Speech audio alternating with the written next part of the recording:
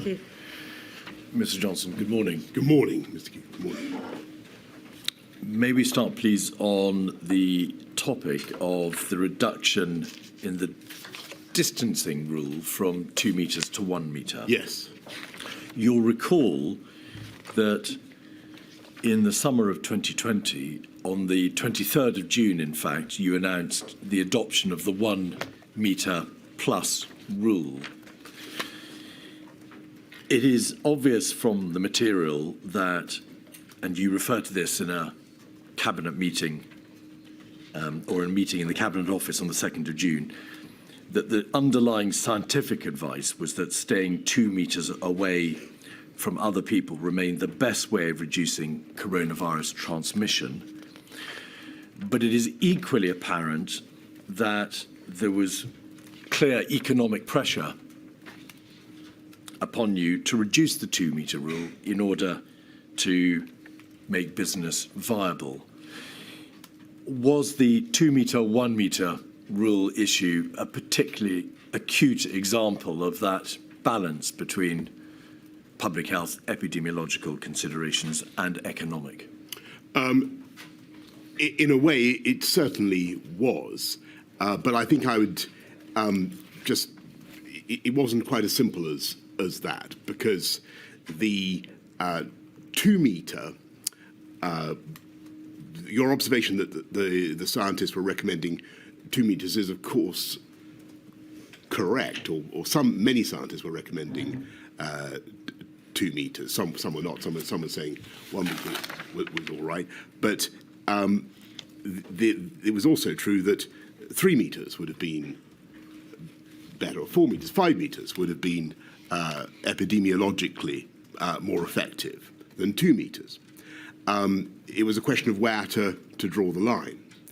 And there was plenty of evidence from around the world that other countries had gone from down to 1 metre. There were other international comparators that had done it safely. And so although you're quite correct that hospitality and other sectors were desperate to be able to operate, because it was very, very difficult under the 2 metre rule, it did not seem to me, on balance, to be epidemiologically unsound to do it. And I, of course, had to balance the very considerable hardship that was being caused to people by the effective closure of hospitality as a result of the 2 metre rule. I posed the question the way that I did because I've actually quoted your own words from the summing up of that Cabinet Office meeting on the 2nd of June.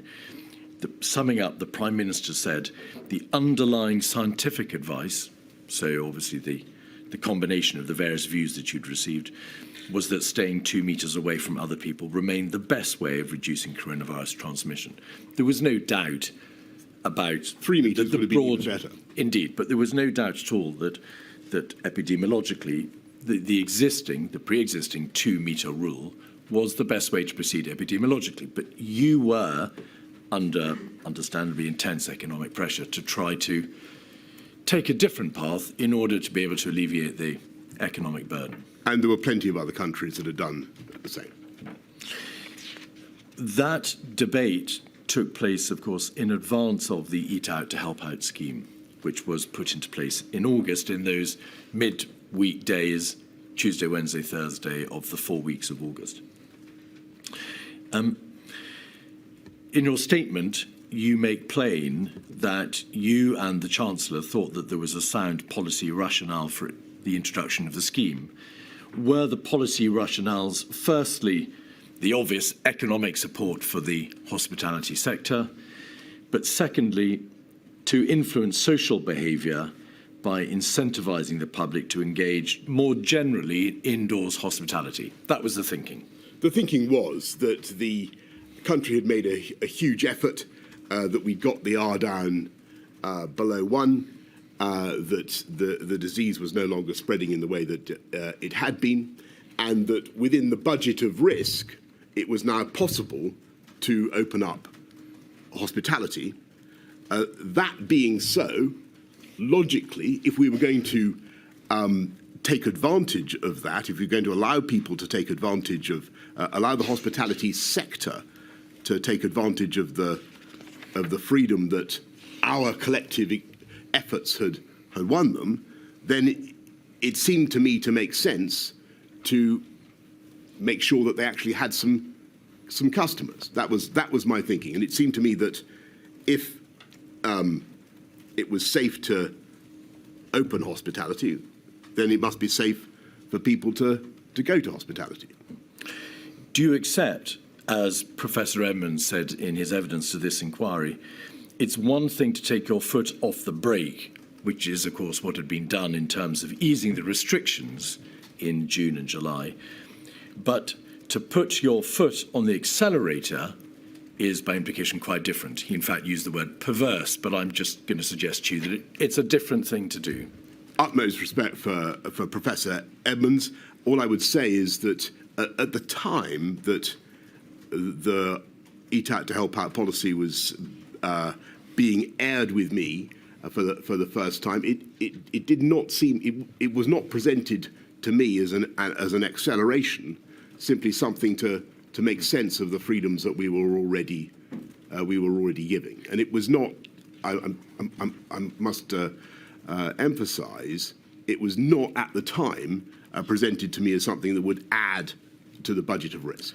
But it wasn't being presented to you by the scientists, was it? It was being presented to you by the Treasury and the Chancellor of the Exchequer. The material makes quite plain that they were the ones who proposed the scheme. The paperwork makes that absolutely plain.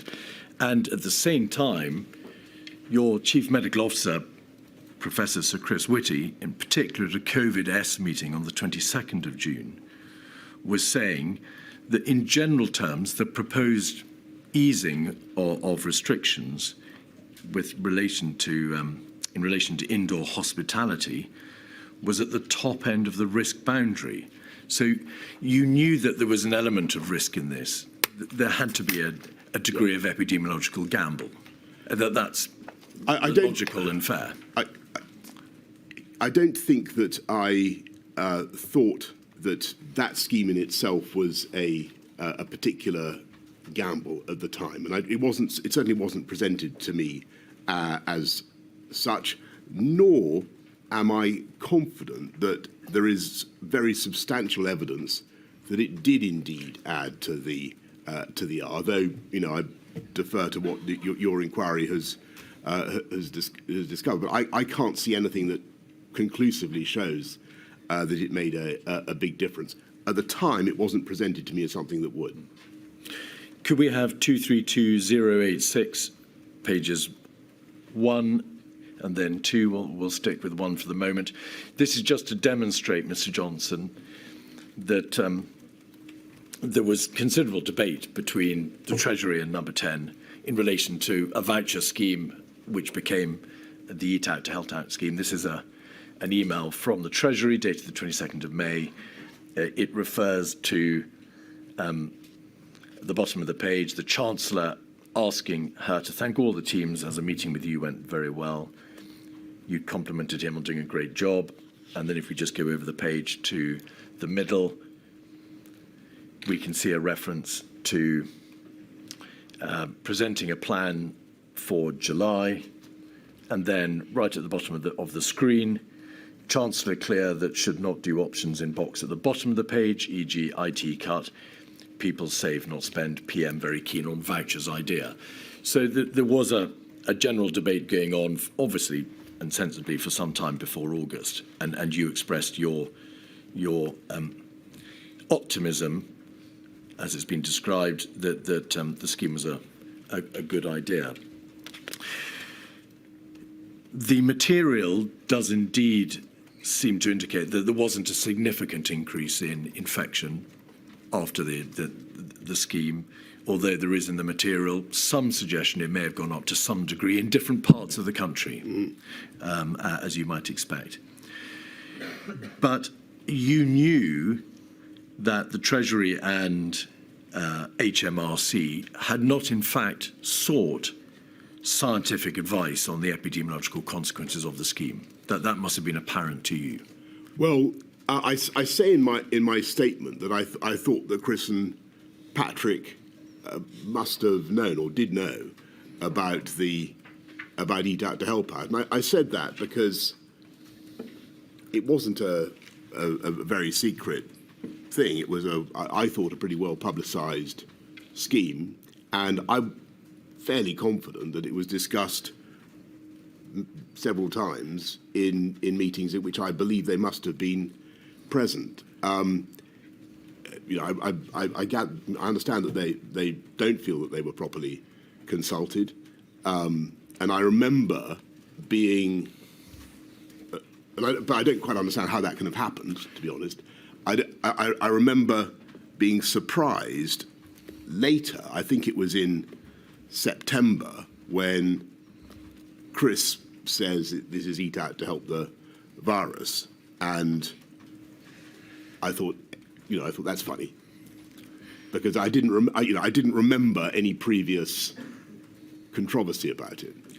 Mr. Johnson, in June and July, you had a number of bilateral meetings with the Treasury and the Chancellor, Yes. which the scheme was debated. Yes. There were no scientists present at any of those meetings, were they? No, but it would have been normal for a project like that, a scheme like that, to have gone through the COVID-19 task force, and it seemed to me odd that the scientists hadn't been made aware of it. So you knew they hadn't been made aware of it. You knew that... Sorry, I don't think I said that. It's not what I understood. It seemed to me odd that the scientists... Oh, I see, sorry. Do you mean now it appears? So I thought it was... I apologise. I thought you meant at the time it So appeared yeah, odd. no. So my surprise was in, I think it was something like September 16th or thereabouts. It was quite a long time afterwards when I heard Chris in a COVID-S say, it's Eat Out to help the virus. And he looked at me meaningfully, and I thought, well, that's funny, because I didn't remember this being something that had previously seemed to attract objection or controversy. But please, may we be clear about this? No scientists have been present at any of the bilateral discussions That's about correct. the voucher or what became the Eat Out to Help. Well, certainly not as far as I can remember. No. The paperwork, and you've obviously received a number of papers, made no reference, did it, to this scheme being supported or proposed by the epidemiological experts? It wouldn't. It didn't say that, but that, on the other hand, I wouldn't necessarily have drawn the conclusion from that it had either been opposed or that it had not been discussed with them. And in your statement, you do say in terms, the scheme was, quote, to use your words, properly discussed, including with Chris and Patrick. So I did say that, and that was my belief. And I don't understand how that. I don't understand how something as well publicised as that could have been smuggled past the scientific advice. I don't see how that could have happened. So that we're entirely clear about this, your statement appears to positively suggest that it was properly discussed, including with Chris and Patrick. You're the one who suggests in your statement that the persons with whom it was discussed included the CMO included the CMO and the GCSA. But now today, you're saying you're not sure whether it was discussed with them, and you're surprised that it wasn't. Is that the position? The reason I said that in my statement is because I frankly assumed that it must have been discussed with them, and I'm perplexed as to how something as significant as that can have got through. I mean, there must have been several meetings of COVID-S and COVID-O, which it was discussed. So You understand that you make a positive avowal. It was properly discussed. That word "properly" is your word, Mr. Johnson, not the inquiry's. Well, that's indeed my memory, and I remember the scheme coming up several times, and that's why I was, as I've told you, I was surprised when later I heard that Chris was calling it Eat Out he'd out-helped the virus, and taken aback. Enforcement. There was at the same time, of course, a constant debate as to whether or not, in order to promote proper self-isolation, in order to ensure heightened compliance with the guidance and the regulations, further enforcement was required, or whether or not, or perhaps alongside it, additional financial support should be provided. It was an obvious debate that had to be had. Did you have a position in relation to whether or not the cure for lack of compliance or for difficulties with self-isolation should be greater enforcement, tougher enforcement and bigger fines, or for the setting up of a more generous system for financial support for those who were self-isolating? Do you recall? We did both. We instituted a compensation scheme for payments for those who are self-isolating from September, I think of about £500. But I also took the view that if we were going to have a system of enforcement, then it needed to be pretty firm. Do you recall whether or not the amount for the payment went up between March 2020 and September? Was there any increase before September, Mr. Johnson? Do you recall? Well, I remember the top whack fine was £10,000. Well, indeed. You declared in a handwritten message, a handwritten note on a box note given to you on the 13th of August. I agree with the openings, but the overriding message, you said in capital letters, should be about tougher enforcement and bigger fines. But at the same time, it's notable that you in no way suggested that an alternative way, or perhaps a complementary way, might be to increase the amount of payments for self-isolation. No, we did, as I've just said, increase payments for self-isolation. That wasn't a suggestion that you made at this time, although it came in later, as you rightly say, in September. So your position was, it would appear, enforcement is the only way to go. Well, that's obviously not quite right, because we did give quite generous payments for self-isolation. I think the concern that we had was that there could be difficulties, complications, abuse of any system of payments.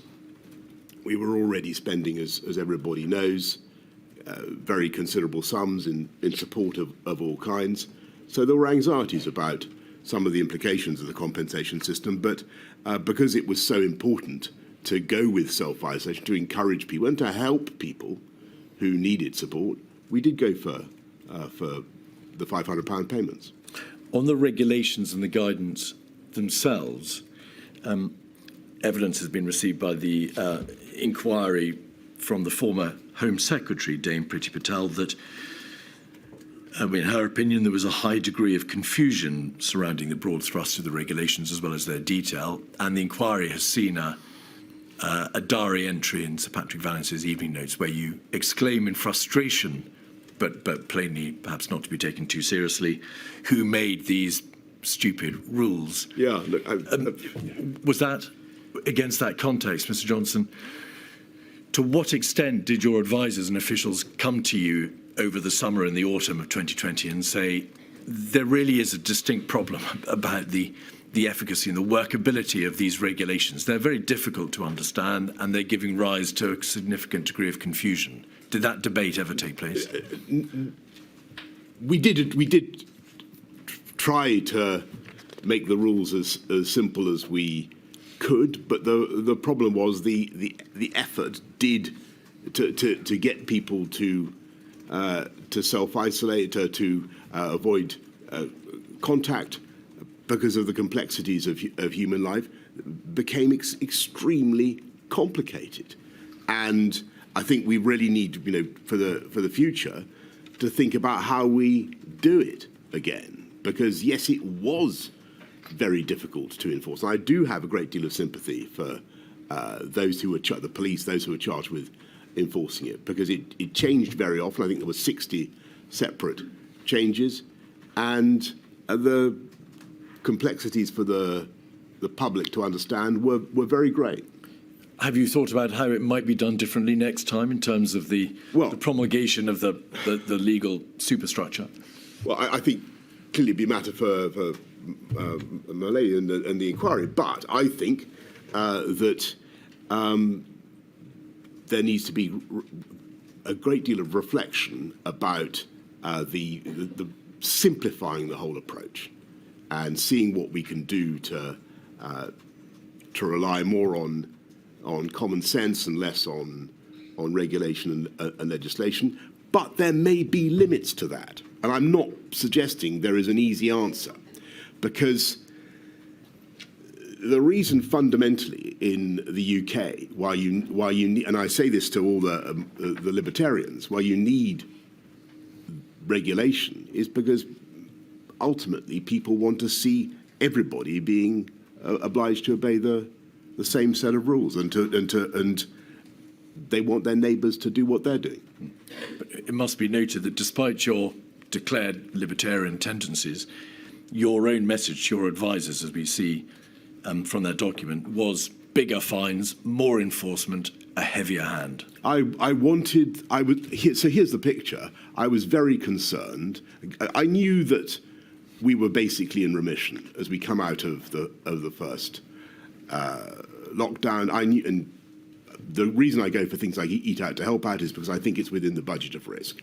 But I know that we're going to face another wave, and I really want people, if we're going to avoid tougher measures, we need people to obey the existing strictures.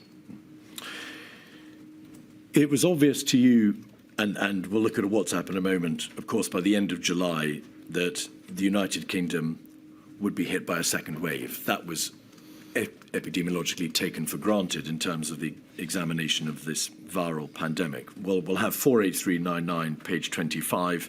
You say it's completely obvious we're about to be hit by a second wave.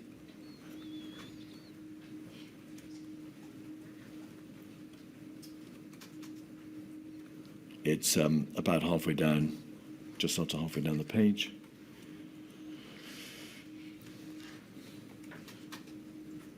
(8:10:48). Folks looking at Spain and France and remembering March, it is completely obvious we're about to be hit by a second wave. And on page 32, a month later, the 31st of August, in the same WhatsApp group, you say, page 32, we've seen the wave coming for miles, so we should be ready. And thank you. It's obvious that the government was concerned in the summer of 2020 with, as you say, the prospect of being hit by a second wave. Did you therefore give consideration to the possibility of putting into place a formal system of segmentation? The inquiry has heard evidence how in August and September, the COVID task force considered whether or not it might be possible in advance of the impact of the second wave to consider a formal system of segmentation for the elderly. Do you recall that debate? I certainly do, and I think that we were looking at all sorts of different solutions. There were a number of meetings with the COVID task force. You say in the minutes of a meeting of the strategy committee, COVID-S, in September, a plan should be considered on segmentation of the population to enable a portion of the population to continue to live their lives as normal, that is to say, the remainder. Do you know now, can you recall why the proposals on segmentation were either impractical or not possible to be taken further? Do you remember? And a lot of people, I kept having to explain this to people, and because intuitively it sounds like a very reasonable thing to do, to protect those who are going to be most vulnerable, principally the elderly and those with chronic conditions. The trouble is that when the R starts circulating above a certain rate, the velocity of transmission of the disease becomes so extreme that it just breaks the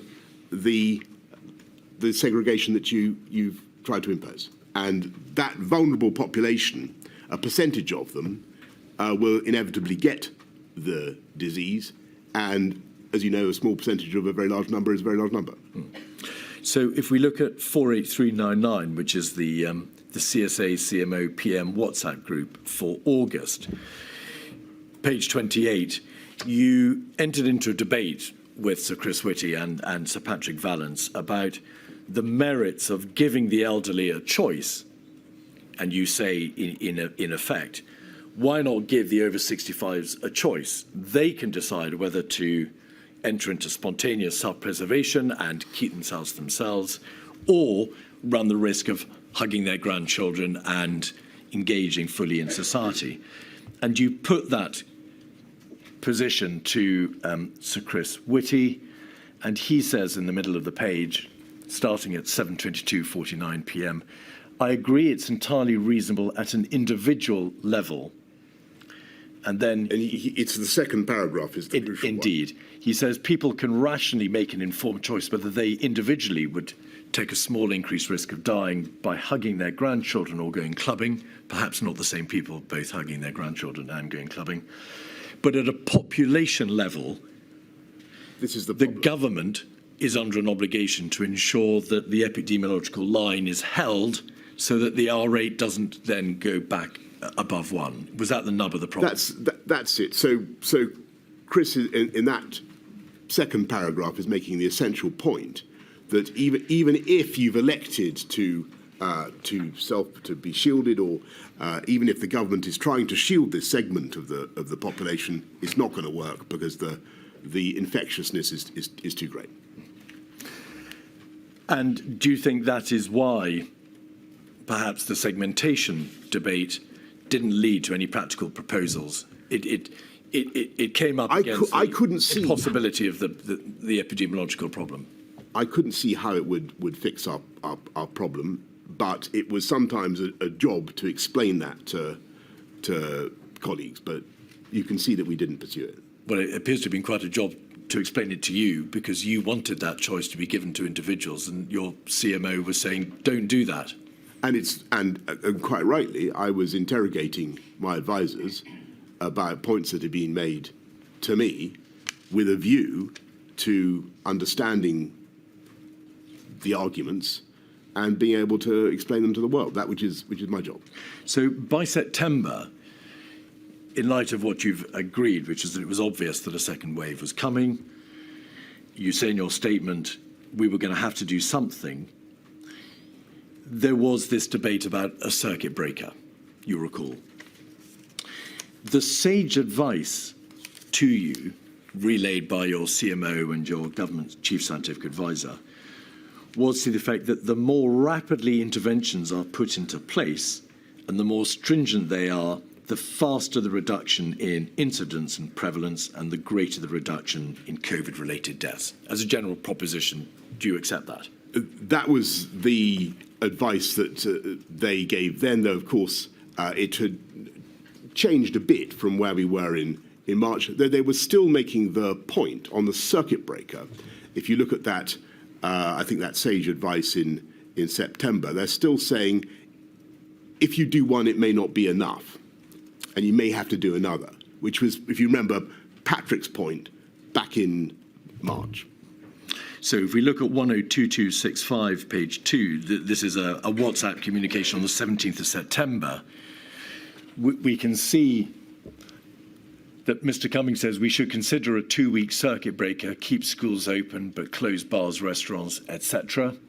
We should consider doing this week. And then he says, sorry, I meant consider now, saying this early next week for a fortnight. You say, what's the difference between a circuit breaker and a national lockdown? And what if it doesn't work? Is that a nod to the point you've just made? The difficulty with a circuit breaker is it is. You don't know whether it will work. If it's short, you may run the even worse risk of having to do it again. Yes. So as I think Patrick said again in one of the meetings, there's the yo-yo risk, and which Sage themselves point to. And I think Matt himself, even though Matt was generally very much on the health secretary, was very much on the precautionary side of the argument, was not actually in favour of a circuit breaker. And I think that was his evidence to you as well, for that reason.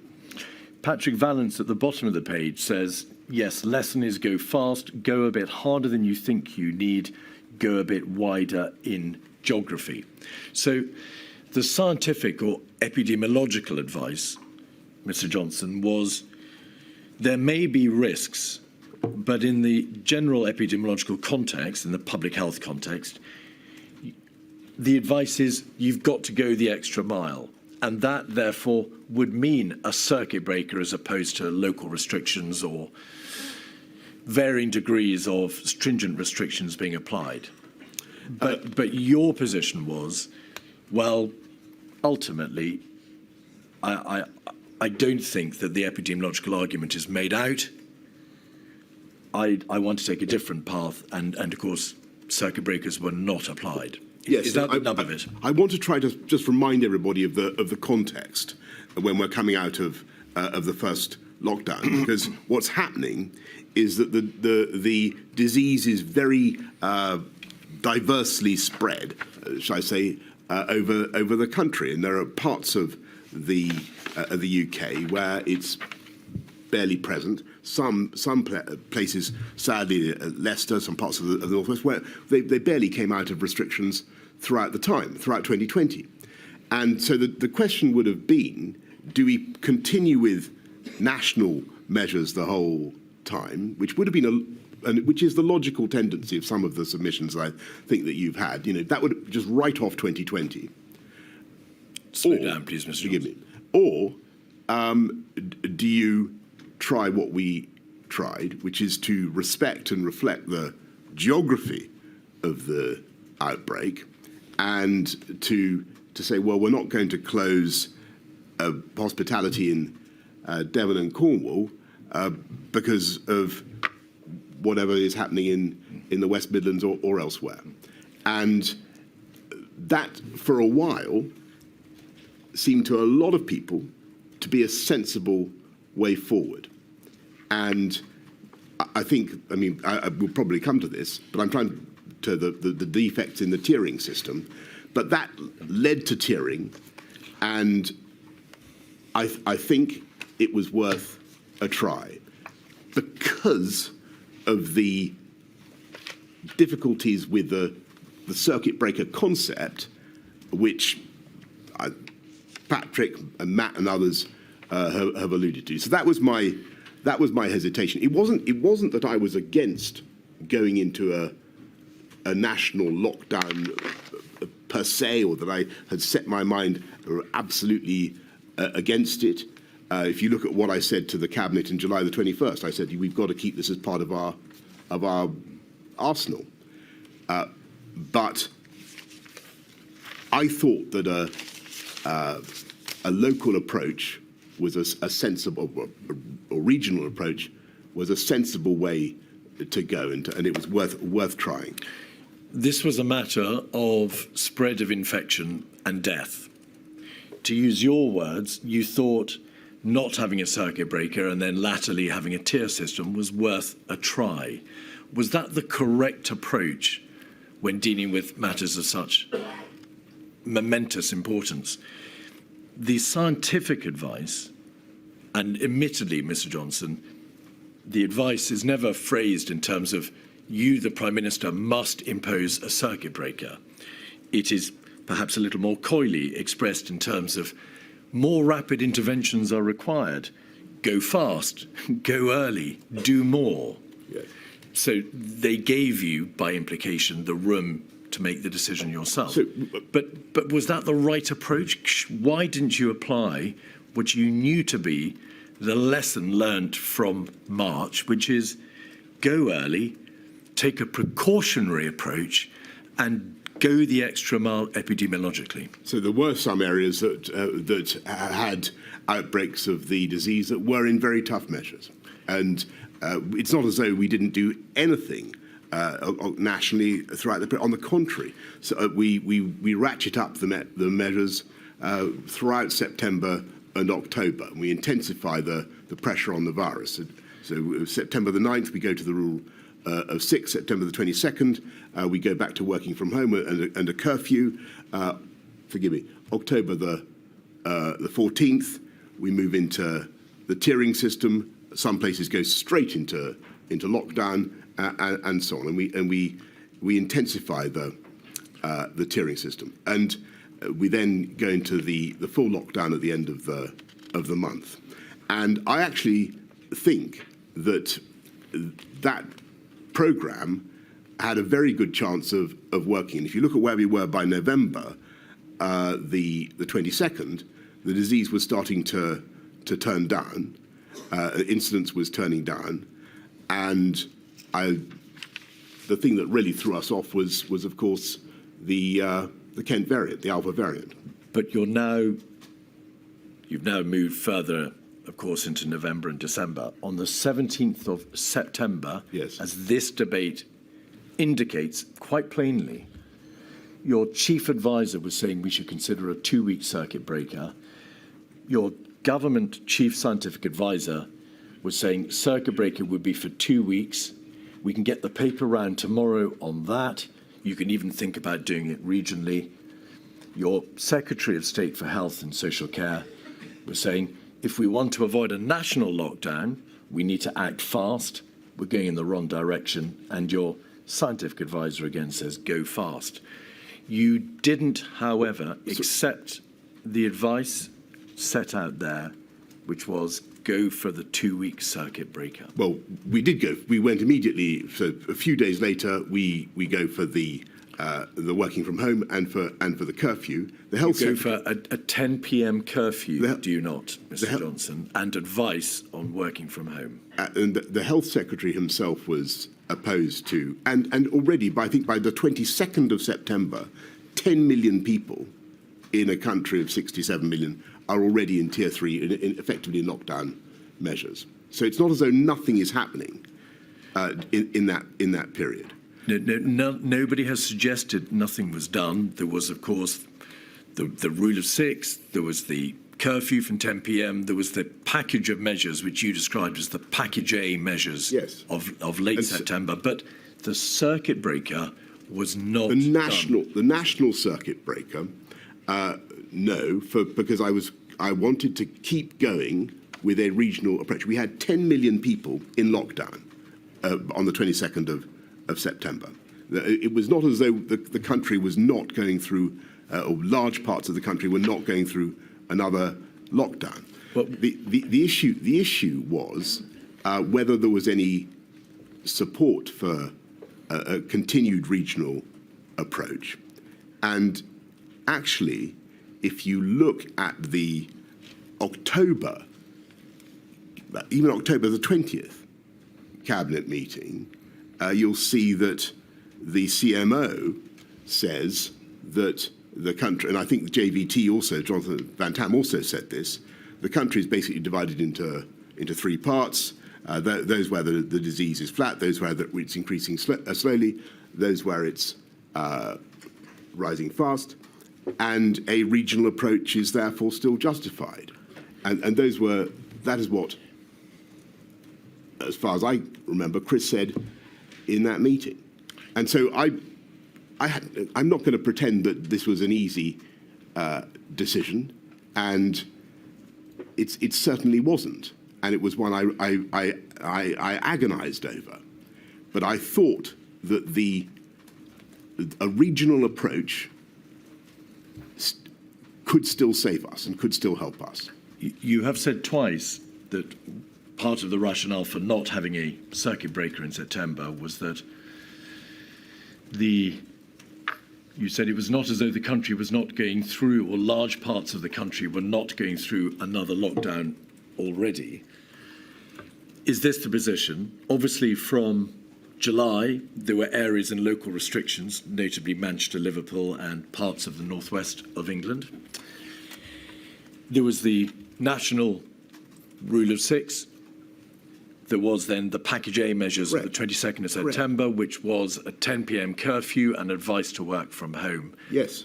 But the majority of those regions, which, to use your words, were placed in lockdown, were not in fact placed in lockdown unless and until they went into Tier 3 in the tier system, which wasn't introduced until the 14th of October. Yes, but there were there were already restrictions around the country, which were very severe, and They were local. not, with respect, comparable to lockdown, were they? Well, people faced restrictions around the country on the basis of where the disease was prevalent and where it was spreading, and I thought that we'd learnt a lot in that period. We'd seen the horrors of the first wave and the shock of what had happened. You're completely right about that, and it was appalling. And we'd seen the suffering. But we'd also seen the impact of the pandemic, of the measures that we'd taken. And our objective remained the same, which was to protect the NHS and save life. And our strategy was to use NPIs. But it seemed to me, given the disparity in the prevalence across the country, it seemed to me for that period that a local approach was worth pursuing. And in justice and fairness, a lot of people thought the same, because they thought the disease is not prevalent here. It is not circulating in my community. Why am I being locked down? And we had to address that issue as well. But the other people who thought the same, Mr. Johnson, were not the Prime Minister with access to this epidemiological public health advice, which appeared to be pointing in that direction.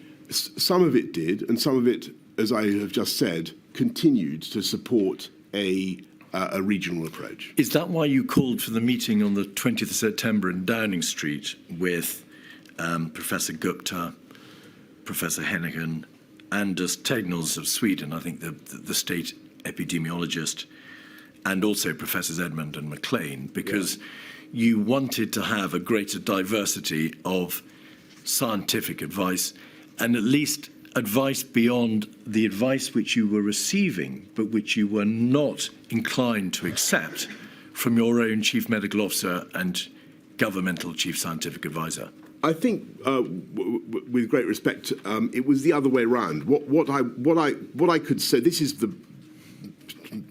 towards the end of September, middle of September, and I can see that things are going to deteriorate. There's no question, and I can see the direction of travel. I still want to use tough local measures to try to achieve what we need to achieve, but I can see that, as I've told Cabinet, and as I think I've told the public as well, we're probably going to have to go back into international measures.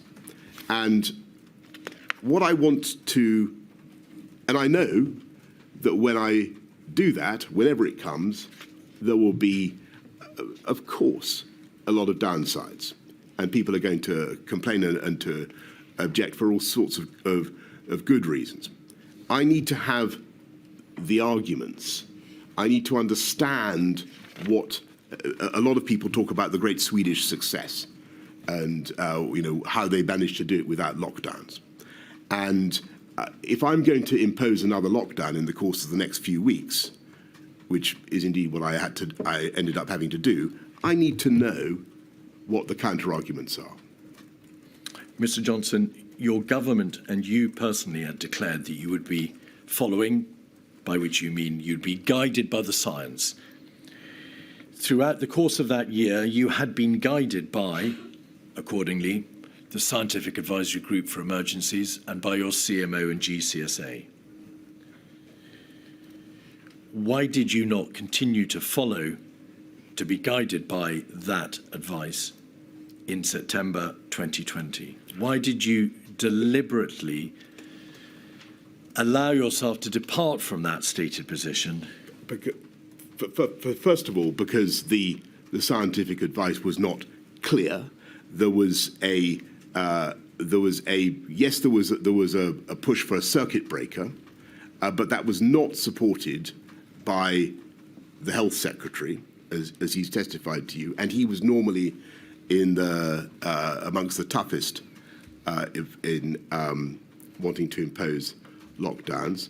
There were question marks about the circuit breaker and its efficacy, and indeed, where a circuit breaker was tried, as you know, in Wales, it's not clear that it actually worked. So that was later. It wasn't, of course, imposed until October. Sure, but what I'm saying is that there were perhaps legitimate grounds for thinking that a circuit breaker was not a panacea, and I was keen to continue with a local or a regional strategy which continued to have scientific support for being reasonable, as I've said. The nature of the specific intervention may not have been absolutely clear, because Sage posed the issue to you in terms of interventions being required. But the debate was plainly, and you understood it to be plainly, about the merits of a circuit breaker. So there was a clarity about the debate. What lacked clarity was what ultimately, what political decision should be made by you. You were unclear as to what the way forward should be. The meeting on the 20th September... That's not true, but for great respect. What we decided to do was to continue to tighten the measures that the national measures that we had, but also on October the 14th to go for the tiered system. On the 20th of September, you deliberately arranged for a meeting at which you allowed yourself to hear from scientists on either side of a completely different debate, which was not to do with the merits of a circuit breaker, but to do with whether or not, as a general policy, the Great Barrington approach, that's to say, to use another word, another expression, the let it rip approach should be applied, or whether or not the general approach of caution should be applied. That was the debate on the 20th of September. No, well, actually, I don't remember people discussing the Great Barrington Declaration, but the approach which is later reflected. Well, what was so interesting about the debate on the 20th of September, to which, as you can imagine, I listened with great care, was that actually the scientists who had been billed as, to use your words, the Let It Rip brigade, did not really support that approach. And the longer the conversation went on, I was fascinated to see how actually they migrated towards a precautionary approach and towards the understanding that MPIs were inevitable and necessary, and that you had to do something. So the question. So I was really interested in. I was thinking ahead in that conversation. I was thinking ahead to where we were going to end up in a few weeks' time, and I wanted to fortify myself against the types of arguments that you've mentioned. So bluntly, although you had been given to understand that Anders Tegnell, who was the state epidemiologist for Sweden, would probably recommend a more herd immunity style approach, turned out, to your surprise in the meeting, to argue, in fact, for a stronger intervention. He didn't. I wouldn't say that. No, not. Sorry. Let me be clear. I don't remember him or anybody making any particular comment about, tiers versus lockdowns or whatever. But what I do remember is a surprising degree of unanimity, given the divergence in views that I've been led to expect. Yes. He may not have mentioned, and there's nothing to suggest he mentioned circuit breakers or lockdowns or tiers, but in the general conceptual debate about the precautionary approach and the need for stronger intervention, and as Tagnell made it absolutely plain to you that, contrary to much of the press reporting about the Swedish approach, a stronger intervention was merited if the approach to be adopted by your government was there's a second wave coming, we need to do more to stop it. That was the approach you took in the meeting, wasn't it? I couldn't swear to that, Mr. Keith. What I remember is that everybody, and everybody at the meeting was. I mean, it was more abstract, I think, than concerned with the details of the current UK position, about which actually I don't think they necessarily, some of them knew or I don't think. Is that right? You received one-page papers from every single attendee about inviting them, and they produced information about the approach that the United Kingdom government should adopt. Well, do you recall? I don't remember them commenting specifically on the situation that we were in. What I do remember is there was a much greater uniformity of view that we needed to do something. What I'm trying to say to you is that if you're saying to me that Anders Tegnell said you've got to lock down now, that wasn't. I have not suggested that to you, Mr. Johnson. Well, that's not what I remember anyway. At a COVID-S meeting on the 21st of September, the following day, you said, and the minutes record that you said, the events of the spring showed that the consequences of making decisions too late. So you were well aware of the need to get on and make decisions and to avoid the mistake of the spring, yes, which is course. To leave the most stringent interventions to the last minute. Correct? Well, the mistake of the spring, if you remember, was that we'd mistaken our place on the curve, and that was, but we were in much less doubt about that now. The mistake in the spring was making a decision too late. The fact that of the reasons for the decision, for that mistake, Mr. Johnson, may have been a misunderstanding as to where we were on the epidemiological trajectory is quite different, is it not? No, we couldn't have made the decision earlier because the facts as we understood them were different. Your summary in that meeting. Sorry, you're both. I'm so sorry. No, you're both Talking over each other. Exactly, that may be part of the problem. But also, can we make sure that we know which period we're talking about? Because we've been talking about the spring and the autumn. Just to be clear. In the autumn, I suggested to you, you had said in a COVID-S meeting, the 21st of September, by reference back to the spring, the events of the spring showed the consequences of making decisions too late. Regardless of why those decisions were taken, Mr. Johnson, what were the consequences of making decisions too late? Your reference. Yeah. What did you mean? Sorry. So, just to clarify this point, in the spring, we couldn't have made the decision any earlier because we didn't know the relevant facts. When it came to the curve in September, October, we were much more on top of it. We could see where it was going.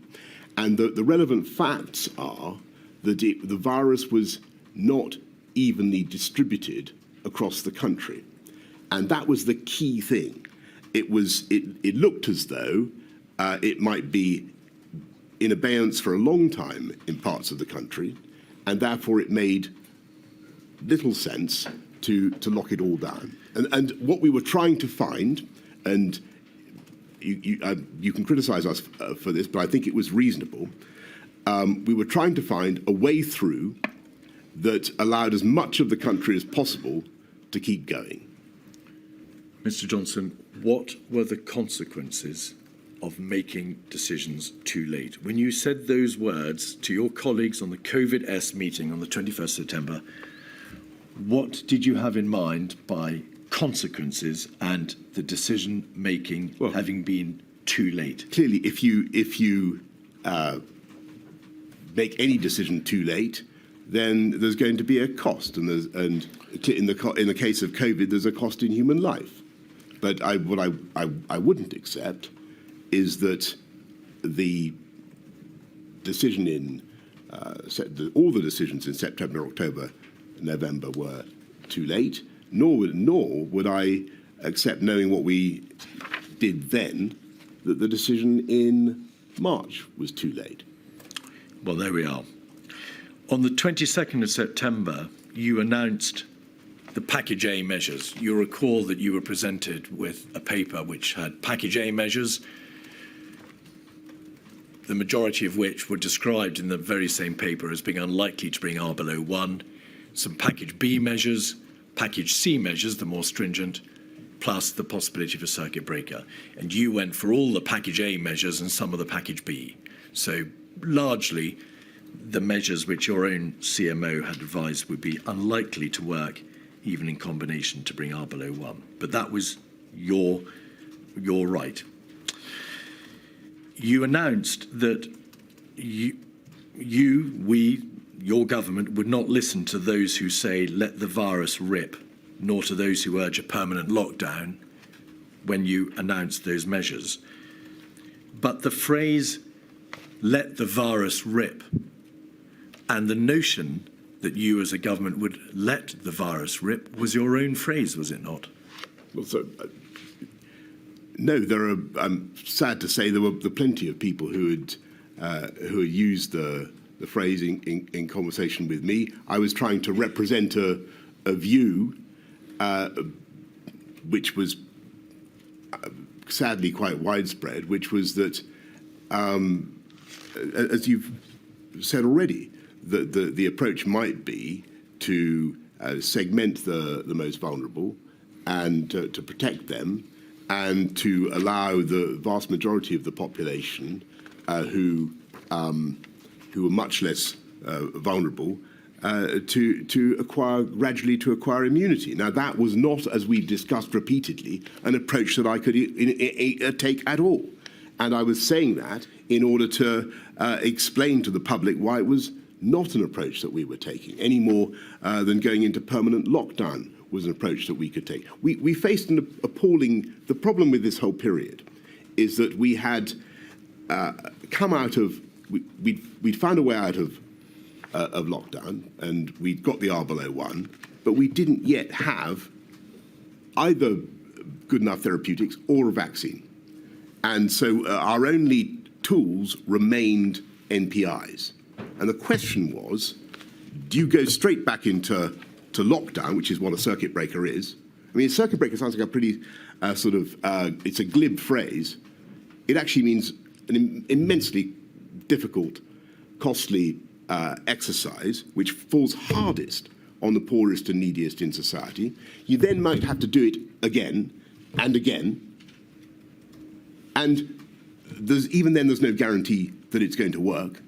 And you don't know what the end state is because you've got no vaccine.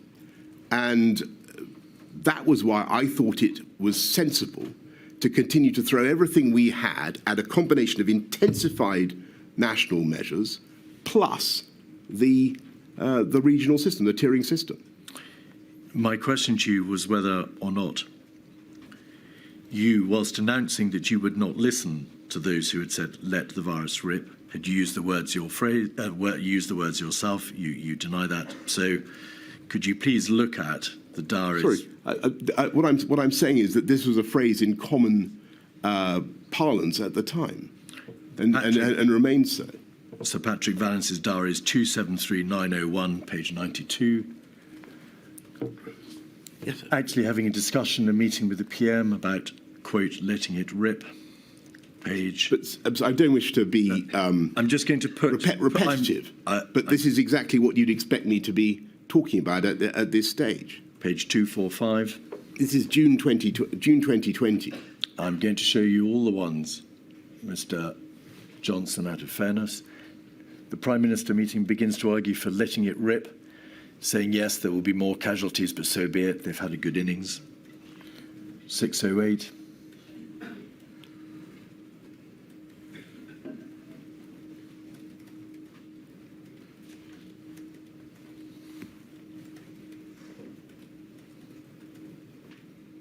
Perhaps that's the same. 439.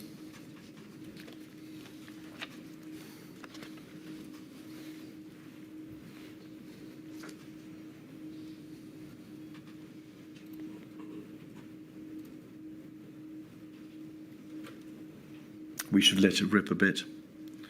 150.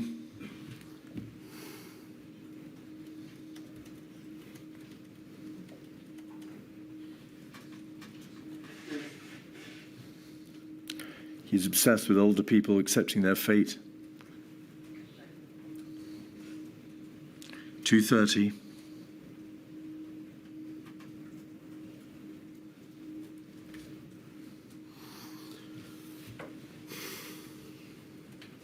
Obsessed with the average age of death being 82, which is longer, you believe, than the average life expectancy. Get COVID, live longer, you said. 245.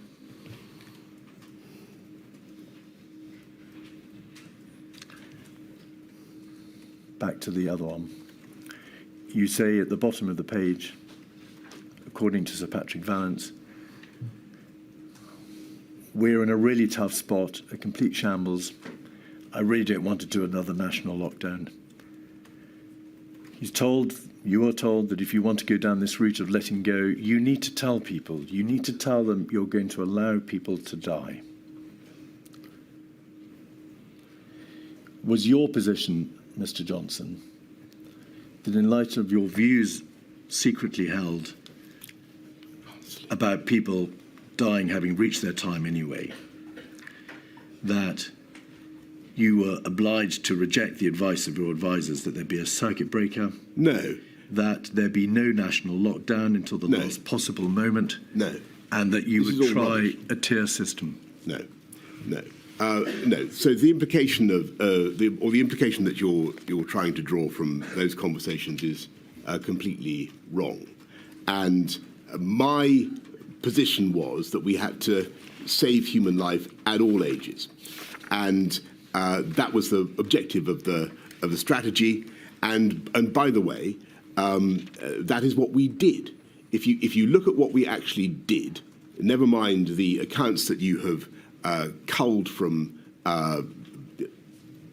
people's jottings from meetings that I've been in. If you look at what I actually said and what I actually did, and there is abundant quotation from me, millions of words that I spoke in Parliament or in press conferences or whatever. If you look at what we actually did, we went into lockdown as soon as we could the first time round, and we sensibly went for a regional approach when the disease picked up again, and then again went into lockdown on the 30th, 31st of October.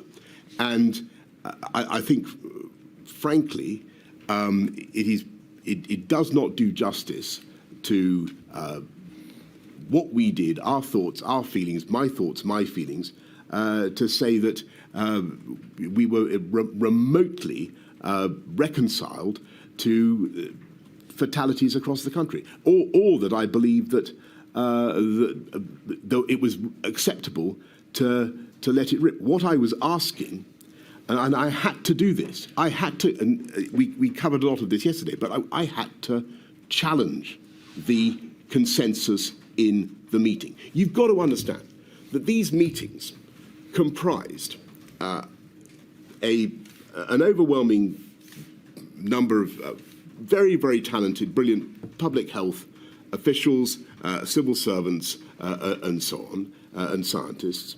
And I was representing the only layperson in the meeting. Well, apart from the occasion there would be other politicians, but I was basically, I had to speak for everybody who wasn't in the meeting and who wanted these points put to the scientists before I went out to explain them. I had to get their version of why this wasn't the case. Why wasn't it true that as people were continuously saying in the media and elsewhere, that it was the answer was to shield the elderly, protect the elderly, and to let it rip otherwise. I needed to have the counter arguments. And if you want to look at what I thought, why didn't you look at what I actually said in Cabinet and what I did? And by the way, I don't want to interrupt your question. It's obvious, Mr. Johnson, that you were not minded at all times, all the time, to accept the scientific advice that you were being provided with, and that it was absolutely your right. It's notable that there was, analogously to SAGE and the CMO and the GCSA, no economic advisory body, no economic analysis being provided to you in a formal structure that could have provided a foundation for the alternative side of this debate. That is to say, well, Prime Minister, you've got a great deal of evidence here, epidemiologically and in public health terms, but you've got a terrible decision to have to make again, whether or not to impose a lockdown. And that engages the debate with which we're all familiar and with which you are anxiously grappling, which is the damage on the economy. Mr. Johnson, Mr. Keith, I thought Mr. Johnson said yesterday he did have that kind of analysis. It came from the Treasury.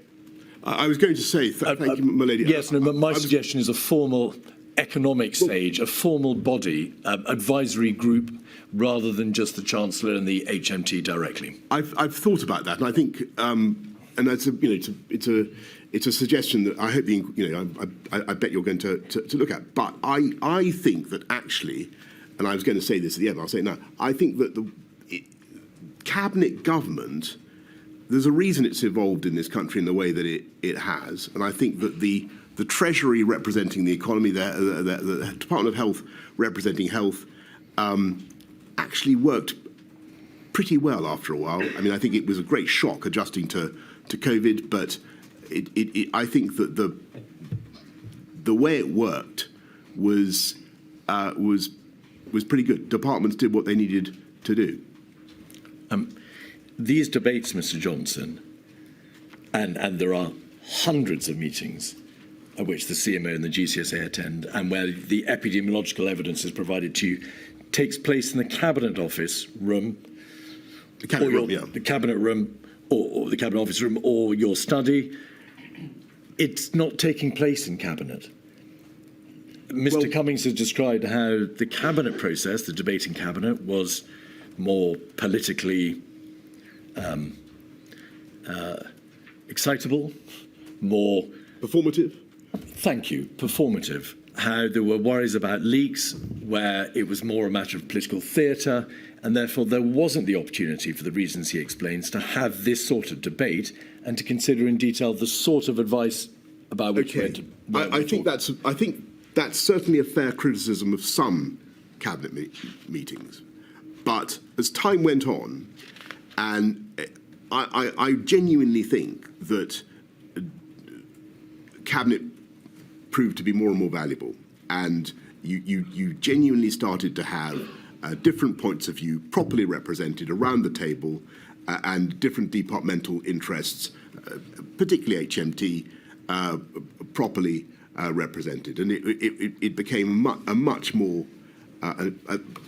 I started to see the wisdom in the system, and I think it worked. Perhaps one further question before the break, if my lady wishes it. 236586 is an email from the Principal Private Secretary to the Chancellor in the Treasury concerning one of your regular bilateral meetings with the Chancellor. You, as Prime Minister, plainly had a large number of bilateral meetings with him, Mr. Sunak, and there is a reference in the first paragraph of the email from the Principal Private Secretary to the following the inconclusive strategy meeting, so a strategy meeting, perhaps a wider strategy meeting in government, the Prime Minister and Chancellor met and discussed the plan for the NPI easements on Friday. So you and your Chancellor meet privately, and by privately I mean in the absence of Cabinet, in the absence of other secretaries of state or civil servants outside number 10 and HMT, and you discuss plan for NPI easements, so a public health issue. No other minister included shows the strength of the Chancellor's voice in these discussions. So, with reference back to my earlier question about a more formal, open, perhaps transparent process of enabling the Prime Minister to receive economic advice, do you think that these private bilaterals, where you discuss with the economic voice in government, the Chancellor, matters of public health, were the right way to have done this? I can't remember the meeting that I think it's Elizabeth Perelman is referring to. It's a normal bilateral. These would be normal conversations that I would have with Rishi. You'd expect me to have them. The plan for NPI easements that she refers to is not something that we have devised at this meeting. It's something that we're discussing, and presumably we're discussing the funding implications or the economic implications of what's envisaged.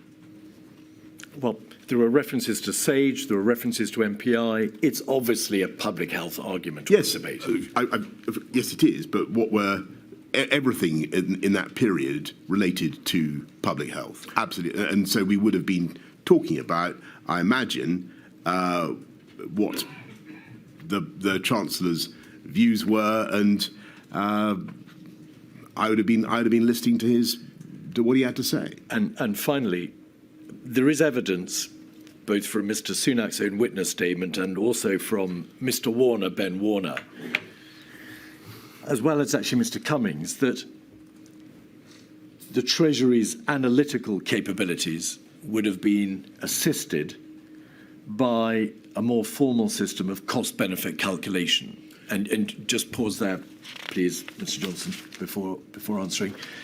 In your strategy update comments, we'll come to this in a moment, but in response to the final paper, or one of the final papers before the second national lockdown from the COVID task force, you wrote in your handwritten annotations at the end, in capital letters, "Can I please see some serious economic analysis?"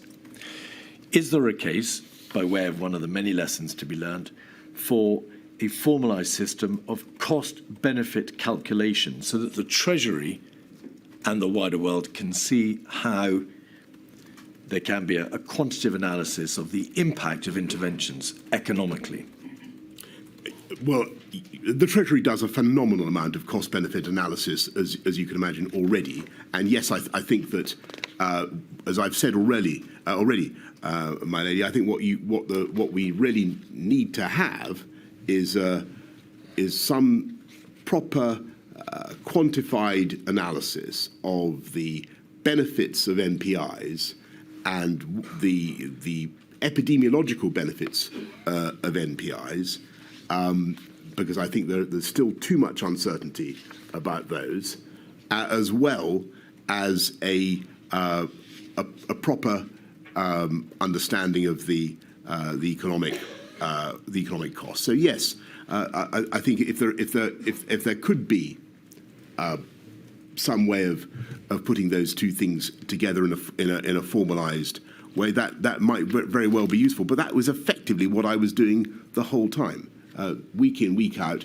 Those were the calculations we were making. But I want to stress that the objective was always saving life, and that was what we were trying to do. That's your final question before the break. That's my final question before the break. 11:30, please. All right.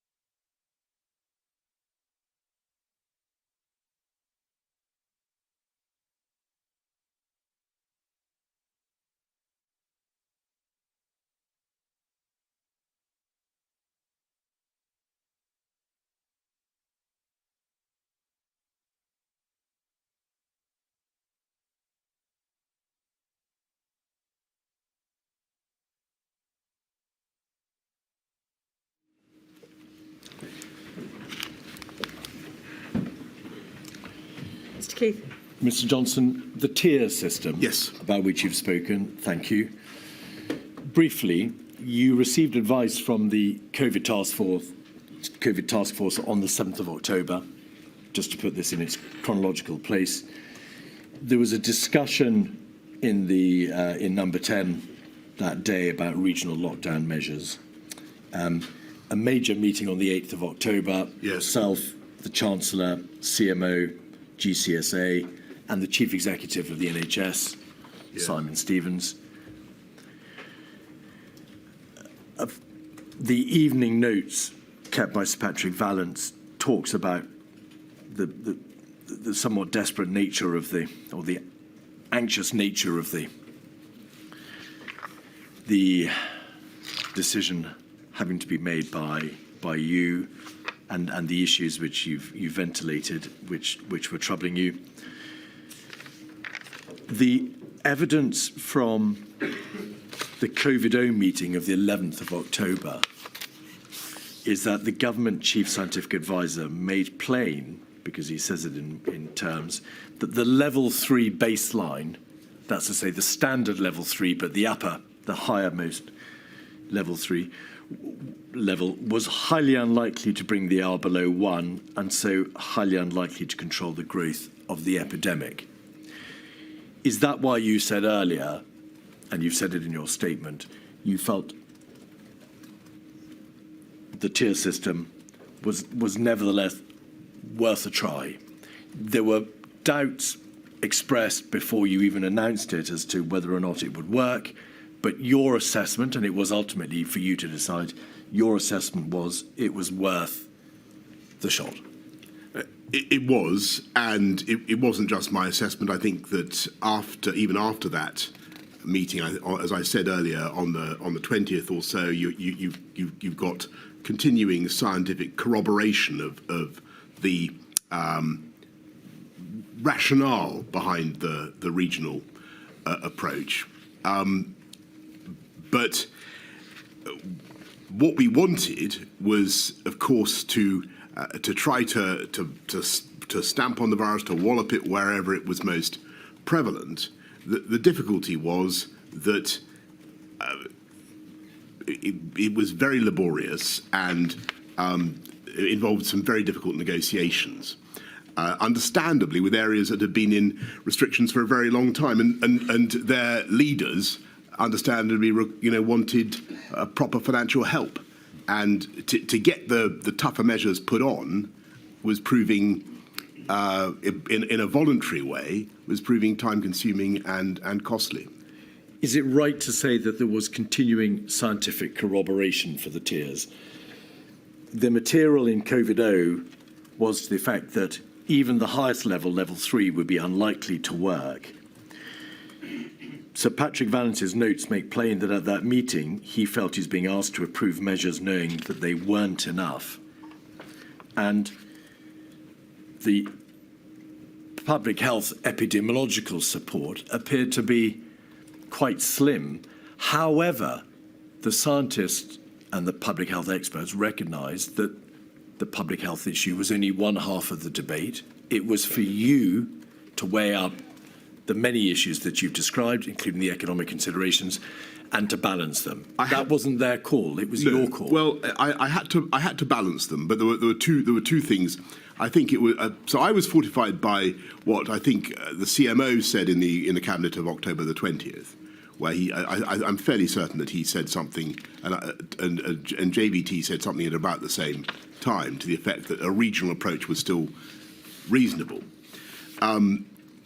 What we wanted out of the tiering system, and we've got to be clear, we didn't achieve it, was really to crush the virus where it was most prevalent. And I've explained that one of the difficulties was, getting local leaders to put in measures fast enough. I think it's possible, and I think that there's even some evidence from Patrick that we had a fighting chance of getting the R below 1 if we'd been able to get some of those measures put in harder and faster in those areas. I think it might have worked, and there are other people who think that too.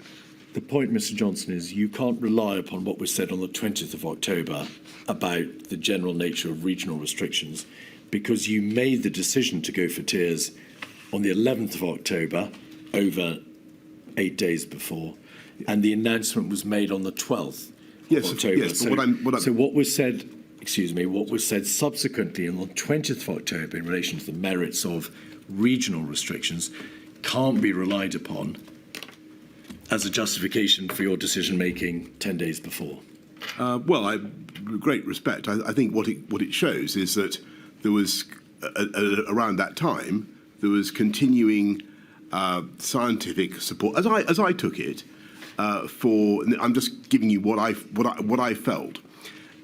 Support for a continued regional approach, and by the way, it was also my feeling that although the suggestion from Sage had been for a circuit breaker, I didn't feel, listening to the arguments, and this may have been my mistake, but I didn't feel, listening to the arguments, that the pressure for a circuit breaker was particularly strong, and that may be my mistake, but it wasn't coming from the health secretary, and it seemed to me that there were countervailing arguments as well.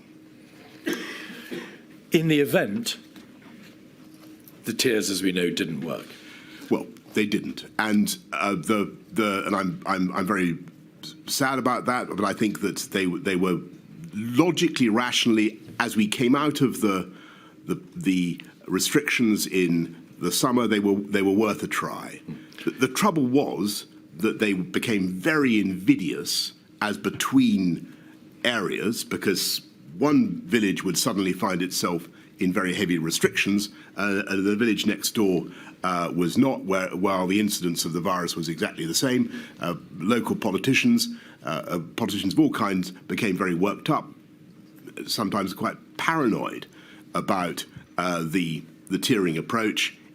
It clearly was proving divisive and difficult to implement. Though I want to say that Eddie Lister, who was in charge of the negotiations, did a heroic job in trying to get government to local government to regional government to agree. And in addition, the evidence would appear to suggest, of course, as ever, a matter for my lady, that not only were there problems that you've identified, Mr. Johnson, but as Mr. Ridley has said, the process overall was entered into extremely quickly, which gave rise to problems of its own. Yeah. The negotiations were difficult and prolonged, and of course, when dealing with epidemiological exponential growth, and the virus isn't interested in all this. And the virus indeed, and also logically, because the virus was spreading, ultimately, as proved to be the case, it spread to all areas, and therefore there was a degree of, it's been described as epidemiological levelling up. Everywhere would have to eventually go up into tier 3, and that would, of course, defeat the whole purpose of it. That's completely right. All right. I think that's a pretty fair summary. Mr. Hancock told the inquiry that he knew on the 14th of October when you announced, the 12th of October when you announced the tier system, that it wouldn't work. Did he tell you that? Not to my knowledge, not that I can remember. We then come to the lead up to the second lockdown. It does appear that the COVID task force provided a forward strategy document for you on the 25th of October, and there was a meeting in Chequers to discuss it.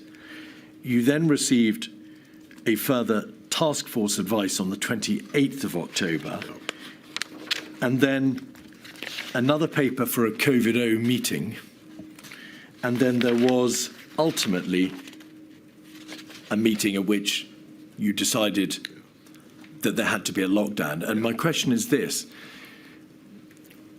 why were there a number of papers and strategy documents given to you in the same week, all broadly recommending a lockdown? It rather looks as if the COVID task force was trying to bring you to a particular conclusion. I don't know the answer to that. I do remember the papers, and I think it was a James Bowler paper that I got on the 28th, for instance. There was a lot of good papers. The COVID task force, by the way, was determined to make the tiering system work. They thought we began full of hope that it could work, but it was clear by the end of the month, towards the end of the month, that it was just running out of road. Let me be more direct. Mr. Shafi's notes of a meeting on the 25th of October, the forward strategy meeting, record you as recognising that the country was in a very tough spot.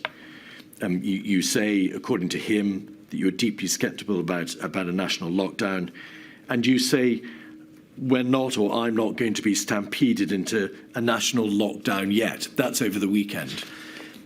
Then 3 days later, the task force comes to you and says the situation is continuing to deteriorate. We don't think the tiers are working. There's got to be a lockdown. And the point I make to you is to what degree, if any, do you assess that the COVID task force was trying to impose on you, or in trying to recommend a lockdown because it was aware that you had already said on the 25th, I'm really not going to be stampeded this time. Yeah. But it was quite right not to be stampeded into any course of action. But the virus, irrespective of the COVID task force, the virus was spreading, and it was spreading exponentially, and that was clear from what James Bowler had to say, and that was clear for a long time that it was spreading in areas where it had seeded. We wanted to try the tiered approach. We wanted to try the local approach. That was gradually running out of road, and we had to go for national measures. But I always knew that was on the cards. Having tried measures which didn't prove to work, having been told from July that a second wave was inevitable, do you accept that there is at least a good argument that the tier system should have been conceptualised and put into place earlier, at a time when the prevalence was lower, and therefore the tier system may have been more likely to work, so for September? Alternatively, that a circuit breaker should have been applied in September so as to avoid, possibly, and we will never know, possibly the second devastating national lockdown which you were forced to apply. So on the point about the circuit breaker, I think we've been round that quite a bit. There were arguments for and against. It wasn't actually presented to me as something that we urgently needed to do. It was an option. The Health Secretary was against it, and there were clear downsides because of the problem of bounce back. And people, as I say, a circuit breaker is not just flipping things on and off. It's a very, very a massive intervention. You've got to get it right. And like a lockdown. And it's a complete lockdown. So, and on the your point about tiering, should tiering have been introduced earlier and formalised earlier, which is, I think, what you asked. That's an excellent question. I think that the truth is that we already, for a long time, had a kind of tiering, in the sense that some places remain. Leicester, the Northwest, remained under measures for a long time. It took a while. I'll be honest. It took a while to work out the LCAL system and to work out how to move places up and down. And I think one of the lessons of the whole experience is that when you set up these artificial boundaries between epidemiological areas in using council boundaries or whatever, you're going to create huge problems or parliamentary constituents. You're going to create huge problems, and we ran into those. And I say in my statement, I don't think that it, in the end, worked, but logically, it appeared to be the right way to go as we came out of the first lockdown. And do you accept, Mr. Johnson, that the position that was ultimately reached was that you did have and you imposed a roller coaster lockdown process overall? Epidemiological evidence has been given to this inquiry to the fact that if you impose lockdown, circuit breakers, whatever they may be called, earlier, there is a greater chance you can get on top of the virus earlier. You then don't need to have such a long circuit breaker or lockdown. And when you come out, prevalence is likely to be lower, thereby obviating the need for yet another lockdown. The answer, if you just let me put the question. The evidence suggests that if, however, you wait to the last minute before imposing a lockdown, you have more of a pronounced roller coaster approach, and prevalence is unlikely to be as low as it would otherwise be, and the lockdown, in order to work, has to be longer, harder, and more brutal. Right. That's what you ended up with. No. So, so a lot of points there, if I may. So, first of all, we didn't delay and then do something at the last minute, as though there were. So neither in March nor in September, October did we do one single lockdown. And I think this is one of the most important points that people need to remember, because it's been slightly forgotten. In March, there are a crescendo of measures beginning in I think on the 9th, when I first tell people to avoid contact and so on. There's school closures, hospitality closures, non-essential retail closure, and so on. Then the lockdown on the 23rd. When it comes to September, October, again, there's a series of steps that we take nationally in addition to the regional measures. Now, and I've described them, the 9th of September, the rule of 6, the 22nd of September, working from home curfew, so on, so on. Then the tiering system, then lockdown. Now, the question about whether the actions helped change the shape of the curve, I think that they did. I hope that they did. I believe that they did. But epidemiologists will have, and I think it's one of the most important things that the inquiry has to evaluate, in my view, is the exact extent to which those NPIs deflected the progress of the virus. What I also think is that if you look at what happened, particularly the second curve, the second wave, it's very interesting that the first it's two parts to it, and the first wave, you can see that the collective impact of what we're doing from September onwards, because we're following it very closely by this time, does bend the curve. And again, I will leave it to you to evaluate the exact extent to which that worked and that happened, because that's the crucial thing. We need to explain it properly. But then what happens, as I said earlier on, is that you get alpha, and that we hadn't budgeted for. And that's why the second curve describes the shape that it does. And would you just explain what the significance of alpha was in terms of its additional transmissibility? Yes, well, alpha is alpha is the Kent variant, which was identified in early December. I don't know why we called it the Kent variant. It didn't originate in Kent, but it was much more transmissible than the original coronavirus. To a very large extent, is this right? The emergence of the alpha variant swept all the pre-existing considerations before it away, because transmissibility meant that the government's room for manoeuvre was very much more constrained thereafter. That's right. So when you talk about a roller coaster, I would say that that roller coaster was very largely driven by nature. The extent to which we were able to control the roller coaster is something that I think we all need to focus on. Well, indeed. The roller coaster was plainly evident from November, hence the lockdown. The Kent Alpha variant did not make itself plain until the first 3 or 4 days in December. That's correct. Yeah.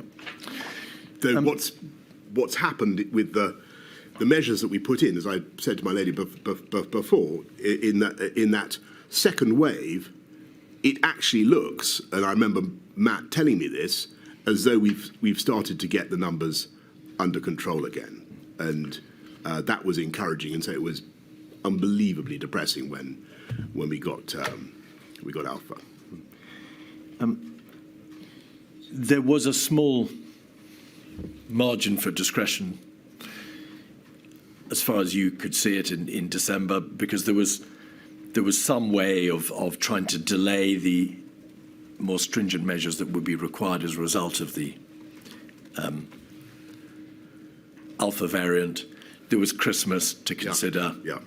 Obviously, the prevalence level of the virus, the rate of transmission, was still relatively high in December, although the November lockdown had, of course, brought it down significantly, but not to the same level as it had been brought down to in May. And therefore, there was no possibility, was there, of opening entirely in December. There had to be fairly stringent restrictions applied, continue to be applied, whatever view you reached of the public health crisis. Yes, Is that a fair summary? Yes. So our initial plan, as you know, was to open up on December the 2nd, which indeed we did. We then see incontrovertible evidence of Alpha, and we know we're basically heading for a full lockdown in January, which is what we do. There was a debate, of course, about the degree to which you could ease to the limited extent that you could in December, bearing in mind your very clearly stated wish that as much could be done as possible to allow families to spend Christmas together. We did have that debate, though. If you remember what happened, it just became untenable because of the spread of Alpha, and London and a lot of the rest of the country went straight into Tier 4, as we called it. I need to ask you, Mr. Johnson, to what extent your decision-making in the middle of December was influenced by the press or your backbenchers, because there are references in the Patrick Vallance diaries to you saying that the view of your backbenchers was to take a particular path. You were minded to agree with them. You appeared instinctively to resist the further reintroduction of the ultimate lockdown measures. No, is there any truth to that? It's certainly true that, as I've said before, that in the course of meetings, I would, as I thought was my job, and I believe was rightly thought was my job, I would express the general view of not just of backbenchers, but of other cabinet ministers who might not be in that meeting about what we were doing, and to try to set up some challenge in the conversation. On the 2nd of January, Michael Gove sent you a private note expressing his views, essentially to the effect that there was no alternative but to adopt a strategy of maximum suppression, as he put it.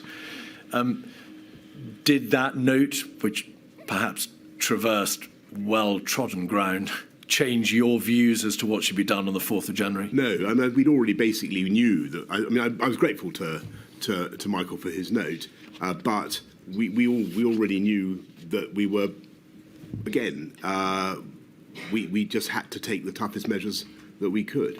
How did the last minute change in relation to whether or not schools, as opposed to secondary schools not going back at all, as opposed to just primary schools going back? It was terrible. Arise. It was terrible. I mean, it was. How did it happen? It was just it was inevitable because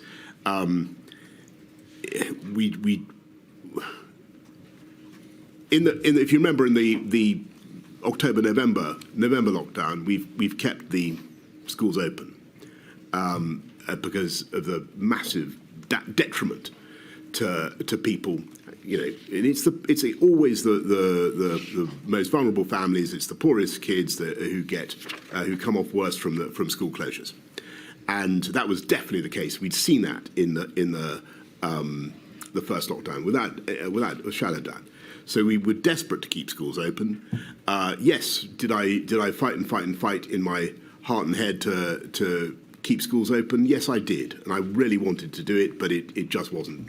It wasn't a runner, and we had to lock everything down. How hard did you fight in your heart and head, Mr. Johnson? I ask because Mr. Williamson says in his witness statement that when he and you attended the cabinet meeting on the 4th of January, he made clear that he didn't think, of course, he's the Secretary of State for Education, he didn't think schools should close again. If they had to close, then they must be opened again by February half term. And he says, I didn't have complete autonomy to make core decisions, especially those regarding school closure and school reopening.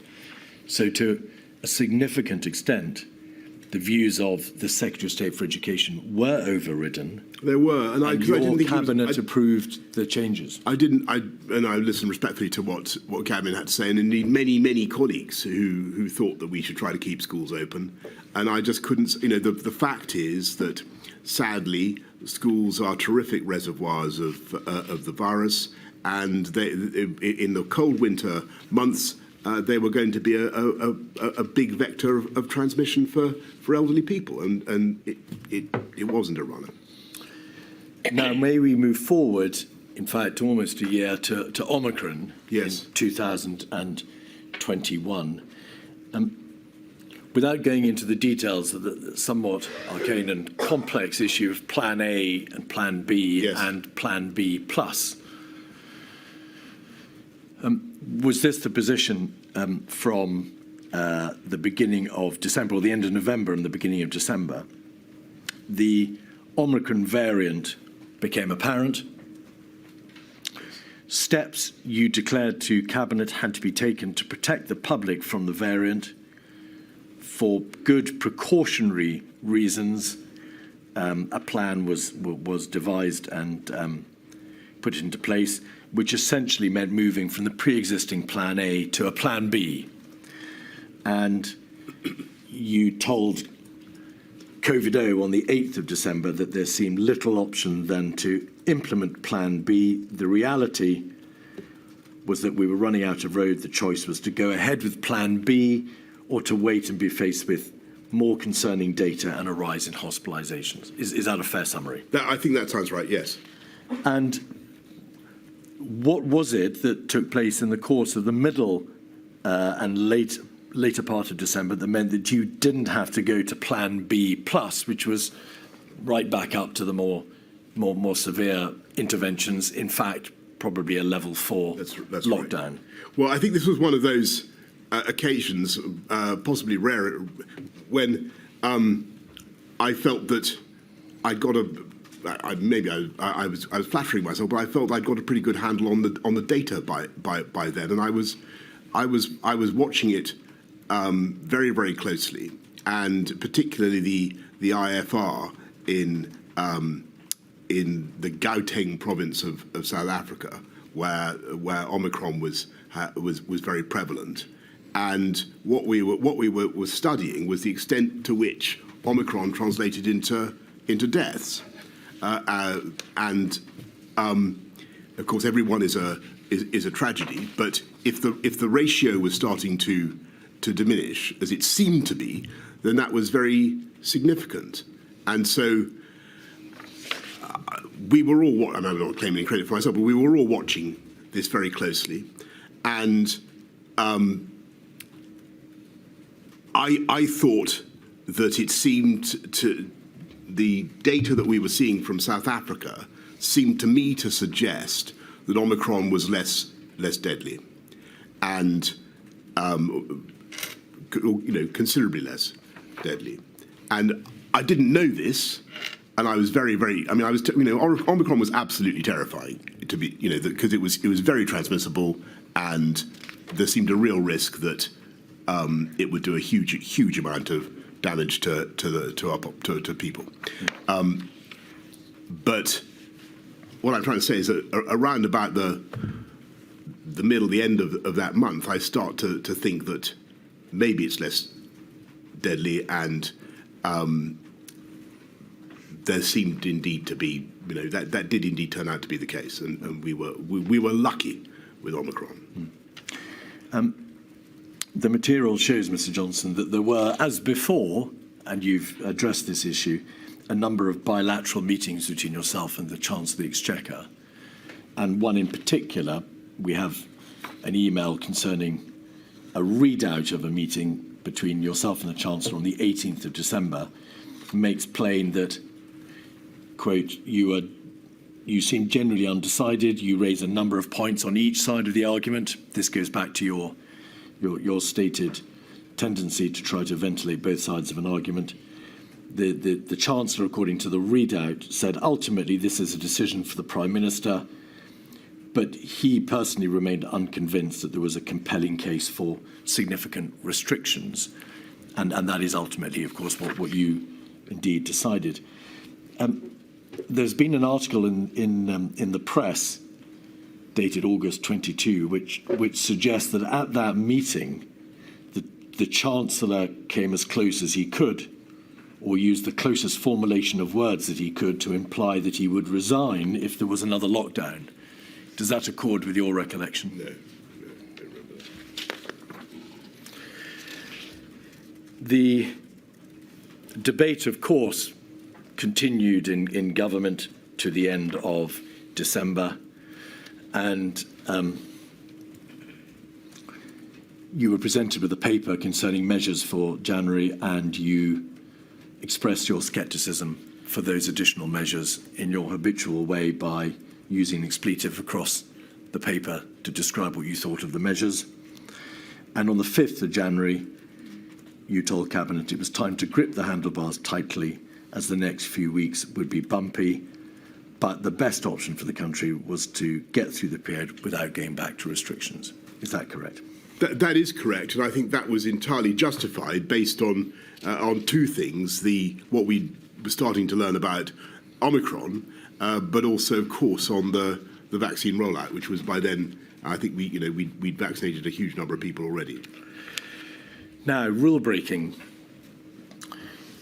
You supported Mr. Cummings when the Barnard Castle affair exploded in Easter 2020, did you not? I did. The material, the suggestion is that Mr. Cummings drove 250 miles to Durham over the weekend of the 27th, 28th, 29th of March at the height of the lockdown with his wife and child, and then on the 12th of April he drove to Barnard Castle.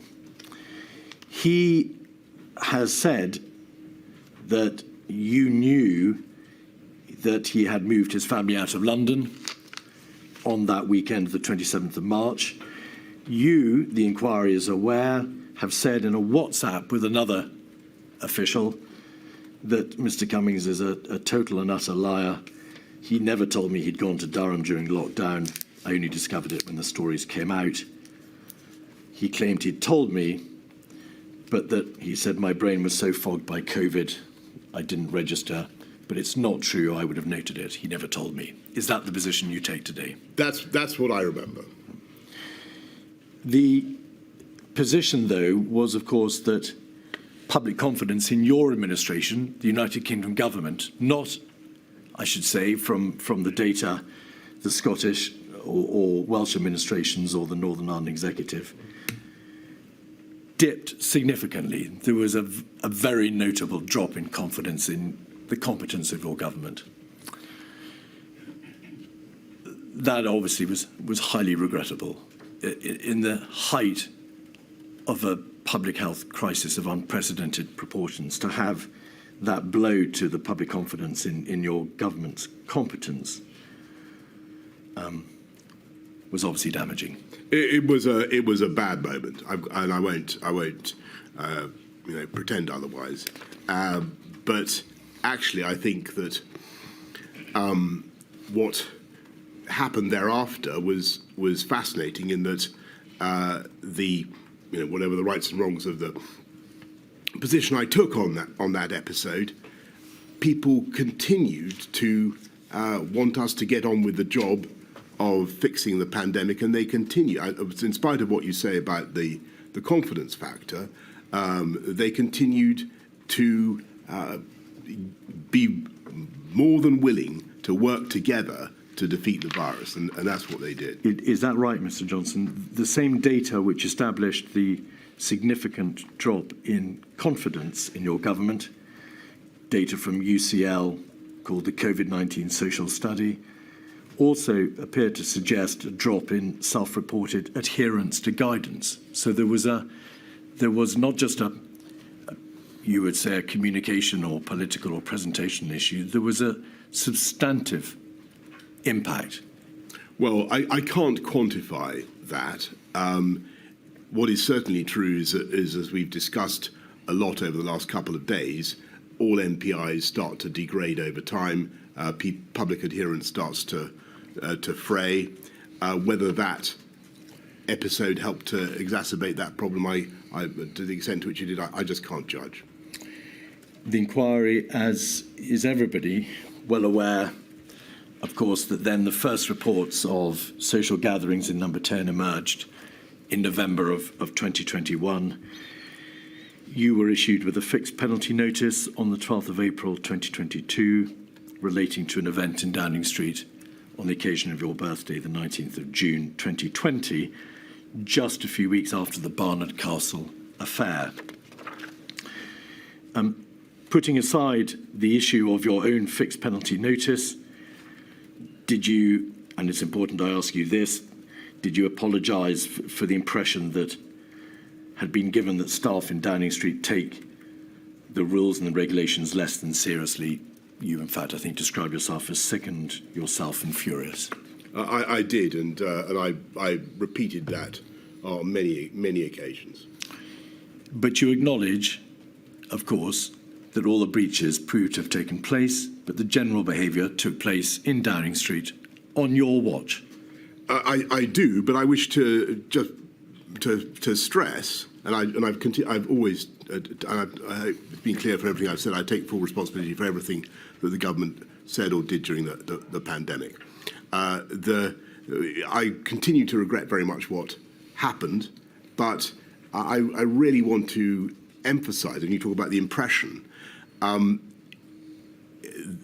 the version of events that has entered the popular consciousness about what is supposed to have happened in Downing Street is a million miles from the reality of what actually happened in Number 10. And I speak on behalf of, I know, of hundreds and hundreds of hard-working civil servants who thought that they were following the rules. And I know, I don't think have been properly characterised by some of the, not just the media coverage, but the dramatic representations that we're now having of this are absolutely absurd. And I want to repeat that. They're a million miles from the reality of what happened. Mr. Johnson, one of the problems is that I've received a number of messages from bereaved people as I've travelled around the United Kingdom, and so many of them who suffered horrific grief during lockdown. Yes. We all know that it's far more traumatic even than many other kinds of grief. And then I'm afraid Partygate has been called exacerbated. Of course, and I totally understand their feelings, and what can I do but again apologise for mistakes that we made in Number 10. What I'm trying to tell you and to tell the inquiry is that I think that the characterisation, the representation there has been of what civil servants and advisors were doing in Number 10 has been a travesty of the truth. They thought they were working very, very hard, which they were, and I certainly thought that what we were doing was, as I've said before, within the rules. So that is in no way to to attempt to mitigate the offence that has been caused, and I understand the offence that has been caused, and I apologise for the offence that has been caused. And if I had my time again, of course I'd have done things differently in number 10, and I would have sent repeated messages round saying, please, make sure that everybody can see that you're properly following the guidance. So, frankly, I think, as some of your witnesses have said, it was logistically impossible to do that. But anyway, Mr. Johnson, I think people know my views on this. you say it was a million miles away from the reality of Downing Street. One of your most competent and sterling civil servants, Helen McNamara, said in live evidence to my lady, I'd find it hard to pick one day when the regulations were followed properly inside that building. But that's the point I'm making, because are you saying that this was all a matter of breaches of the regulations on account of what? If you look at carefully, the formulaic obligations of walking down corridors and having to work in the building structure of Downing Street. If you read what Helen said in her evidence to you, I think actually that is what she was driving at. She says there was one meeting where we were able to do things strictly by the absolute letter of the guidance, and it was unsustainable, and that was why the guidance was written in a way so as to allow businesses to have flexibility. And the particulars, I mean, I've been around this issue many times, and forgive me, but the situation in Downing Street, the conditions of work there, we were having to call, as the inquiry has heard, meeting after meeting after meeting, at all hours of the day and night, in rapid succession, and summon people rapidly to different meetings.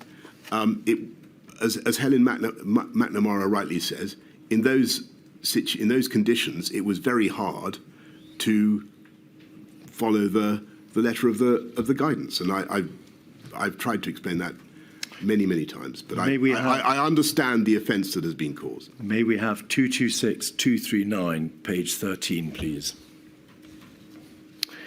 This is around that time, the time in the revelation of the partying in Downing Street, a WhatsApp communication between yourself and your Cabinet Secretary. Your Cabinet Secretary, Simon Case, was originally obligated to carry out an investigation, but for a variety of reasons which we needn't explore, he did not do so. But in the context of that debate at 23:04 on the 17th of December, Boris Johnson, in retrospect, we all should have told people, above all Lee Kane, to think about their behaviour in number 10 and how it would look. But now we must smash on. So that wasn't about technical breaches of the regulations because of the planning in Downing Street. It was a reference to behaviour, a behaviour of your officials and advisors, and you knew how it would look, but you didn't care that much. I did care, and to say that I didn't care about what was happening generally is the complete opposite of the truth. And yes, I think that we could have done more in number 10 to insist that people thought about the way their behaviour would be perceived by others. And I made this point repeatedly to the various inquiries that have been held already into this matter. And we should have thought about what it would look like to have people out in the garden when other people were not allowed in the garden, even though the garden was being used as a place of work. But the idea that I didn't, I mean, in your line of questioning, which has been of course excellent throughout, but you've dwelt particularly on WhatsApp exchanges and various things that I'm supposed to have said, which indicate that I didn't care. I did care, and I continue to care passionately about it. And I will, if you want, I haven't talked about this before in public, but and it goes to what you were saying earlier about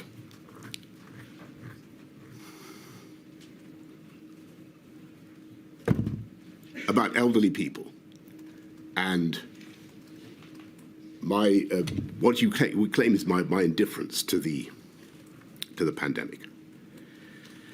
I just want to remind you that when I went into ITU intensive care, I saw around me a lot of people who were not actually elderly. In fact, they were middle-aged men, and they were quite like me. And some of us were going to make it, and some of us weren't. And what I'm trying to tell you, in a nutshell, and the NHS, thank God, did an amazing job and helped me survive. But I knew from that experience what an appalling disease this is. I had absolutely no personal doubt about that from March onwards. To say that I didn't care about the suffering that was being inflicted on the country is simply not right. Mr. Johnson, I have never suggested you didn't care about the suffering. I suggested you didn't care about the reaction to the behaviour demonstrated with a clear reference on the face of that WhatsApp. Well, I thank you for that clarification. My lady. Thank you.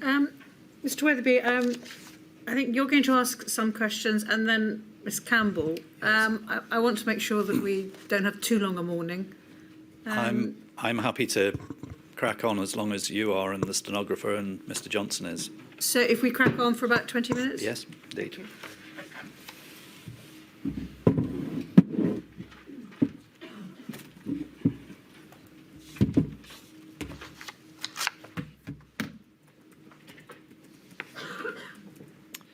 Mr. Johnson, I am going to ask you some questions on behalf of about 7,000 bereaved family members from across England, Scotland, Wales, Northern Ireland, who are supporters of the COVID Bereaved Families for Justice UK, a group which eventually you did meet with at one point. I'm going to ask you questions for about 20 minutes, and some of the points that I'm going to ask you about have been touched upon by Mr. Keith, so I hope that you and I can collaborate in dealing with them effectively. I want to go back to a point that Mr. Keith raised with you about as part of your statement where you say, it's paragraph 15, where you say that the United Kingdom has defied most of the gloomier predictions and has ended the pandemic, or the most serious phases of it, well down the global league tables for excess mortality. Now, at the end of your exchange with Mr. Keith, my understanding was that you basically stood by that statement. Is that right? Well, first thing to say is how glad I am that you and the representatives of the bereaved families are here and taking such a big part in these proceedings. I think that's a good thing, and I think it's very valuable for the inquiry. On the data, whatever the data may say, one death is a tragedy. Yes. There were too many. I was merely making the point that I thought that the statistics are. I've seen several tables that seem to confirm what I was saying, and I point you to another one by the Lancet, giving roughly the same impression. Okay. My question was, you stand by the statement that you made? I do. Yes. So, as far as I can see, in a very lengthy statement no problem with that. But you don't actually provide much of a basis for that statement. So I want to just probe it a little bit further, if that's all right with you. And I want to put up a document. I'm going to actually put up a very small number of documents to you in my time, but I do want you to look at this one. It's 292765, and it's page 10, please. And just while it's going up, this is a graph that's been provided at the inquiry's direction, and it deals with this very issue, and it's the comparative position of the UK internationally. Now, an earlier witness told us that you have some difficulty with graphs, so whether that's right or not, don't worry, I'm going to actually point out the points that I want to raise with you, but I wanted you to be able to see it. But this is the comparative position of the United Kingdom, age standardised for excess deaths with other European countries over the period January 2020 to July 2022. And what it does is it shows that 18 months into the pandemic, it gives two points. It shows that 18 months into the pandemic, the United Kingdom was 9th highest out of the 33 countries in terms of its excess death adjusted. And then it dropped to 15th after 30 months. So it did get better. But the important point that I want to highlight and want fairly put to you with the document in front of you is that only Italy, amongst comparable countries, had a higher excess mortality rate.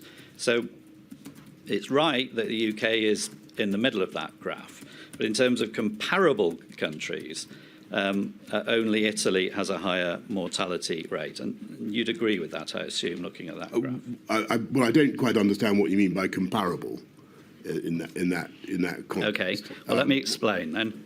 It's important, of course, that we don't compare apples with pears, as I'm sure you'll agree. So if it's right, your statement, the UK defied most of the gloomier predictions, your words, we would be looking at comparisons, wouldn't we, with countries like France or Belgium or the Netherlands, if you look at rather than Bulgaria or Poland, which are very different countries. I'm not deprecating Bulgaria or Poland. What are you doing with Bulgaria then? But I'm asking you, if you're going to say that the UK defied the gloomier predictions, then the real comparison is with countries such as France or Belgium or Spain or Germany. Is that right? Well, if you look at the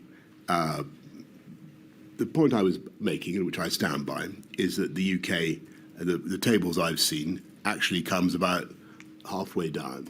And it's not just this table, it's I think there was a Lancet study as well. I think the former health secretary alludes to it in his evidence. This is not in any way to diminish the pain and the suffering of people who lost family members during COVID. I understand it is simply to point out, it is simply to mount, it is to reflect the enormous effort made by the whole of the UK to protect the NHS and save lives. Can we stick to the question? And I believe that it did. Can we stick to the question? You've raised this in your statement. You made a sweeping assertion that the UK defied the more gloomy predictions. I'm putting to you some cold steel of evidence, and that's what I'm trying to do here. Well, I don't believe that I don't believe that your evidence stacks up. Okay. And I think that actually, if you look at, could we just pause, please, Mr. Weatherby, Mr. Johnson? I'm sorry. I know that emotions are running high, but I have to ask those in the public gallery to keep quiet, whatever their emotions, because it's going to disrupt the proceedings and it affects the live feed, the streaming for other people who are trying to follow. I'm really sorry. I do understand, but it has to stop. All right? Thank you, milady. Now, Mr. Johnson, the point I'm getting at is that you've raised this. I'm actually now trying to present some evidence. The inquiry has sought this evidence itself. Now, before you, I'll give you the opportunity to answer, But this evidence is based on ONS, Office of National Statistics material, and Eurostat material that they've got. And there's a document accompanying this. I'm not going to put it up. It's quite a detailed document, but it's been provided to the inquiry. I'll give it for the record. It's 271350. But that explains the basis of these figures. The age standardisation, which deals with the difference of population and difference of age spread. And it deals with the robustness of the international data that is used. So these are, I'm putting to you, the gold standard of the evidence in respect to this. It deals with excess deaths, not just COVID deaths. It deals with excess deaths over the period. So you haven't put forward any evidence to justify your assertion. Why are you questioning this? I'm not questioning this. This shows, first of all, this shows exactly what I said it shows, which is that if you look at the European tables, we come about halfway down. Secondly, actually, if you look at the data, for instance, that the former Health Secretary, Mr. Hancock, cites in his own evidence, the Lancet study, you can see that the UK, France, and Germany and the tables for excess mortality are grouped very close together, and I think Italy sadly has a little bit more, and the Netherlands has a little bit more. Other nations a little bit more. The interesting thing for me is how at the end of it all, a prophecy by Chris Whitty was proved correct when he said that the UK would probably end for excess mortality around about the middle of the pack. Yeah. And that is indeed what has happened. Okay. And that does not in any way diminish the individual tragedies of people who have lost lives. You've said that, but just dealing with these ONS statistics, this is what the King's Fund said. Now, the King's Fund, as I'm sure you know, is a prestigious independent healthcare institution, said well over a century ago. This is what it said. These figures show that although all European countries have experienced devastating death tolls from COVID, and the impacts varied geographically in terms of timing and magnitude, excess mortality in the United Kingdom during the pandemic exceeded that of most comparable Western European countries. And it went on, the UK also had the highest excess mortality rate compared with the baseline among people under 65 in Western European countries, such as France, Belgium, and Sweden. So I'm going to move on, but I'll put it to you once more that this gold standard of the data available does not support what you say in your statement, does it? Well, I think, with great respect, I think that actually it does. And what I was responding to in my, and if you look at the Lancet document, the Lancet study, the UK is, I think, about 102nd of 190 or so countries. But in a way, I think this argument is irrelevant. All I was trying to do was to. I didn't want the inquiry to run away with the impression that there was something uniquely awful about the performance of the UK's services. I've put the evidence to you. I've put it from what I'm describing as the gold standard. I've indicated to you that it's age standardised, it's excess deaths. One further point on this. Looking at the global picture, the Johns Hopkins University Institute of Medicine has done a review or a research per head of population. The UK comes out as number 20 in its global table of 173 countries for COVID. And similarly, the Worldometer website, which is a data set provider, which includes providing data to the UK government, has the UK at number 18 out of 231 countries. So again, the UK did far worse than you're trying to suggest, didn't it, Mr. Johnson? I don't agree with that, and I think that if you look at the age of the UK population, as I said earlier in my evidence, the comorbidities that we sadly have, the density of the UK population. Well, let's look at that. I think that the original prophecy of the chief medical officer has turned out to be broadly correct. Okay, well, let's look at that. You raise age and density. South Korea, a comparatively wealthy country of 52 million people, has an older population than the UK. It has a population density of almost twice the UK, and it had a quarter of the UK's deaths. Can I try? I'll venture an explanation for Absolutely.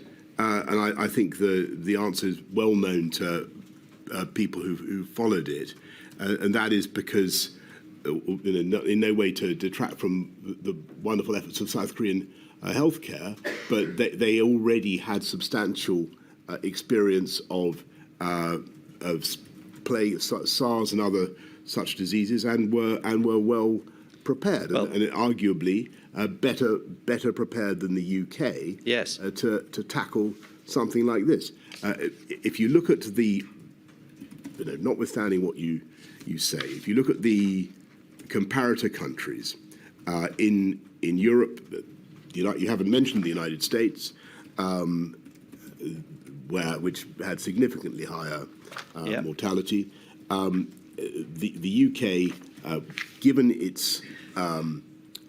the elderliness of the population, the comorbidities, I do not think it is fair to say that the UK did significantly worse than others. With respect, that's deflecting from my point, isn't it, by going off and talking about another country? I've given you the full picture here and asked you to comment on it. I'm giving you... Sorry, you asked me for my opinion about South Korea. Now you're saying that I shouldn't be talking about another country. No.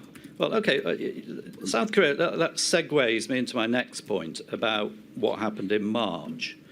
So it was only by mid-March, wasn't it, that the United Kingdom government was serious about sourcing ventilators and oxygen supply and PPE and protective clothing.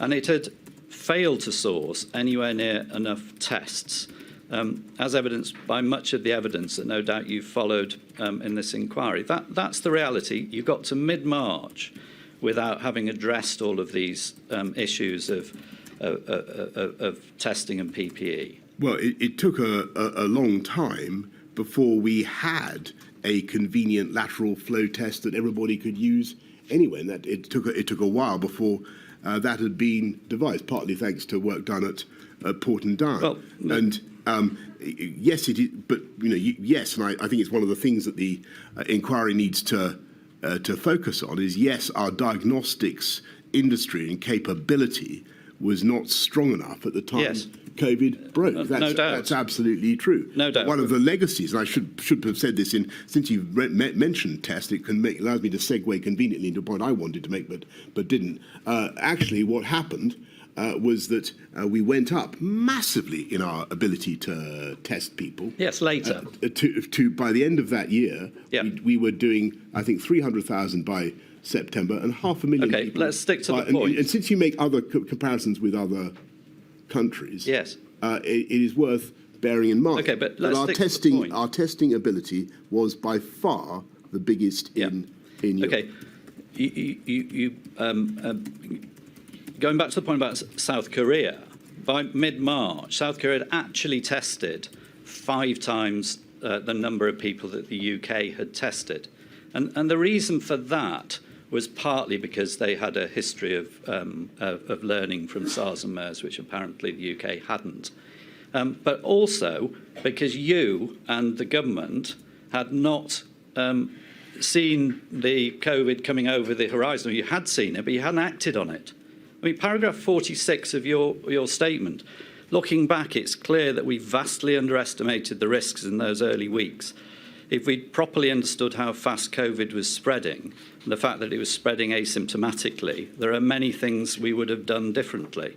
If we realised that what this virus could do, then we would have immediately laid down stocks of PPE, checked PHE had diagnostic abilities, started the race for a vaccine and started to socialise the public with the idea that they were going to have to do NPIs. That's your own words, that you failed to act on things like ramping up testing and PPE until it was too late. So what my words say is that we didn't know at the time what we needed to do. But even had we known, we would not have been able in the time available to build up anything like the diagnostics capabilities that were necessary for a test and trace scheme. And the test and trace system was rapidly overwhelmed in every European country. Well, the problem is you hadn't got started with it, Mr. Johnson. That's what you're saying in your self-reflection in your statement, isn't it? The reality is. No, that's not true. We had a test and trace system, and we could already test and trace people, but it was nothing like big enough. And what I hope will be one of the legacies of this exercise is that we will have a much bigger diagnostics industry, as indeed we now do. But the reality is that your government was reactive, not to what was on the horizon, but what was there in the here and now. And you just reacted too late to provide PPE, source PPE, or source testing. And isn't that the reality of it? No. As soon as we understood the scale of the problem, we shifted heaven and earth to get both things. I think by the end of the year, I think it was something like 35 billion items of PPE that we'd. By the 5th of April, the BBC were reporting, still on the website, headline: coronavirus, the NHS workers wearing bin bags as protection. 3 days later, the Daily Telegraph ran a similar article. Even after the first lockdown had started, you were woefully short of PPE and testing because you hadn't reacted when it came on the horizon in January, ramped up testing capacity, ramped up PPE. No, so even if we'd appreciated, and I've told you, I've explained that we didn't understand the scale and the pace of the virus's advance. But even if we had, I don't believe that it would have made that much difference in January, because the stocks were not great around the world. And if you remember what happened, we had a terrible situation in March when there were struggles virtually at airports over consignments of PPE to make sure they went from one country to one country rather than. The documents show that at the beginning of March, which is when you first started to chair COBRA and you went to the hospital shaking hands with COVID patients, at the beginning of March, that the CCS, Civil Service Secretariat, was still scoping matters such as PPE and testing. By the 26th of April, well into a month into the first lockdown, there's a private email between you and Dominic Cummings, where you say that the T&T, the test and trace plans, were, quote, whistling in the dark with, quote, legions of imaginary Clouseaus and no plan to hire them, and an app that doesn't work. And finally this, a quote, we got to turn it around. That's what you were saying a month into lockdown about testing.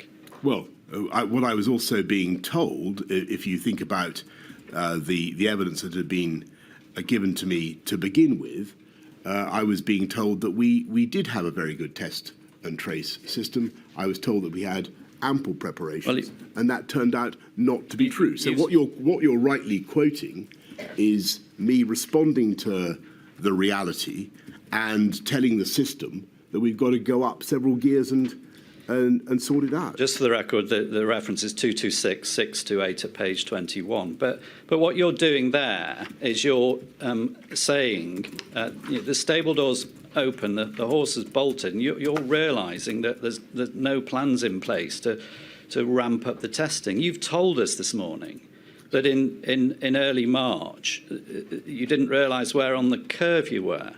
Now, part of the reason for that is that the UK didn't have enough tests. Sorry. The UK's diagnostics industry was not as well developed when the pandemic began as others. That's absolutely correct. And your government didn't do anything about it. And that was because I was being told in those early weeks that we were well covered. And I think if you look at what Chief Medical Officer had to say, what Yvonne Doyle had to say at around that time, you can see that they believe that we have a big testing capability. Okay. And that was what I was picking up. That turned out not to be true. We reacted. We then set up one of the biggest testing. Well, I think probably certainly the biggest testing industries in Europe. And I want to thank Dido Harding very much for everything that she did. Well, she did a tremendous I put the point to you. And I want to thank Paul Dighton for what he did on securing PPE. You're deflecting again, Mr. Johnson, aren't you? No, I'm telling you what we did. I'm going to move on to a final point, if I may. And I'd like you to look, it's a different point, jumping to September, the 11th of September. Can we have up on the screen, please, 280061, page 153. Now, this is September. Mr. Keith dealt with much of this, so I can deal with it very quickly. This is a page from Professor Valence's diaries relating to that day. I'll read it just through quickly. 11th of September, schools data reviewed on the dashboard. You say, what am I being told? Is this a great triumph? Mr. Hancock says, yes, a great triumph. Professor Valence comments, care homes upward spiking cases over the past few days. Here we go again. You say, and this is the critical point, or one of two critical points here, you say, we need to remember the grim history of March. And then Professor Valence called for a package of actions. Mr. Hancock refers to care home winter plan. And then you say, everyone says the rule of six is so unfair, punishing the young, but fuck you, Daily Mail. I apologise for my language. OK, well, it's in shouty capitals and underlined. Well, not by me. By Professor Valence. Look, this is all about stopping deaths. We need to tell them. Hospital admissions are clearly beginning to increase. First of all, do you recall this and the flavour of it being accurate? No, but what I can tell you, if indeed it is accurate, is that what I would have been saying is that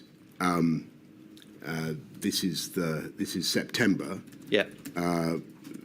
We're in a.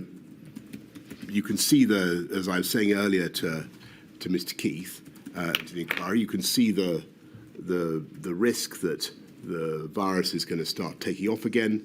I'm extremely That's worried. Exactly what I'm putting it to you for. And with great respect to you, sir, it looks to me as though what I'm saying here is that the priority is to, and I'm sorry to have said this about the Daily Mail, but the priority is to stop deaths. Well, wait for the question. You were there recognising that we were back in a position not dissimilar to March. You're also recognising, with the reference to part of the media, that you've got competing pressures, aren't you? That's what's going on. So you're saying let's look for a package of measures. I just for the avoidance of doubt, I don't think that this is meant to be a general criticism of that great organ. I'm not suggesting it is. The press, the Daily Mail. There had presumably been something that they had said that had wound me up about the rule of six or whatever. Here you're and what I was saying was we need restrictions. And I think probably what I'm saying is, which I then did, because on the 9th, I say that we've got to have Yes, the rule of that's where I'm going with this, Mr. Johnson. You're recognising you've not got your head somewhere else. You're recognising the problem. You're back in a position not dissimilar to March. You're recognising something has to be done, and you're recognising there's opposition to that. So you've got this tension. That's right, isn't it? That's what this reflects. And that's what was at the exactly. heart of the whole debate. Then, of course. And then we get. But I hope that everybody that you so ably represent understand. My priority was saving lives. But then we get to the 21st of September with SAGE recommending this circuit breaker. Just 10 days later, circuit breaker with a attached package, and you reject it. You go with a tier system, which you never refer back to SAGE. SAGE never gets to look at SAGE. Sir, great respect. I think I can repeat, if you like, what I said to the Council for the Inquiry. But the gist of it is that I thought there were downsides to the proposed circuit breaker. It wasn't as simple as all that. It was immensely destructive. The risk was you'd have to keep doing it, as they themselves acknowledged. The Health Secretary himself didn't support it, and I thought that the best thing for at least for a while was to see if we could intensify the national measures and then go to. Yes, you've said that. Just this before I sit down, that what this demonstrates is that you understand the problem. You're caught in this tension between two sides, and you delay, and you're indecisive. No. And the actual proper measures that bring R down eventually are punted off until the infection has spread, and more people die. I respectfully say that's total rubbish. And but I've tried to deal with that argument. I don't think it stacks up. I think if you look at both the timing of events in March, the sequence of things that we did, then the sequence of things that we did in September, October, November, they were reasonable. Our priority was to protect the NHS and save lives. And by the way, unlike some other countries, we did not have our healthcare system overwhelmed. And in that respect, at least, unlike the scenes we saw in some other countries, the healthcare system was not overwhelmed in this country. And in that respect, I think that the efforts of the British people paid off. Thank you, my lady. Thank you very much. We'll break now. The stenographer's had too long a morning, and I'm sorry for that. Mr. Johnson, this afternoon, when you do answer the questions, I appreciate it's very difficult, but keep your answers slower, because the I will. Okay. is trying to keep up. And I don't want to have to repeat my warnings. Please heed what I said this morning, because otherwise I'm going to have to ask other people to leave, and that is the last thing I want to do.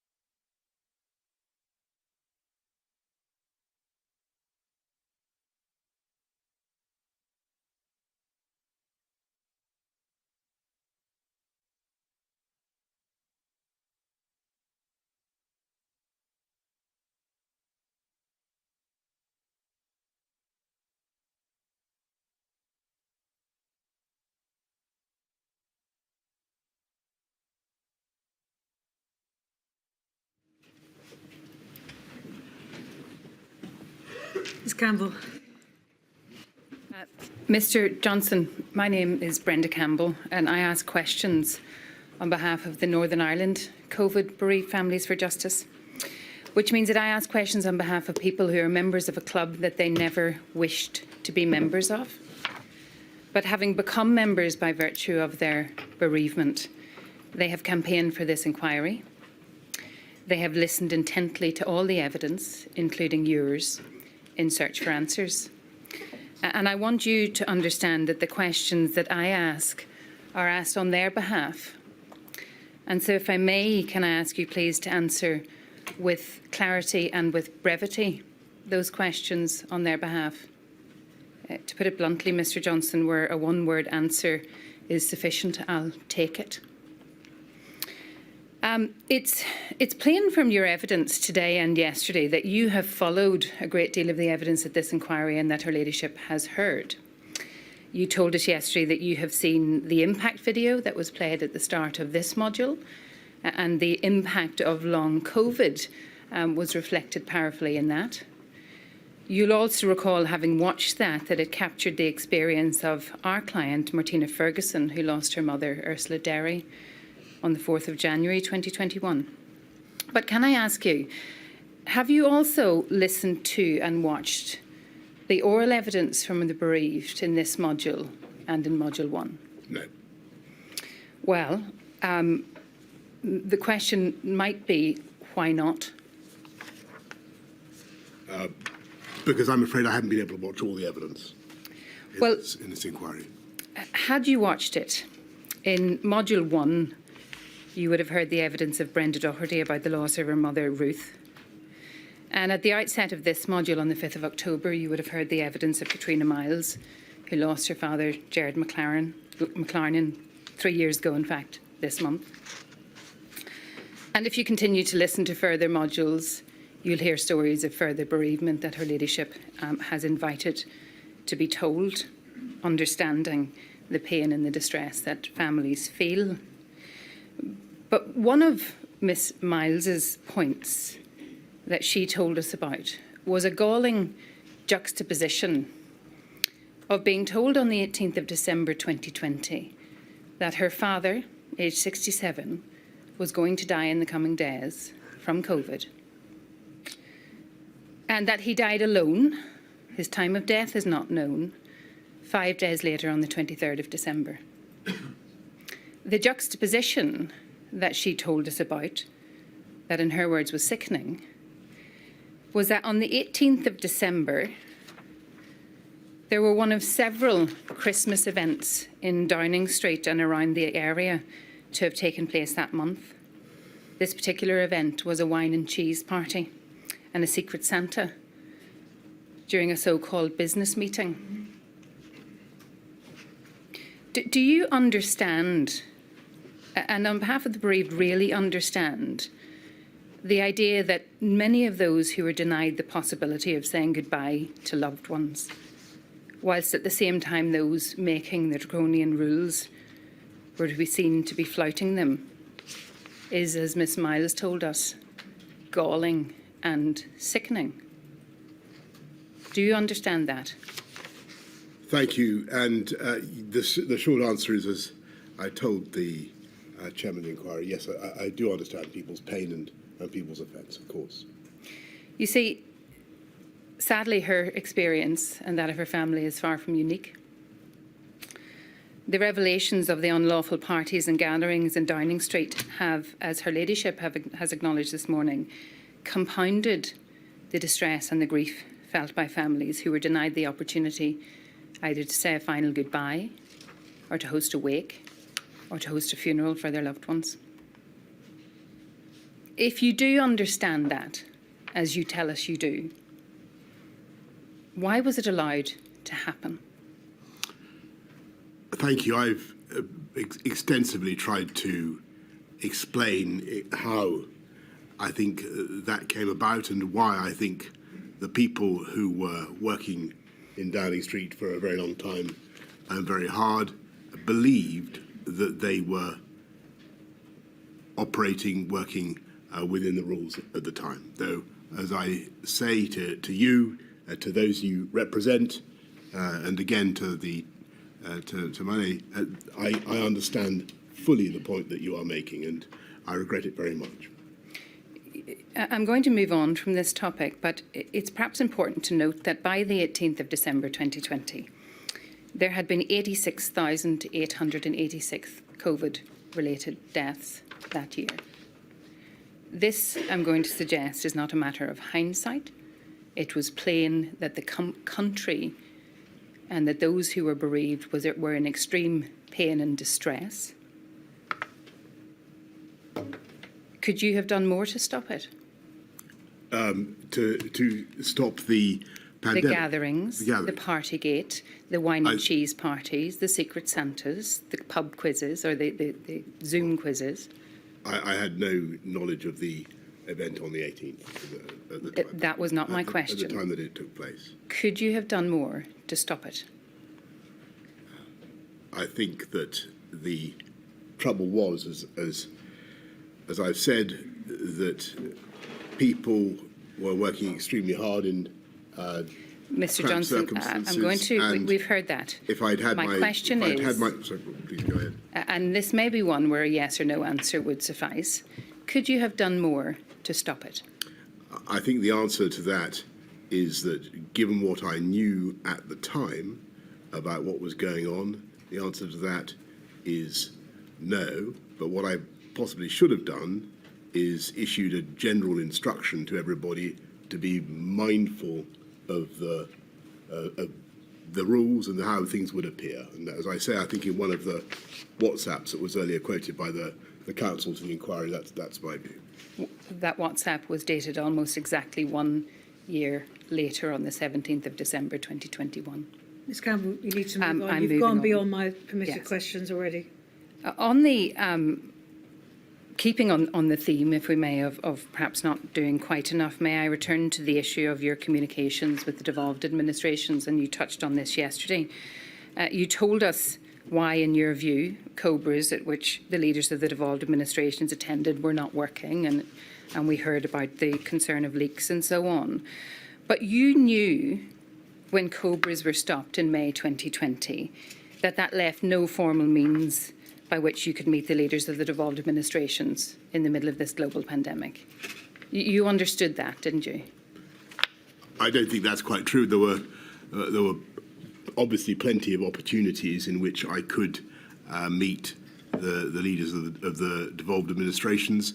I had excellent relations both with Michelle and Arlene Foster, but as the inquiry has heard, we tried to split the labour. Well, in fact, the decision, if you call it to split the labour, and the consequence of it was that between May and October, September 2020, you didn't have any direct meetings with the leaders of the devolved administrations. That's a fact. Well, meetings themselves were quite difficult.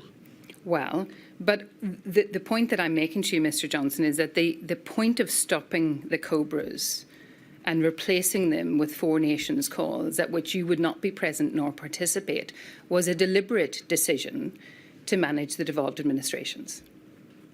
It was my judgment that the DAs, and with whom we had excellent relations, and I think that overwhelmingly things worked well across the UK. But I thought that the CDL was well placed to deal with them, and he did. So the answer to my question, that it was a deliberate decision, is yes. Yes. And it was deliberate because, we've heard yesterday, it was, in your view at the time, optically wrong. It was, as you told us in your statement, more importantly because you, in that way, would not be communicating directly with the First Minister of Scotland.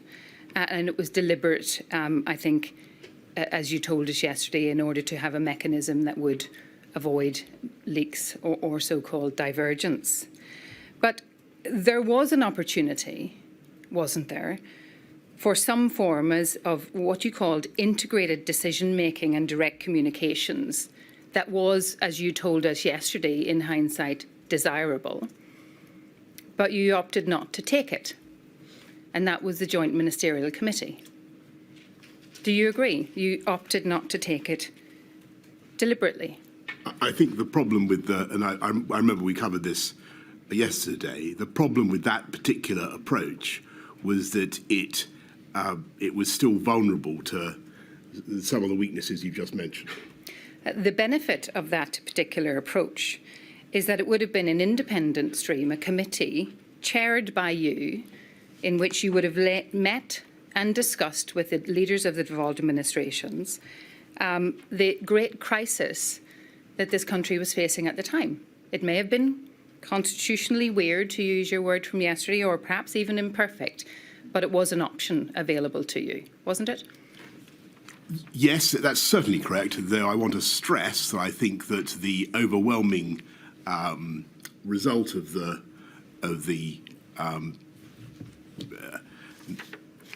cooperation we had with the DAs was very productive and harmonious. Your evidence yesterday, Mr. Johnson, was that perhaps you should have done more on reflection. I think what I said was that I would like what we need is some sort of leak-proof integrated system. That's the grail. Well, surely what you needed was better forms of direct communications with the leaders of the devolved administration in an environment that best benefited communication across all of the devolved administrations. I think we had excellent communications across all of the DAs, and I think that the overall performance of the UK in the pandemic as a single entity was remarkable, and every part of the UK played an important part in the effort. If you look at it, there was a huge amount of joined-up work going on across the whole country. Well, what credence then do you give to the complaints coming from the leaders of the devolved administrations, and I mean across the board, not just in Northern Ireland, of a high-handed, incommunicative approach from Westminster? Well, I don't recognise that version of events. So, just to be clear, you reject the idea of a high-handed, incommunicative approach by Westminster as complained about by the devolved administration? I do, and I think that we had a huge amount of contact between Number 10 and the DAs, between central government and the DAs, and every effort was made to bring along everybody together. I'm going to move on, if I may, then, to what you suggested in your statement was a way in which we could have brought everybody together, and that is your proposal for a pan-UK Civil Contingencies Act.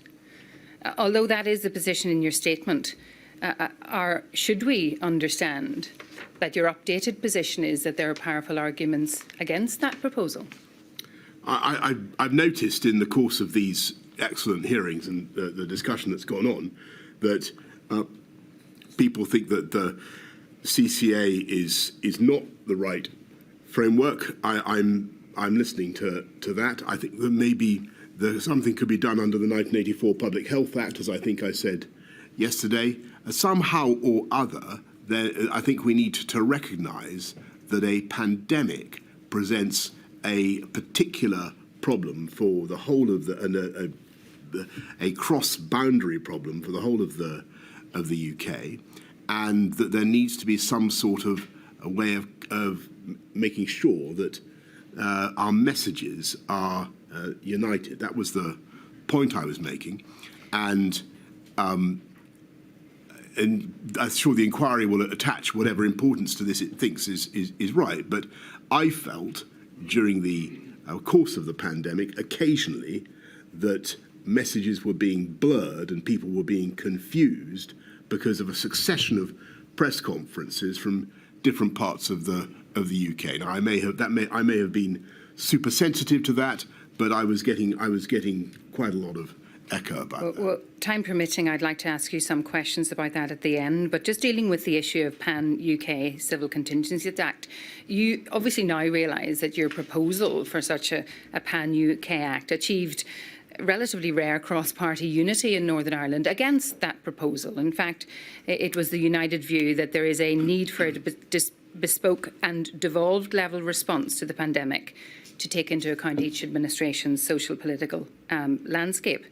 And you must surely agree, Mr Johnson, that given the regional and indeed significant geographical differences, particularly for the north of Ireland and the epidemiological reality of the island of Ireland, that any pandemic response must allow for regional flexibility and divergence. Yes, I see that argument. I think we've had quite a lot of discussion this morning about the downsides of regional divergence and the downsides of different parts of the country taking a different approach. I think that was there was quite a lot about that this morning. The discussion this morning focused on the difference between Devon and Cornwall and the West Midlands or further north. I'm asking you questions on behalf of the citizens of the bereaved families of Northern Ireland. Do you not agree that particularly when it comes to the north of Ireland, on the island, that there is a need to recognise the particular geographical and regional features of that place? So when it comes to Northern Ireland, yes, clearly you're right. There's we have to take account of the greater epidemiological unity of the island of Ireland, and what you say has force.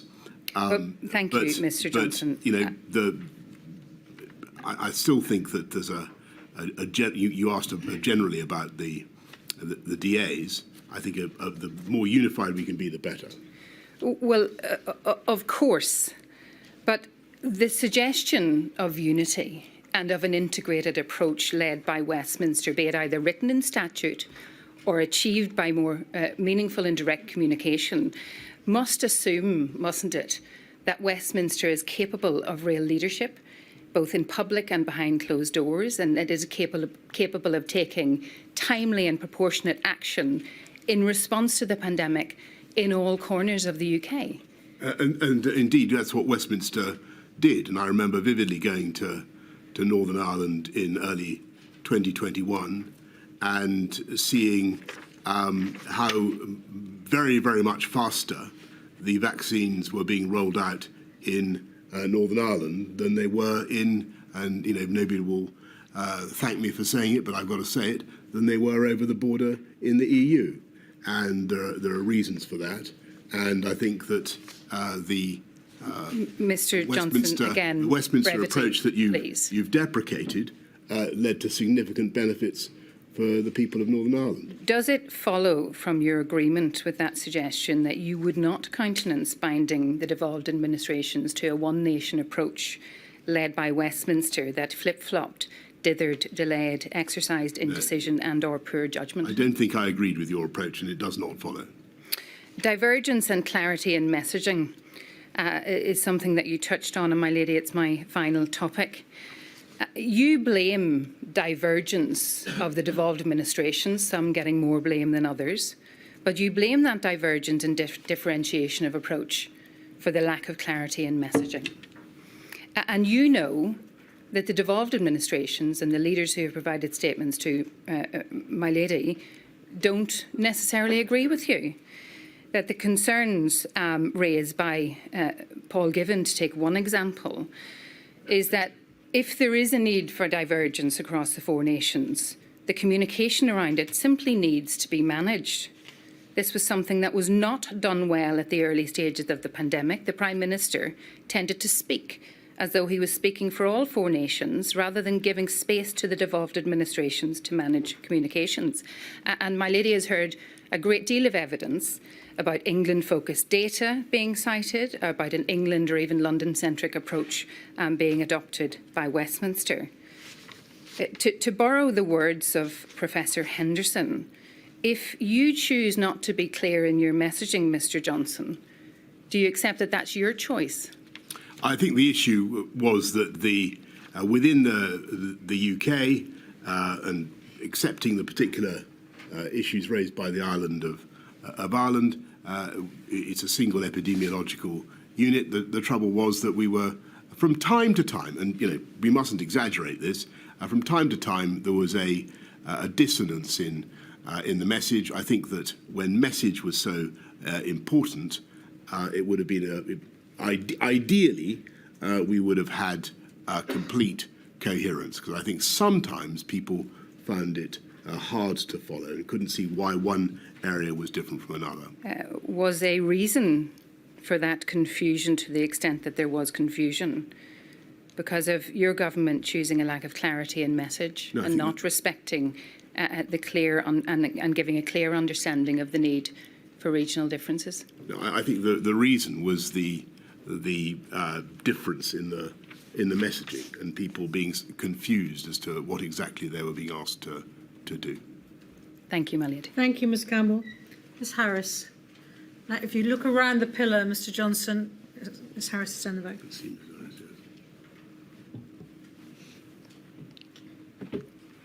Good afternoon, my lady. Good afternoon, Mr Johnson. I appeal on behalf of COVID-19 Bereaved Families for Justice Cymru, representing bereaved families in Wales. In the time I have available, I'd like to ask you some questions, again about relations between the UK government and the Welsh government this time, and including some questions relating to the different approaches during autumn of 2020. I apologise in advance that there is some treading on ground which has already been covered. I will be approaching matters from a obviously Welsh government perspective. First of all, with regards to coordination and decision making between the four nations, and I'd like to ask you a question about the approach to the arrangements for the four nations to communicate with each other and to seek to reach agreement on the way forward. First of all, I'd like to refer to a passage in the report which has been commissioned by the inquiry from, as has been mentioned, Professor Henderson. And this records that at the early stage of the pandemic, there was praise for the way that intergovernmental relations were conducted. And the report cites Mr Vaughan Gething, Health Minister for Wales, on the 10th of March 2020, saying about COBRA the following: "I don't always agree with Matt Hancock, and I certainly don't always agree with Boris Johnson.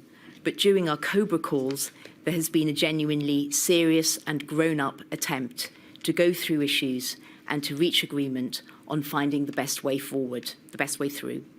That's what he said. And the report then goes on to say that by September 2020, enthusiasm had waned, and it was suggested that an absence of four nations meetings had not been helpful when it came to clarity in communications. My second point of context for this question is that we know, of course, as has been mentioned, COBRA did not meet at all between the 10th of May and the 22nd of September 2020. And that, of course, included the period when the UK as a whole was coming out of lockdown, having gone into lockdown together. It included the time, that period included the time when the UK and, of course, the four nations together were coming out of lockdown. So bearing that in mind, my questions are: do you agree that the type of endeavour that Mr Gething describes in the quote, i.e. genuinely serious and grown-up attempts to go through issues and reach agreement, do you agree that that is what was needed between the four nations during the pandemic? That's the first part. And the second part of the question is, do you agree, and I think you may have indicated your opinion on this already, but I'd like to ask you for any further reflections on the point, do you agree that in order for there to be the best chance for that type of engagement having been sustained throughout the pandemic, that there needed to have been different arrangements after May 2020 to those that were in place at that stage? And I'm not asking about changing the responsibilities of devolved nations. I'm asking about the machinery for interactions, given the framework that we have. So I think the answer is yes and then no, if I've got your questions in the right order. Yes, you have got my questions in the right order. Yes, and so and your answer no is to my suggestion that what was needed in order to sustain that kind of serious and grown-up attempt type engagement did not need, as has been suggested, a more predictable pattern of engagement with the Prime Minister for the devolved administrations than existed with the arrangements that were in place. I don't think it did. I think the UK effort was remarkable, and there was far more that united us than divided us. I have excellent relations, and did have excellent relations with Mark Drakeford. I know he always wanted to have more meetings, but I did believe that Michael Gove was doing an excellent job, and I believe that Mr. Drakeford recently told Mr. Gove that actually he thought that the collaboration had been very good. In Mr. Drakeford's evidence, he has said that there was a vacuum in that there wasn't the possibility of speaking directly to the Prime Minister sufficiently. And he's referred to the need for a regular checkpoints with the Prime Minister. Would you not agree that had there been a greater opportunity for that to happen, then that would have meant that it would have been more possible and more likely that differences could have been ironed out and there could have been a more coherent and coordinated approach forged between the four nations? I think that every Prime Minister would like to do much more the whole time. I had to do whatever I could to fight COVID. I thought that that the system we had going was pretty good, and I felt that the Chancellor Duchy of Lancaster was doing a good job of interacting with the DAs. If I felt that wasn't the case, if I felt that there was a serious breakdown of relations between the centre and the DAs, I would of course have intervened, but that didn't happen. So to summarise then, Mr. Johnson, you evidently felt that the arrangements that there were in place were sufficient to promote a forging of a coordinated four nations approach. I think that's your indication. I think that within the limits of what was going to be politically realistic, given the prerogatives of the DAs, I think that that's entirely right. And you're aware, of course, that that's not a view that is shared across the devolved administrations.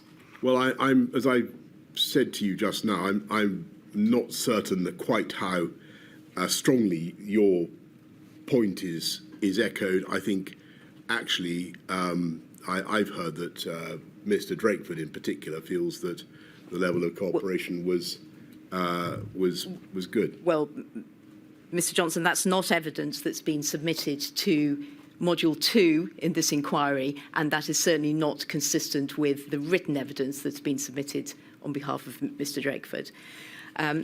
I'd like to ask you about the phrase that you used and the point that's made in your witness statement, where you stated it's optically wrong for the UK Prime Minister to hold regular meetings with other devolved administration ministers. This, of course, has been highlighted previously. It is a statement that you made, it's not in a WhatsApp message, or it's not in somebody's diary, not intended to be published. This is in your witness statement. Would you agree that as a Prime Minister in the time of a pandemic public health crisis, that you should have decided on what were the appropriate arrangements for consultation with the devolved administrations solely on the basis of what would be best to further the aim of an effective response to the pandemic, and not your views about optics, that optics should not have formed part of that decision-making? Well, I think that, that was the reason we did it, because I think that the Chancellor Duchy of Lancaster was well placed to conciliate, to bring people together, and to get on with explaining and coordinating the position. I understand that that's your view, Mr. Johnson, but with regard to the statement about optics, it can't be right, can it, that optics are a factor when deciding on what's the best setup for engagement with the other devolved governments during a pandemic? I think you'd agree with that. So I think my considerations were primary. The risk of, to be absolutely frank with the inquiry, the risk of pointless political friction and grandstanding because of the well-known opposition of some of the DA administrations to the government, and also to avoid unnecessary leaks. And I thought that the way to minimise divergence and tensions, actually, and this, you can quarrel with this judgment, but I thought the way to minimise divergence and tensions was to take the temperature down and to have business-like and practical meetings between the CDL and the DAs, and that's what we did. And I think by and large it was extremely effective. Thank you. I've heard your answer, Mr. Johnson. I'll move on to the next question, and I'd like to ask you now to address, please, how the UK government regarded the Welsh firebreak, which was in place from the 23rd of October to the 9th of November 2020. The first question is, when the UK government was informed by the Welsh government of its plan to enter a firebreak, which is, as we know, a short lockdown, did this trigger any consideration by the UK government of alignment of England with Wales, by which both nations would move forward together to a lockdown at the same time? And that's bearing in mind that the UK government announced a national lockdown for England on the 31st of October, so only a few days later, the duration of which was 4 weeks to the 2nd of December. Of course I gave, because I can't remember the exact date when I saw to answer your question, the news of the Welsh firebreak, when I was informed about it. I'm sure that we would have thought about seeing if we could do things together. We've gone extensively this morning through my thinking around that issue, and that's why we went for the option that we did. Was there any thinking that it would be better for both nations to be acting in a coordinated way together at that point? I'm sure that we would have. I don't remember any specific conversations about this, but I'm sure we were thinking the whole time about the choice between fire breaks, lockdowns, and intensifying tiering, and all the other things that we've discussed today, and that might have meant England and Wales acting together, or it might not. But I'm certain that would have been. You're right to make the point that would have been one of the advantages had we chosen to go that way, but we didn't. Right. Now, one of the points that you've made in your witness statement is that you can understand why Wales decided on a firebreak, as the incidence in Wales was high and tiering was not working well. That's your observation. And you go on to state your view that the Welsh firebreak was not effective. You say it doesn't seem to have made a difference in Wales.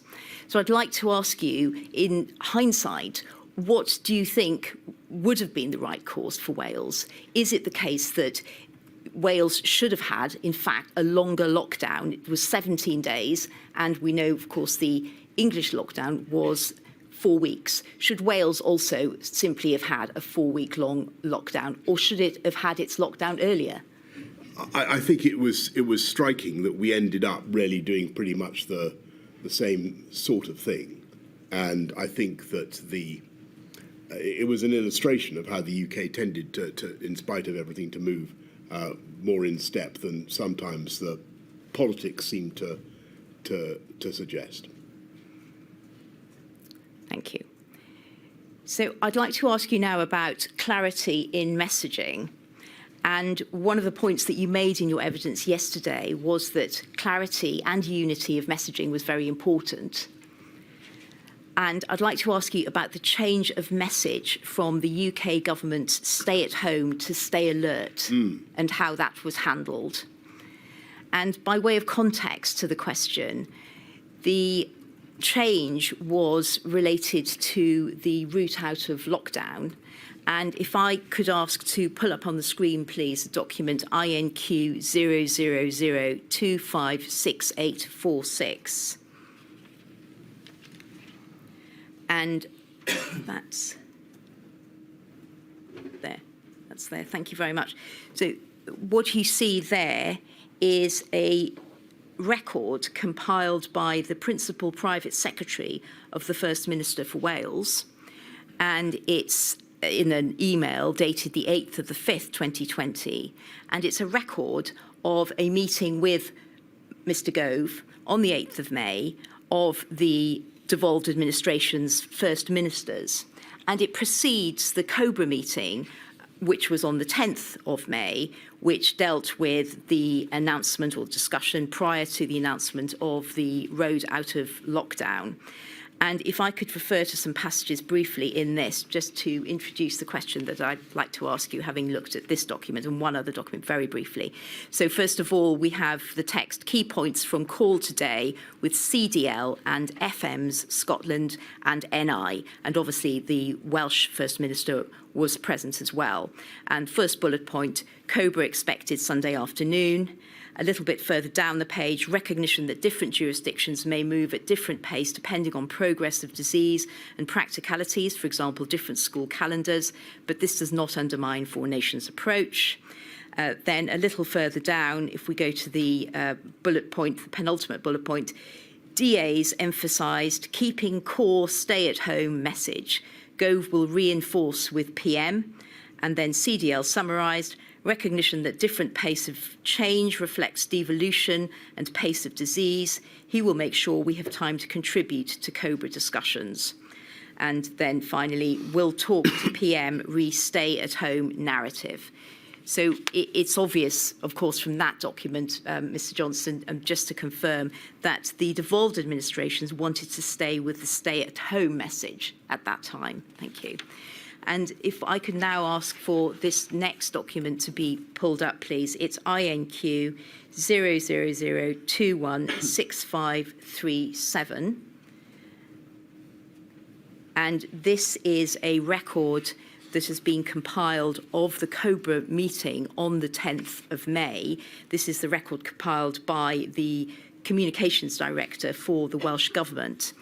And this record, if I can ask to go to the third page of this record, and just very briefly, some of the observations that are recorded that were made. The issue about messaging relating to the change of message from stay at home to stay alert was raised by the First Minister for Scotland, but as we know, it was a matter where there were concerns from all the devolved administrations. And she has raised the point, and at the top of page 3, we see Prime Minister responded that nothing will appear in Scotland that will cut across the stay-at-home messages. And then in the next paragraph, we see that the UK Director of Communications, Alex Aiken, he makes some observations.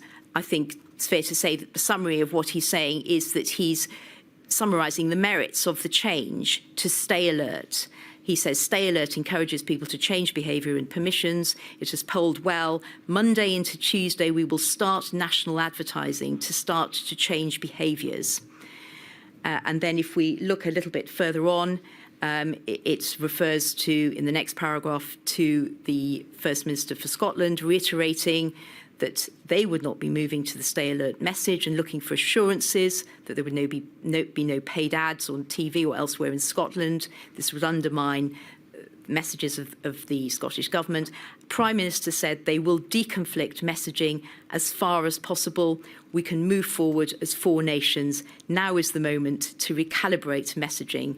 And then further text relating to what you then went on to say. So the question that I'd like to ask, arising out of looking at those passages, is, as you can recall, what did the UK government do to make sure that the change of message took account of the fact that the devolved administrations were not changing their message? They wanted to stay with stay at home as the main message. And what did the plan to deconflict amount to?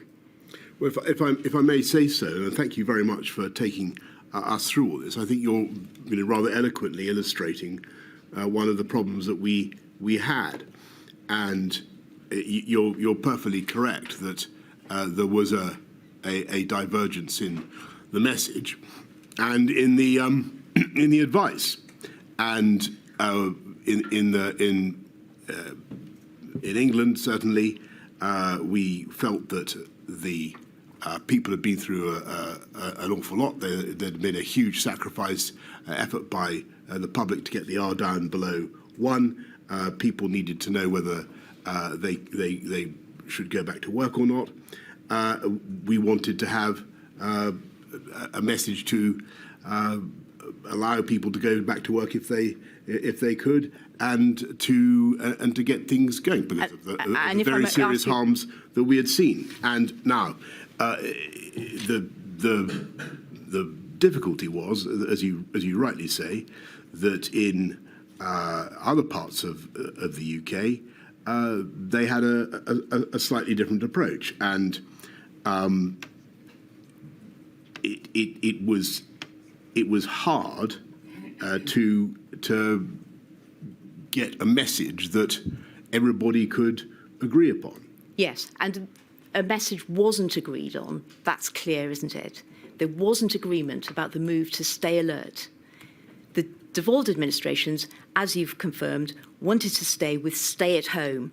And my question is what did the UK government do? Did it plough ahead with stay alert, regardless, with very little adjustment? Or did it do all that could sensibly be done to make sure that there was, and you've emphasised the need for clarity, that there was as much clarity as possible so that people who lived in each of the 4 nations knew what applied to them? Did the UK government do all it could sensibly do in order to bring about that outcome?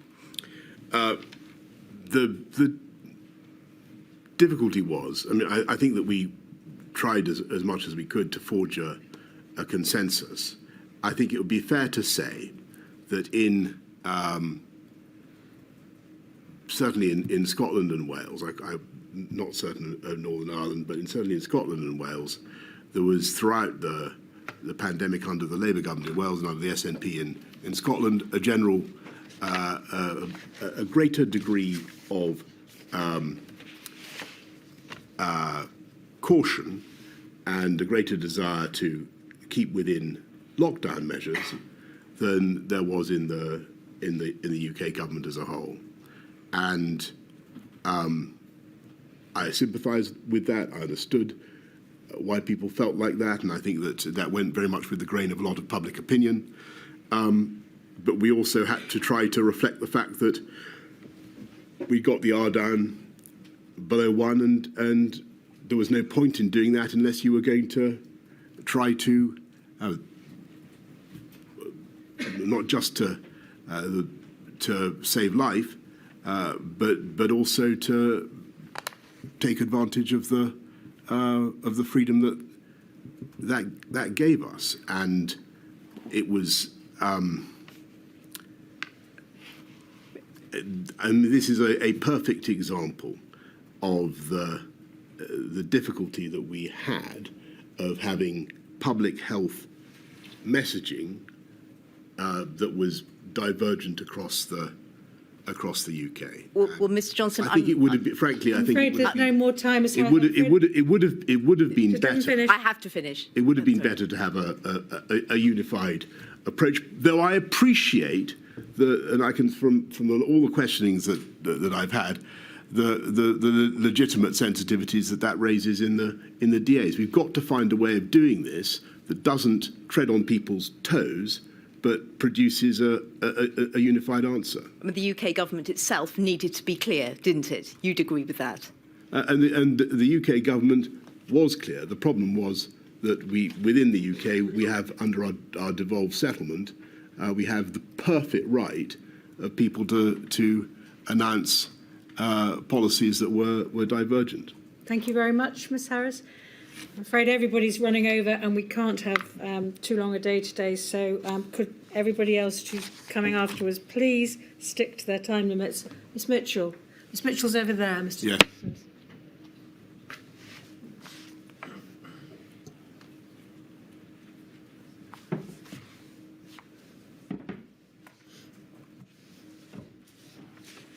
Mr Johnson, I am instructed by Amar Anwar and Company on behalf of the Scottish COVID bereaved.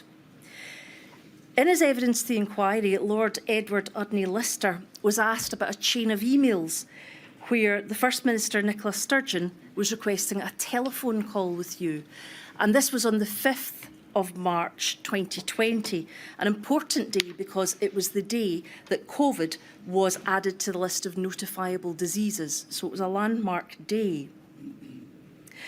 An answer to asking why there was a reluctance to have the First Minister contact you, Lord Edward Udney Lister gave the following evidence, and this is from the transcript of 7th November 2023, page 105. Well, I mean, as you can see from the exchange of emails, the meeting took place, so I certainly wasn't trying to block that meeting taking place, but there was quite a lot of tension between the Prime Minister and the First Minister. They had no real personal relationship of any kind, other than that they, I think, generally didn't like each other very much. I would like to ask, is this a fair characterisation of the relationship between you and the First Minister of Scotland, Nicola Sturgeon? Oh, I'm sorry to hear Eddie said that. Actually, I had no ill will whatsoever towards the First Minister of Scotland. When I've talked to her, we've got on very well and had a friendly relationship. And as I think you just said, we did indeed have a meeting. Is it odd that such a close and senior person working for you got that impression? Well, I think that the let's put it this way: much as I love the SNP, they weren't politically. There was a certain amount of toing and froing between the SNP and me as the Prime Minister. I think I wouldn't like to produce everything that they've said about me over the years. But let's just focus on these particular questions. You say you had plenty of opportunity to meet the leaders of the devolved administration, but as my learned friend, one of my learned friends has already pointed out to you, between May and October you hadn't. If it were to be correct that you had a certain degree of reluctance to meet with the First Minister, does that play into the fact that there were so few meetings during this time? I think we've gone into the reasons for all this quite a lot, and I think I think Nicola was at a Cobra that we had quite shortly thereafter. I remember a conversation, a long discussion involving us, and several discussions involving her at meetings throughout the pandemic, and genuinely my relations with her have always been friendly and professional. I think the reasons for the approach that we took was, as I've been saying to others, that I thought a grown-up way of doing this that would take the steam out of things, keep things focused on the needs of the UK public, would be to manage it in the way that we did. And why would, as you say, taking the steam out of things, why would that require Mr Gove to be appointed to the role? Well, I think, as I say in my statement, I think he was well suited to the job of bringing people together, hearing people's opinions, conciliating, without people who are not necessarily my number one political fans, feeling the need to chip paint off the government. Mr.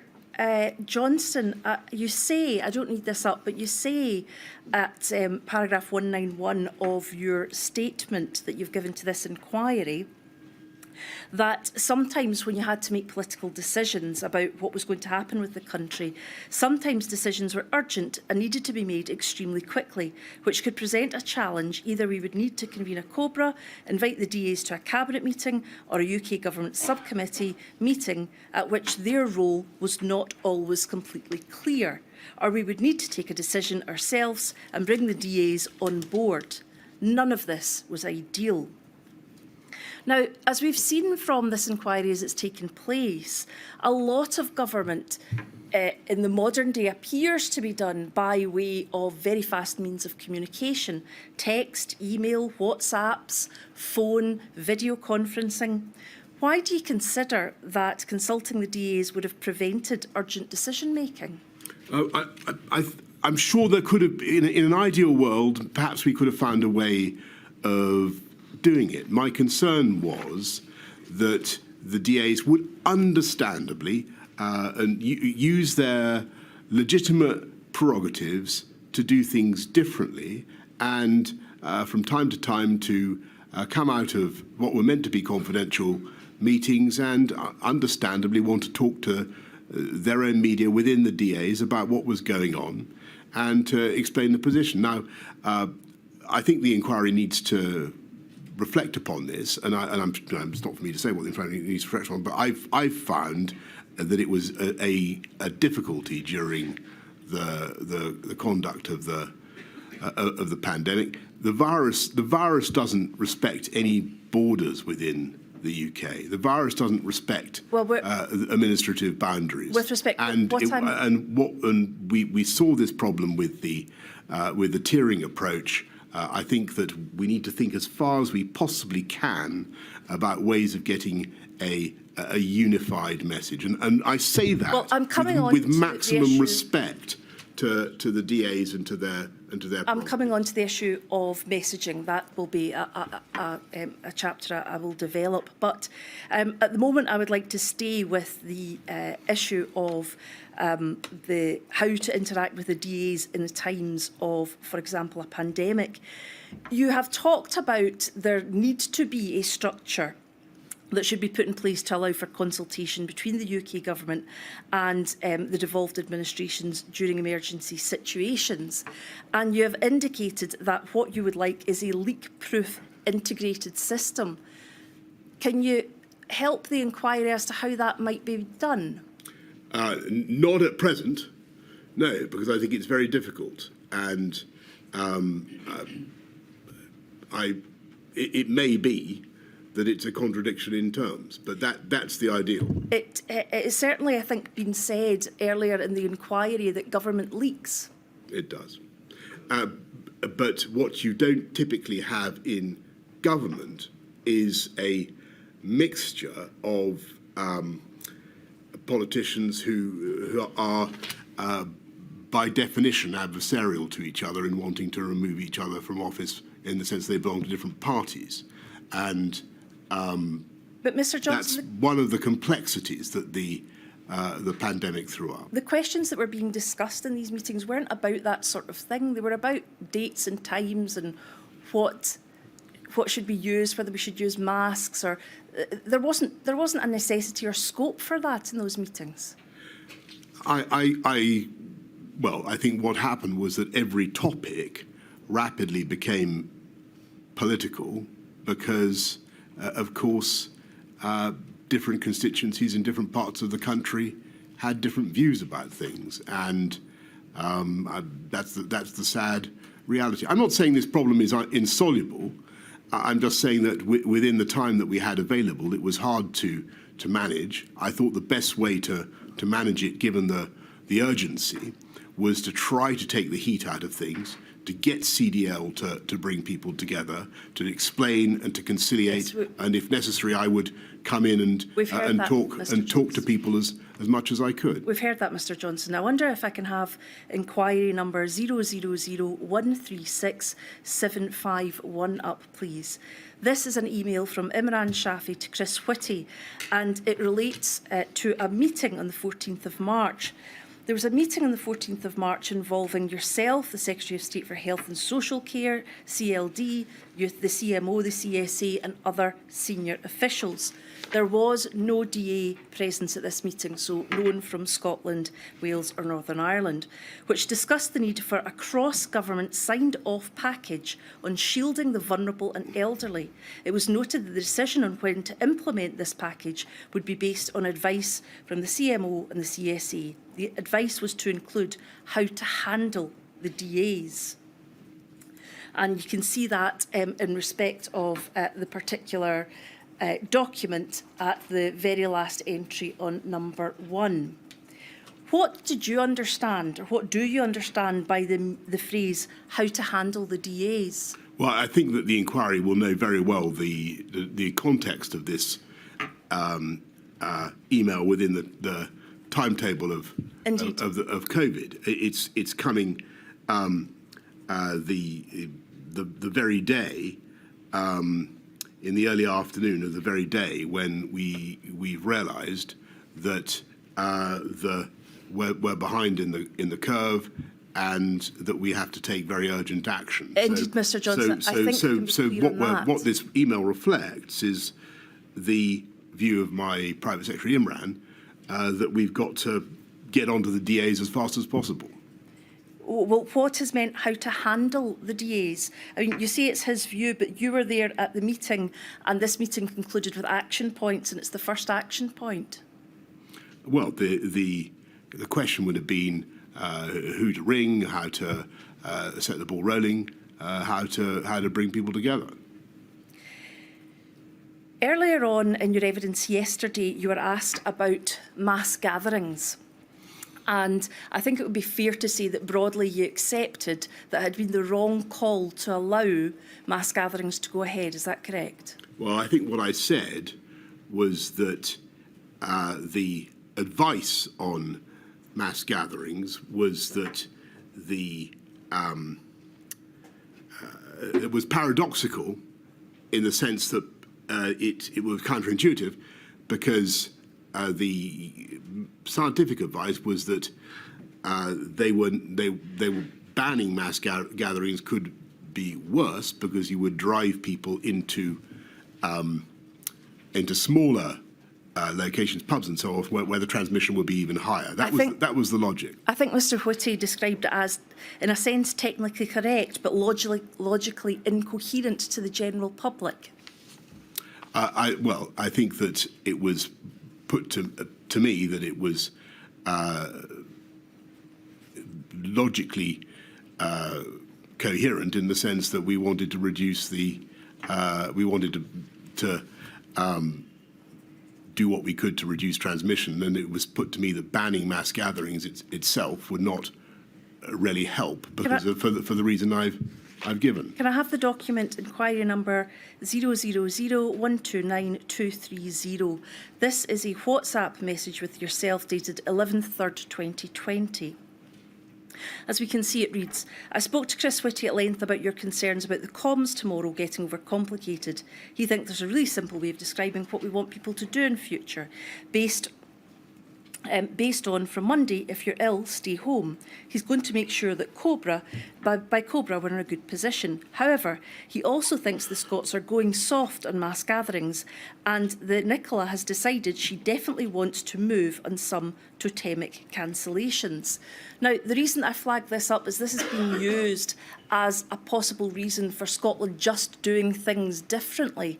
Would it be fair to say that, in fact, in retrospect, the correct call was to call off those gatherings and to send the correct signal to the public that this was an important thing and everybody had to be very careful about their health? I can't say how much of a difference it would have made at that stage. What I've tried to tell you is the the reasons why we, at a very early stage in our understanding of the pandemic, had gone for one option, and what you've clearly got here is for what we thought were sound epidemiological reasons, and what you've got is Scotland using its prerogatives to do something different. Whatever the rights and wrongs of the epidemiology, you have a divergence of approach. Indeed, and what I'm asking you is retrospectively. The risk is that in the end, you start to undermine public understanding. Indeed, the inquiry has heard that and understands it. What I am asking you to reflect upon is, retrospectively, was that the right call?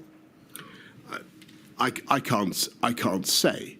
I think that what certainly wasn't helpful throughout was to have different messages. Well, that's exactly the matter I'm coming on to. The issue of differential messaging is one which has peppered your evidence so far. In your statement at page 30, I don't need that brought up, but in your statement at page 30, paragraph 126, it says, looking back, we should have thought much harder about the legal basis for the measures proposed. There's a respectable argument that we should have used civil contingencies legislation rather than public health. By allowing for at least the appearance of divergence in approach between the various parts of the UK, we were risking considerable public confusion and frustration when clarity of message was crucial. Now, given, as you've already identified, the prerogative of devolved administrations, in particular Scotland, where health is a devolved matter in Scotland, where Scotland has access to its own data, its own government, its own CMO, its own DCMO, and it has, I suppose, the best view on what's happening in its own area, i.e. the different spread of COVID perhaps between the Scottish Islands and London. Are your comments fair or proper? My comments on... Is your comment that the appearance of divergence in approach between the various parts of the UK we're risking considerable public confusion and frustration? Well, I think that clarity? Obviously that's for the inquiry to decide. But I think I'm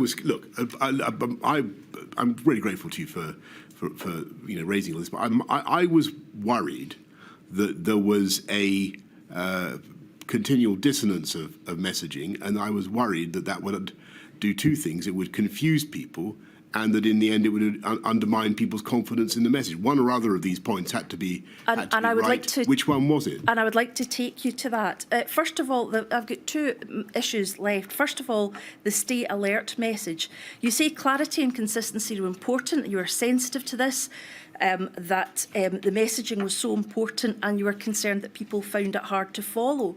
The fact was, the message was stay at home, protect the NHS, save lives, and it was changed by the UK government by itself to stay alert. Did you have any communications with the devolved administration saying that you were going to change it? Well, I think the previous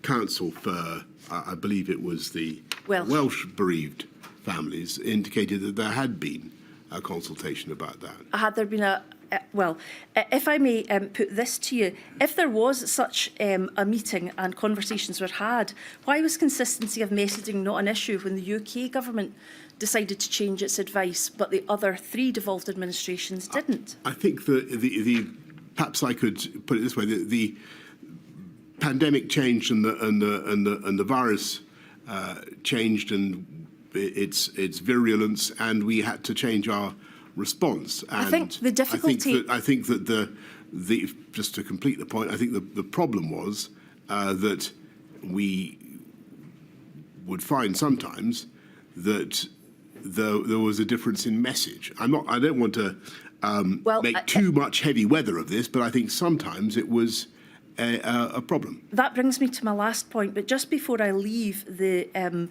issue of stay alert, Professor Halpern has given evidence to this inquiry that the phrase that was changed was so bad because it told you to worry and it didn't tell you what to do. He described it as the worst combination, and I would respectfully allow you to reflect upon that.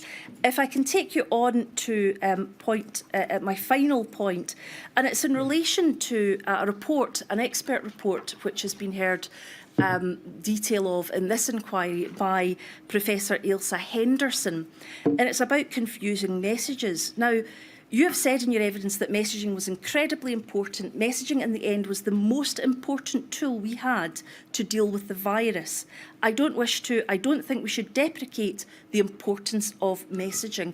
So at the heart of what you were doing, you thought messaging was a vitally, a critical tool in relation to the pandemic. If we can have before us inquiry number 000269372, the report by Professor Ailsa Henderson, page 49, paragraphs 151 and 152. This is about advice given by the UK government over communications with the public. If about halfway down the paragraph, it starts an analysis of the text prepared speeches. An analysis of the text prepared speeches throughout 2020 shows that those speaking on behalf of the UK government did an incomplete job of outlining the territorial scope of their data, information or guidance. In the first months, there was almost no mention of devolved administrations or their first ministers. There was little attempt to outline what applied UK-wide and what applied only to England. The phrase "this country" was employed frequently to mean England or Great Britain or the United Kingdom. In general, spokespeople were slightly more likely to clarify if a UK-wide matter applied to the whole of the UK. And it goes on to give an instance. Given by your own admission the critical nature of the communications and the fact that messaging was the most important tool the UK had to deal with the virus, was sufficient consideration given by the UK government to ensuring that the geographical, jurisdictional of their data and information and guidance was made clear? Well, I did my level best during the press conferences to try to make clear where the restrictions applied to. And I remember several times saying that they applied only in England and trying to restrict what we were saying. But I think Mr. Johnson, I have one example. You can't blame ministers for talking about this country when that's common parlance. And The difficulty is that ministers are talking on behalf of the UK government to all the people that they are getting it. So if they say this country, it has to be made clear which country it refers to. For example, we're all one country. For example, on the 23rd of June 2020, you clarified that measures applied to England only, and that's the one occasion it appears that's been highlighted, and then set out rules to follow for the British public.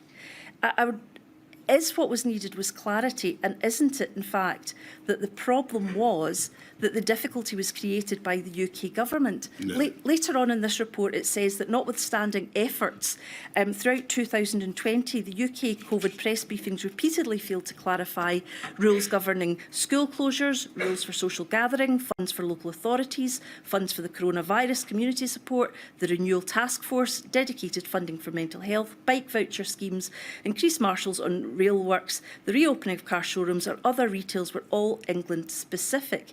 And they say this is, the report goes on to say this is particularly important as in some instances government spokespeople were calling for individuals to change their behaviour, and as such rules would not have applied throughout the UK. Indeed, it was advice about rules rather than data that suffered from a particular lack of clarity. So, given what is said in this report, Mr Johnson, did the UK government fail to properly implement the most important tool the UK government had to deal with the virus? I think that if you look at the public understanding of what we were trying to say, it was remarkable how clearly people got the message, considering the extreme complexity of the rules and considering the fact that there was divergence, Mr Johnson, across the DAs. Given the complexity, what you've got here is in all this conversation, a perfect example of how different messaging can be confusing for ministers, for people across the whole of the UK. The virus thinks whatever the SNP may think, the virus thinks this is all one country. I'm not asking. That's the reality. I'm not asking questions about the SNP. I'm asking questions about you and your minister's messaging during the pandemic. You have said that what it was extremely complex issues, and there may be no doubt that that was so. But wouldn't that be all the more reason that you made absolutely clear every time you stood up and spoke to the four nations, that you made it absolutely clear what the rules were for each nation in each country? Well, I could have done that. I think that, and that might indeed be a way forward. I think it may be that you hit on a solution, which is that in future it should be entirely the job of the Prime Minister of the United Kingdom to announce the different rules that apply in different places across the UK, rather than having those messages blurred or anticipated. I happen to think that that would still be immensely complicated and people wouldn't understand quite why there were differences. All I'm saying is that I think there were legitimate democratic desire of the DAs to have their own approach to public health. I totally get that and I support that. But in the particular context of a brutal, pitiless pandemic, there had to be some way of helping the public with greater unity of messaging. That's all I'm saying. And the best way to have such, the best way is not to look for unity, but to look for clarity. Would that be correct? I think that clarity follows unity. I think that we've gone far enough on that front. obliged. This is not going to become a seminar with respect. I shall return at 3:15.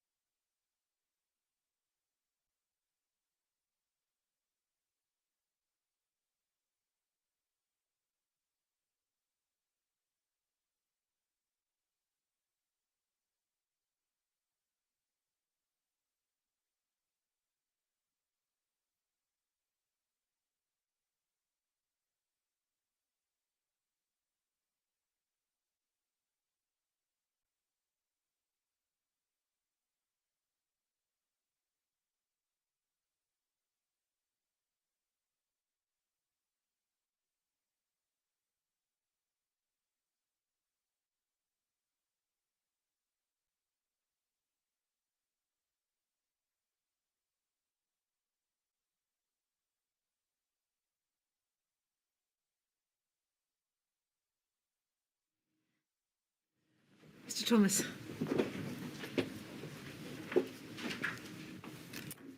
Former Prime Minister Johnson, may I start by saying how much I appreciate your time here today.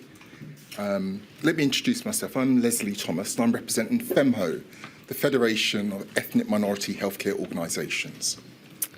Now, I want to see what we can agree on. Can we agree that it's important to acknowledge the collective sacrifice and dedication of healthcare workers, especially those from diverse ethnic backgrounds? Can we agree on that? I certainly think it's crucial to acknowledge the sacrifice of healthcare workers in the UK everywhere. Thank you. Absolutely. Thank you. And we know that they tirelessly put their lives on the line during the pandemic. You remember, don't you, the nationwide applause every Thursday at 8 p.m. Jess, do you remember that? I do. Yeah. And indeed, you yourself owe them a debt in relation to when you were hospitalised and ill. We can agree on that. I certainly do. And they put themselves in the front line of danger. And in many cases, and particularly, sadly, those from ethnic minority backgrounds paid a terrible price. They did. They paid a terrible price. So it's in this context that FEMHO seeks insights into various aspects and understands the challenges faced by ethnic minority healthcare workers and communities during this unprecedented time. Now, let me start. I've only got a handful of topics. Let me start with my first topic. Mr Johnson, considering the expert testimony of the Chief Scientific Advisor, Sir Patrick Vallance, that disparate health outcomes based on vulnerabilities were, quote, entirely foreseeable, and the acknowledgement that pandemics exacerbate existing inequalities rather than creating them, I'd like to focus on the period leading up to the first lockdown in March 2020. During those critical days, why didn't your government put any measures in place in anticipation to mitigate the potential harsher effects of the pandemic on vulnerable and minority groups? Can you help me with that, please? I certainly can. I think that we recognise that a pandemic, as Sir Patrick has said, was going to be brutal for the whole country.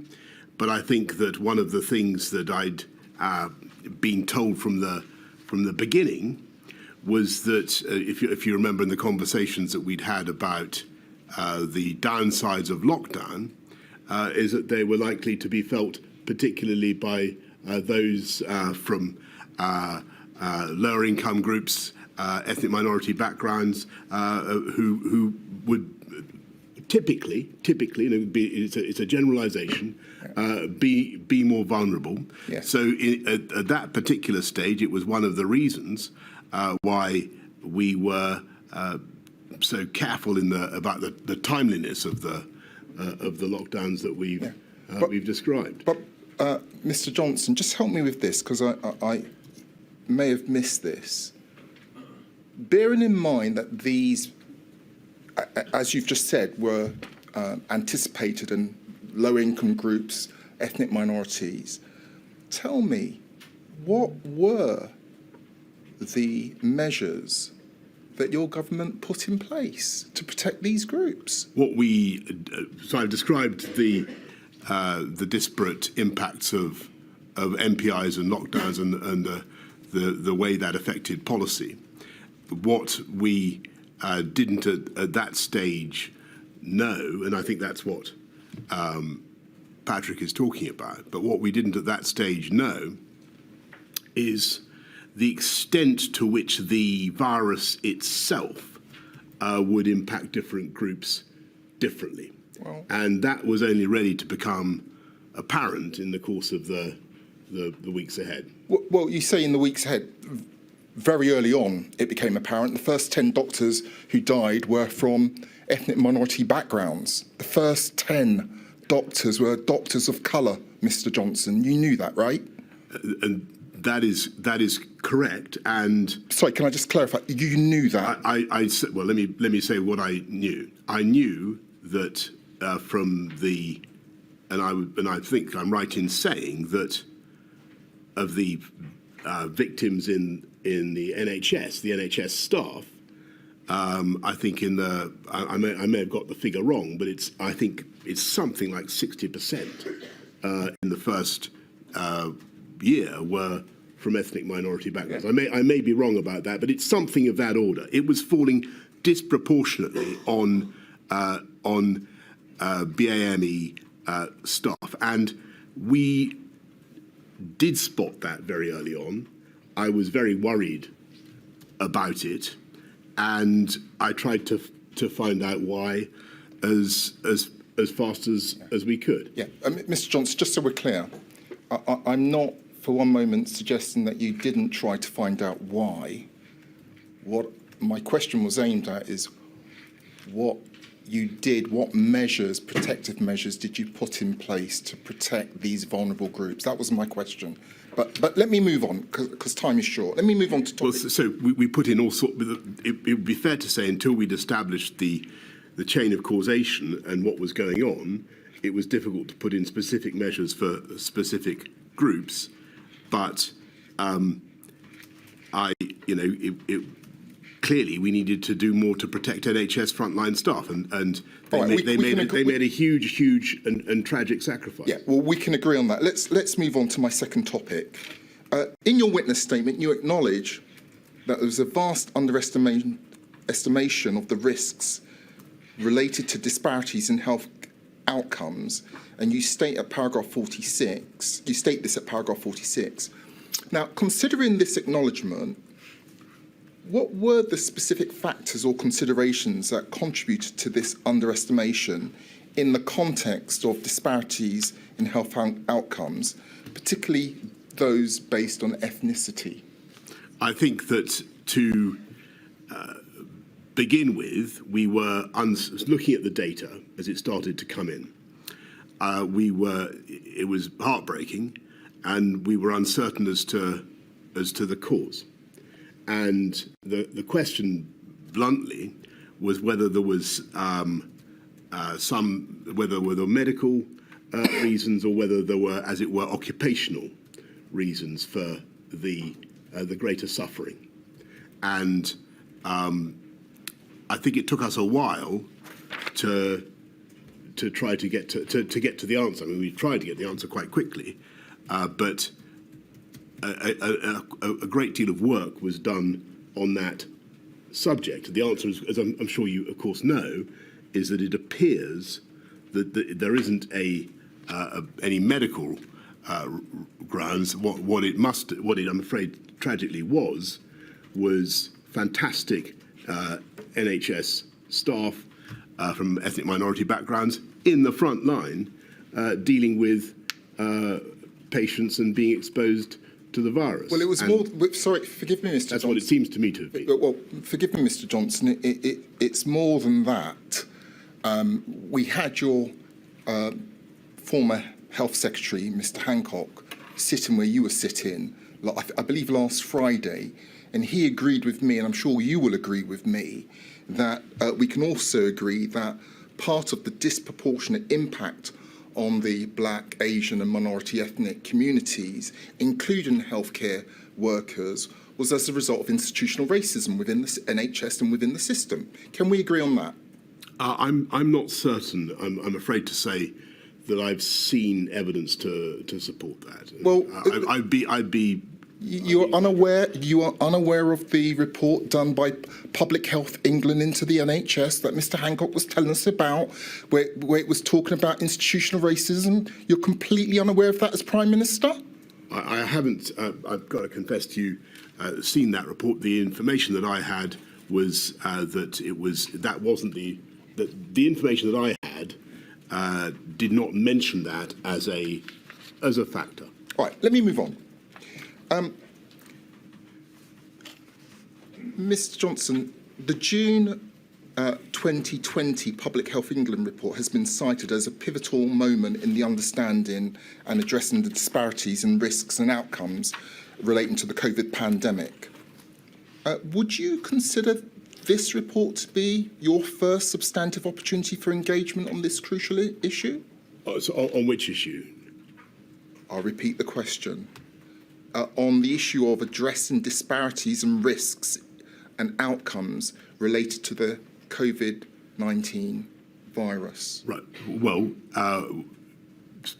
what we did was to try to make sure that everybody had the best possible protection and to do whatever we could to stop infection of those particularly black, Asian and minority ethnic groups who were in the front line of the fight against COVID. And, right. So, and, Mr. Johnson, and sometimes, tragically, we didn't have PPE that was good enough, but we made a huge effort to equip our country with what was necessary. Sometimes you didn't have PPE. There was an issue at times, was there not, in relation to PPE not being culturally appropriate?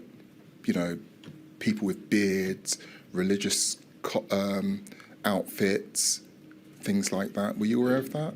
That wasn't escalated to me. I was concerned that everybody should have the best possible protection. Let me move on. Can you share with us your reflections on how the findings of this report influence subsequent actions and policies aimed at mitigating these disparities?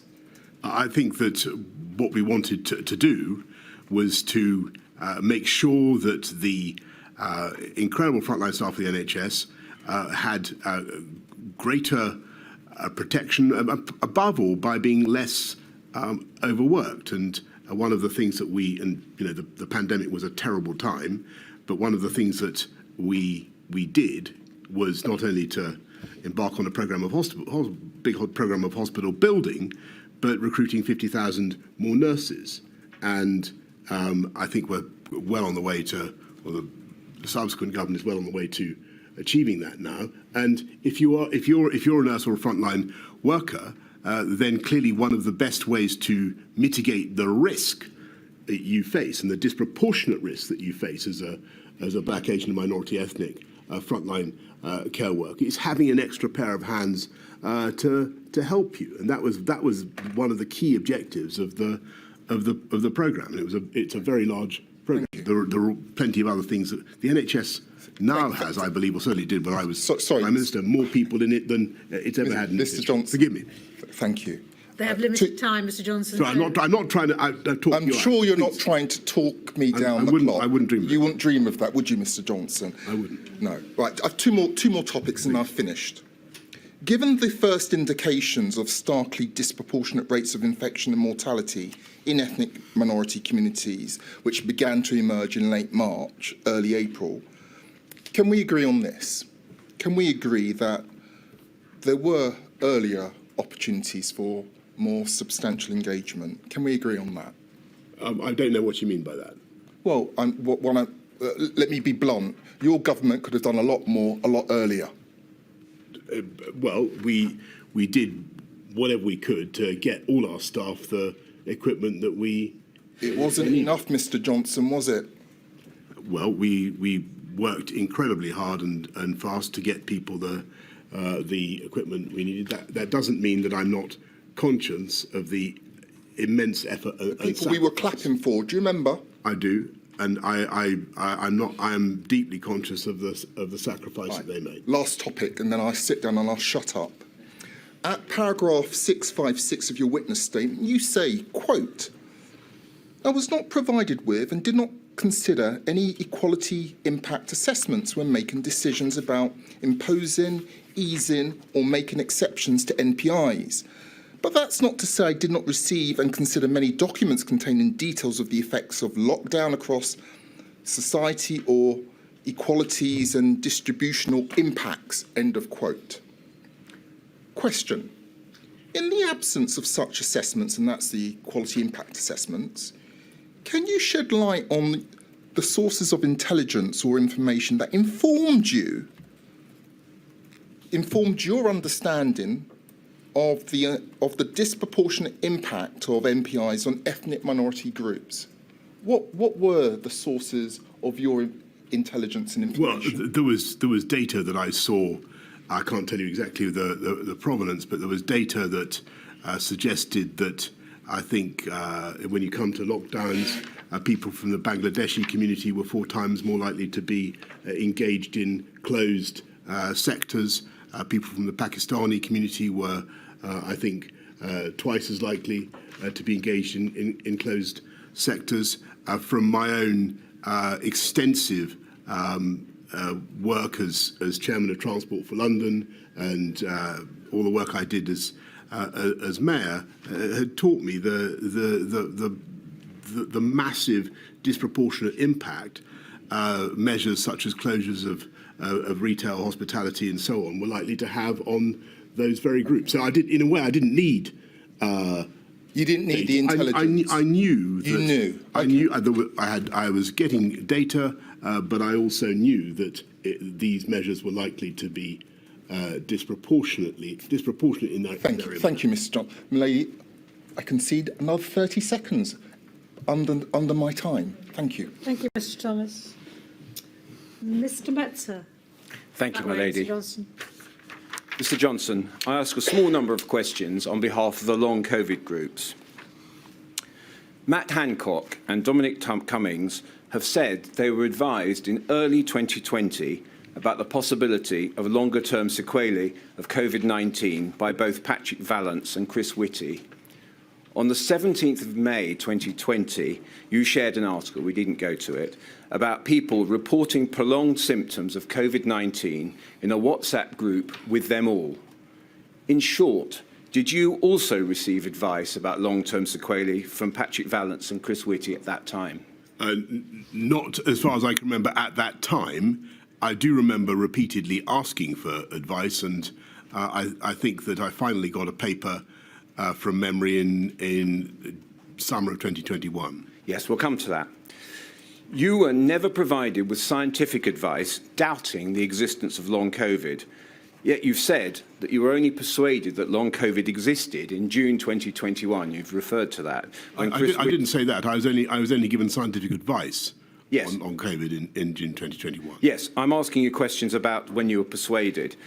You were only convinced by him, that's Chris Whitty, that long COVID was a serious problem when, from July 2020, you had been receiving letters from patient advocates and members of Parliament asking for formal recognition of long COVID. In September 2020, Mr. Hancock reminded you about long COVID. In October 2020, the NHSE announced a 5-point plan for long COVID, and on the 13th of October 2020, Sir Patrick Vallance advised you about considering long COVID at a cabinet meeting, and he said, in evidence here, that he described long COVID to you and you were sceptical about it. When was this? 13th of October 2020, Sir Patrick Vallance was. So I've given you a sequence of from July to October. Why wasn't this overwhelming body of advice and correspondence in 2020 sufficient to persuade you that long COVID was a serious problem at that time? I don't want you to think, so first of all, I don't want anybody to think that I didn't think that it could be a serious problem. What I wanted to know was the evidence. I wanted to understand what exactly the sequelae consisted in, and how I should explain it to people, what the symptoms exactly were, and what kind of a syndrome it really was. And I was having some difficulty getting a clear picture, and that was the reality. So this is a question, it appears, in relation to formal advice, written advice, but the box grid of October 2020, and we needn't go to it, 251910, that you scored bollocks on, was referring to the first NIHR report into long COVID, a research paper that had already been published on long COVID by that time. It laid out symptomatology on long COVID. If you wanted advice, why didn't you simply ask for that report to be provided to you? I did ask for the evidence, and I did ask for reports to be provided, and eventually one was provided. I think that I think there's a slight conceptual. First of all, I wish to again to recognise the hurt that those words must have caused to people suffering from long COVID and the very real suffering that they endure. And but when I referred to Gulf War syndrome, I was making I think a reasonable question, and I'm sure you wouldn't say that everybody suffering from Gulf War syndrome is mistaken. Mr. Johnson, I don't want to be developed about Gulf War syndrome. I just want to ask you: do you agree you never asked for the NIHR report to be provided to you? I certainly asked for a report to be provided for me into long COVID, and it was eventually provided, but much later on. Yes, so not that report. Do you agree? Yes. Thank you. In July 2021, the Cabinet Office planned a policy which accepted high prevalence of COVID-19. It noted that the strategy was to continue to live with COVID without restrictions. One risk was noted as high rates of long COVID. The autumn-winter plan of 2021-22, published in September 2021, emphasised building defences through pharmaceutical interventions, and for long COVID only acknowledged the need for treatment. There was no effective treatment for long COVID, as there were no pharmaceutical interventions to prevent its development, and you agree the best way to prevent long COVID is to prevent infection of COVID-19. Did the government choose to adopt a policy which you knew would result in a significant number of people, including young people, suffering from long COVID? What we did was to try to fight COVID, to try to fight infection and mortality in people of all ages by stopping the spread of the disease. And I thought that by fighting COVID, a fortiori, you could fight long COVID. Yes, but you understand in relation to the decisions in relation to COVID and long COVID, they have different symptomatology. And that was precisely what I wanted to understand, and that was why I requested the report and the advice that I did. And when I spoke about Gulf War syndrome, what I meant literally was, can somebody explain to me, because Gulf War syndrome, as I'm sure nobody would say, I'm sure you wouldn't, that everybody suffering from Gulf War syndrome is mistaken. Yes, Mr. Johnson, I want to move away from Gulf War syndrome with greatest respect. A choice was taken to allow high rates of transmission, which brought more cases of long COVID, and you've said a number of times that messaging was incredibly important. Messaging, in the end, was the most important tool we had to deal with the virus. Why didn't you therefore communicate the risk of long COVID to the public so they could take measures to protect themselves? Well, the way to protect yourself against long COVID is to avoid getting COVID. That's not the simple. That's not. It doesn't follow, does it? They're not. There are other specific features to long COVID. Unless I'm much mistaken, I don't believe there's a way of contracting long COVID without getting COVID. But it has a different risk profile. Do you appreciate that? Well, forgive me, and I don't wish in any way to, to minimise the importance of what you're saying, but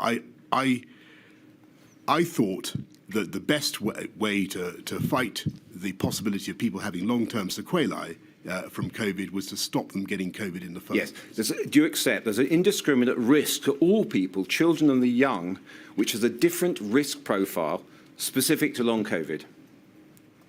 Well, that was one of the things I was very interested to understand. I think that may very well be the case, but it is still also true, logically, that the best way to stop those individuals contracting COVID is to stop the spread of the disease, full stop.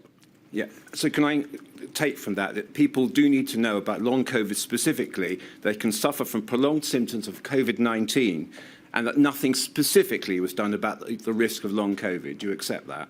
Well, I don't accept that nothing was done about the risk of long COVID, because the government did everything that we could to stop the spread of COVID. Yes. Last question. Last topic. Yesterday, you said in your view, some people thought they may be suffering from long COVID, but there was in fact another cause. The NIHR report, summarised in the October 2020 box return, addressed those very concerns that, in quotes, the lack of recognition of the pattern of symptoms by the public and by healthcare services meant people frequently felt their experiences were not believed, and this left many of feeling isolated and alone in coping with their disease. And that's the same with Gulf War syndrome, by the way. Yes, I haven't asked the question yet. It concluded, did the report, that more recognition and more support was needed.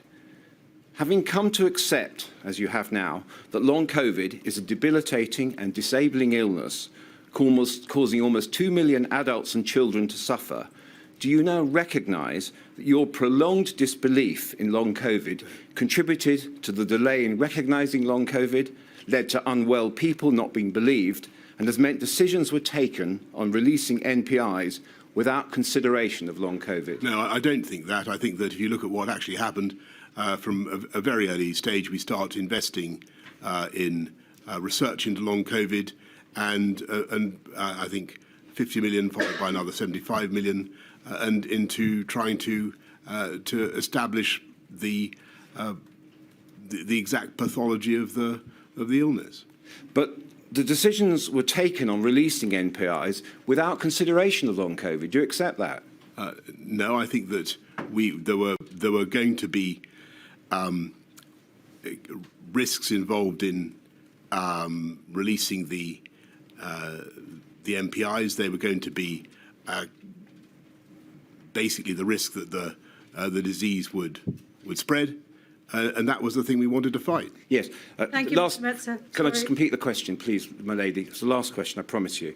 Do you accept that widespread transmission of the disease without public communications on the risk of long COVID and without other mitigation measures meant people could not take steps to protect themselves from long COVID? Do you accept that? No, I think that people were given plenty of advice to protect themselves from COVID, and as soon as we began to understand what long COVID was and its risks, we also publicised the risks of long COVID as well. Thank you, my lady. Thank you, Mr. Metzer. Mr. Mennell, you've moved. Trying to confuse me. Thank you, my lady. Good afternoon, Mr. Johnson. I ask questions on behalf of a number of children's rights organisations. Can I start by seeing if we can agree on two matters which I hope are uncontroversial? Firstly, in March 2020, when schools were closed for most children, you believed that schools should only close as a last resort if necessary to save lives and protect the NHS. Is that right? I certainly believed that the closure of schools was a very, very damaging thing for kids. Particularly, as I said earlier on, for kids on lower incomes. And secondly, the reason that you believed that schools, I suggest, should only close as a last resort was that you recognized at that time, when we went into lockdown in March 2020, that school closures would have a devastating, lasting, harmful impact on many children, particularly vulnerable children, in terms of their development, their socialization, their educational attainment, their life chances, their physical health, and their psychological well-being. Is that fair? We did recognise that. Now, given those answers, can we also agree that the primary problem in March 2020 was not the fact that schools were closed for most children to save lives and protect the NHS? The problem was that prior to schools being closed, there was no proper plan, there was no clearly established framework, there was no guidance for schools on remote education, and no arrangements for delivering face-to-face education to vulnerable children under the new social distancing restrictions. That was the problem, wasn't it, in March 2020? I think that the difficulties we had in delivering education remotely, and the other things that you've mentioned certainly compounded the problem, but the basic problem, the prior problem, was that that kids were deprived of the vital education that they needed at a critical time in their development. They were deprived of the society of other kids. They were unable to socialise. It was a terrible, terrible time, and the evidence is, as I'm sure you know, that this was felt most keenly by those on lower incomes, and they basically received about 30% less education than kids from wealthier backgrounds. So we agree on impact. Can we also agree there was no proper plan? I think it would be fair to say, from everything that the inquiry has heard so far, certainly from me, that this was a once-in-a-century event, and we were not prepared suddenly to be forced to close schools for the length of time that we did. I think that's fair. Thank you. In your witness statement, Mr. Johnson, I don't ask for it to be put on the screen. The reference is page 107, paragraph 397. You say that the reopening of schools was one of your key priorities in the summer of 2020, when the first lockdown was easing, putting it ahead, in your words, of the need to lift social and economic measures. Why then, this is the question, why then were hospitality and cultural venues, including pubs, bars, cafes, restaurants, hairdressers and beauty salons, allowed to reopen on the 4th of July 2020, dubbed Independence Day by some in government, but not schools? I think that I gave the answer earlier in a previous discussion. The reason was that I've done two things, but I think we thought we would go through till the resumption of the normal school term. But secondly, schools are big potential reservoirs of risk, and the younger people can easily transmit the virus to older and more vulnerable people. You think schools are larger reservoirs of risk than pubs and restaurants and hairdressers and beauty salons? And non-essential retail, for that matter? I think that we were thinking about how to do things, how to sequence things, and I'd have to go back and look at some of the discussions, but I think that we thought it's sensible, given where we were in the school calendar, to resume with the normal return of school. But the reality is that, contrary to what you'd indicated earlier, schools were not the last to close and the first to reopen, were they? Because priority was given in your budget of risk to, amongst other things, pubs and hairdressers. That's the reality, isn't it? Well, as I say, we faced an unlocking which went on until July. The school holidays normally began then. There were reasons for thinking that it might be sensible to resume school when school normally resumes. Rather than, for example, as an alternative, keep schools open into August because schools have been closed for so long beforehand. I think we did look at that. I'm not sure that it was practically very easy to do. Moving then, Mr. Johnson, from school closures to the social distancing restrictions, why did your government largely ignore calls from the Children's Commissioner for England and Longfield and numerous children's rights organisations to exempt children in England from the social distancing restrictions that became law on the 1st of June and the 14th of September? Why did we ignore calls to exempt them from social distancing? Yes. I would have to look back at the discussions and forgive me, but I think it would. My instinct is it would have been because we wanted to minimise the risk of transmission. Well, let me just remind you of what the position was. 1st of June, outdoor gatherings of up to 6 people from more than one household became law. 4th of July, so-called Independence Day, all outdoor restrictions lifted, except in Leicester. 14th of September, when numbers began to rise again, the so-called Rule of Six reintroduced at that stage. And so the position was that in England, children weren't exempted, but in Scotland and Wales, younger children were exempted from the social distancing restrictions, as I'm sure you're aware. Yes?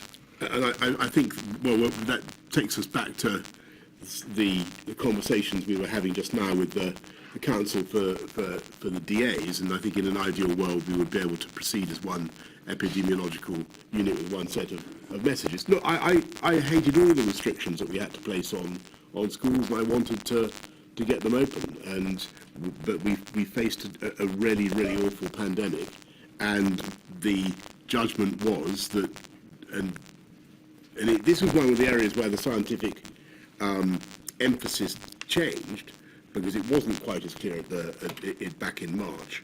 But the judgment was, I remember, later on in 2020, that schools really did present a considerable addition to the budget of risk. Mr. Johnson, I moved on from schools to the social distancing restrictions. I thought you were talking about social distancing restrictions within schools. Not within schools. Oh, forgive me. Generally, okay? Sorry. And so just to be clear about this, just to remind you, the position was that in England, children under the age of 12, in other words, children who can't go out from their homes independently, were not exempt from the restrictions. They were not given, to use the government's language, that freedom and independence that children in Scotland and Wales were. So I'm asking, why did England pursue a more draconian approach than Scotland and Wales, as far as younger children is concerned?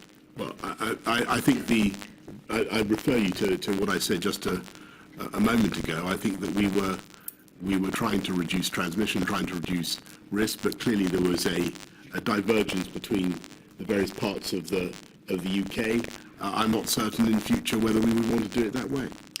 And just to be fair to you on this, so you know, the inquiry's not heard any scientific or medical evidence from either the CMO or the GCSA to the effect that what Scotland and Wales was doing was somehow dangerous and that the English approach is better, just so you understand the position.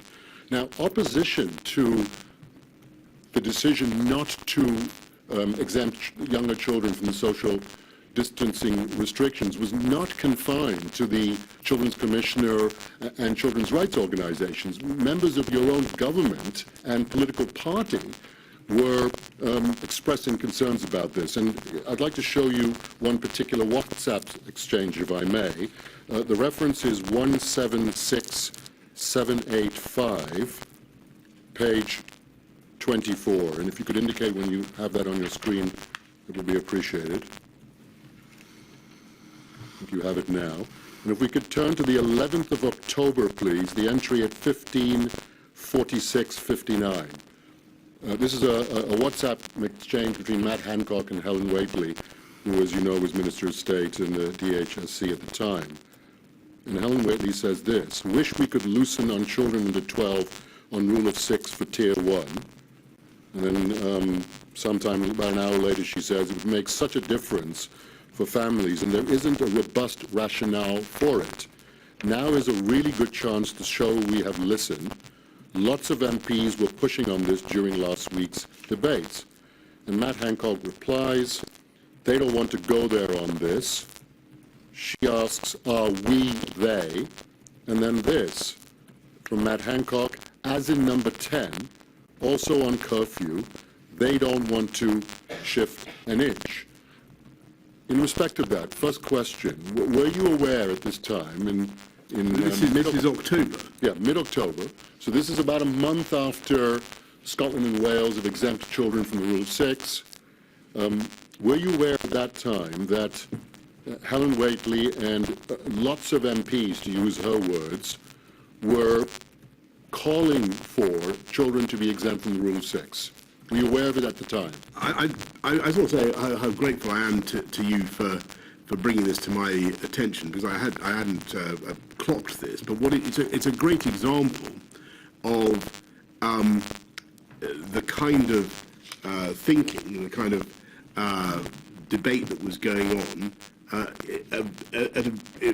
a time when, as everybody knows, and we've been discussing this extensively this morning, the R was going up, and we were about to announce the tiered system. So the 11th of October, we're literally days away from having to ask the country to go back into parts of the country to go back into lockdown, and we are. So the last thing to explain why it might have been difficult for us to signal any kind of relaxation at that stage, to suddenly say that we were going to relax the rules on social distancing for kids, for young people, would have been a very, very peculiar signal to send out at the very moment when we were we were desperately trying to get the existing measures to work, and we were on the point of toughening them up. And so I think that probably answers the question. So I think what you're saying is that Matt Hancock was right when he said to Helen Whately in this WhatsApp exchange that number 10 doesn't want to shift an inch. He's right about that, isn't he? I don't remember, to be frank, I don't remember a conversation about it, but I can see why we would have been reluctant at that stage, given what was going on in the pandemic. Finally, Mr. Johnson, I hope again this is uncontentious, taking a global view of the position. Although children had fewer health risks from COVID than adults, particularly older and more vulnerable adults, do you agree that children suffered disproportionately from the government's non-pharmaceutical interventions to contain the virus, both in the short and the long term, taking an overall view of the pandemic? I absolutely do, and that's why we put a lot of money into CAMS, into children and adult mental health services. That's why the government decided to have a big catch-up program, a big tutoring program, not as big perhaps as I would have loved to see, but I do think it was an important thing to do. And the short answer is yes, I do think that the educational detriment was a huge consideration. The loss of life chances for young people has to be put in the scales when you're making these appalling choices, as you say, about MPIs, and kids were very much in our minds. But the priority was to save life. Mr. Johnson, much as I'd like to challenge you on the nature of the government response, the inquiry has understandably decided that that is a matter to be properly explored in 2025 in a separate module. So I don't accept what you've just said, in particular in relation to the catch-up program, but I'm going to have to deal with that on another occasion. Do you understand? Well, I think I've conceded that it wasn't as I wanted a totally massive one. It was pretty big, but I think that it was a big priority of mine. I understand your answer. You put your marker down, Mr. Mennell. I have. I'm sure you'll come back to it, Sam. Thank you very much. Thank you, Mr. Mennell. Mr. Friedman. Mr. Johnson, I act for 4 national disabled people's organisations. They too want to ask you about your repeated comments in meetings and on WhatsApp messages about older people. For example, that they're going to die anyway, have had a good innings, and should accept their fate rather than destroying the economy. Now, please leave aside for a moment what was done by your government and what you say you truly care about, and no doubt the Chair will look at all that evidence. Our first question, in your choice of words to your government and advisers, were you not being shamefully ageist against those in later life and normalising their premature death? Thank you very much. No, I was doing my best to reflect what was, I'm afraid, a debate that was very live, and live, I may say, with a great number of older people who would make these points to me. And I wanted to get the answers. And we've discussed earlier on today the downsides of the segmentation approach. That wasn't really going to be enough. But people found that very counterintuitive. They didn't understand why segmentation wouldn't be enough, and you really had to explain it to them. Mr. Freeman, can I just put a marker down? I did not give permission for you to ask the question shamefully ageist, just so that people understand.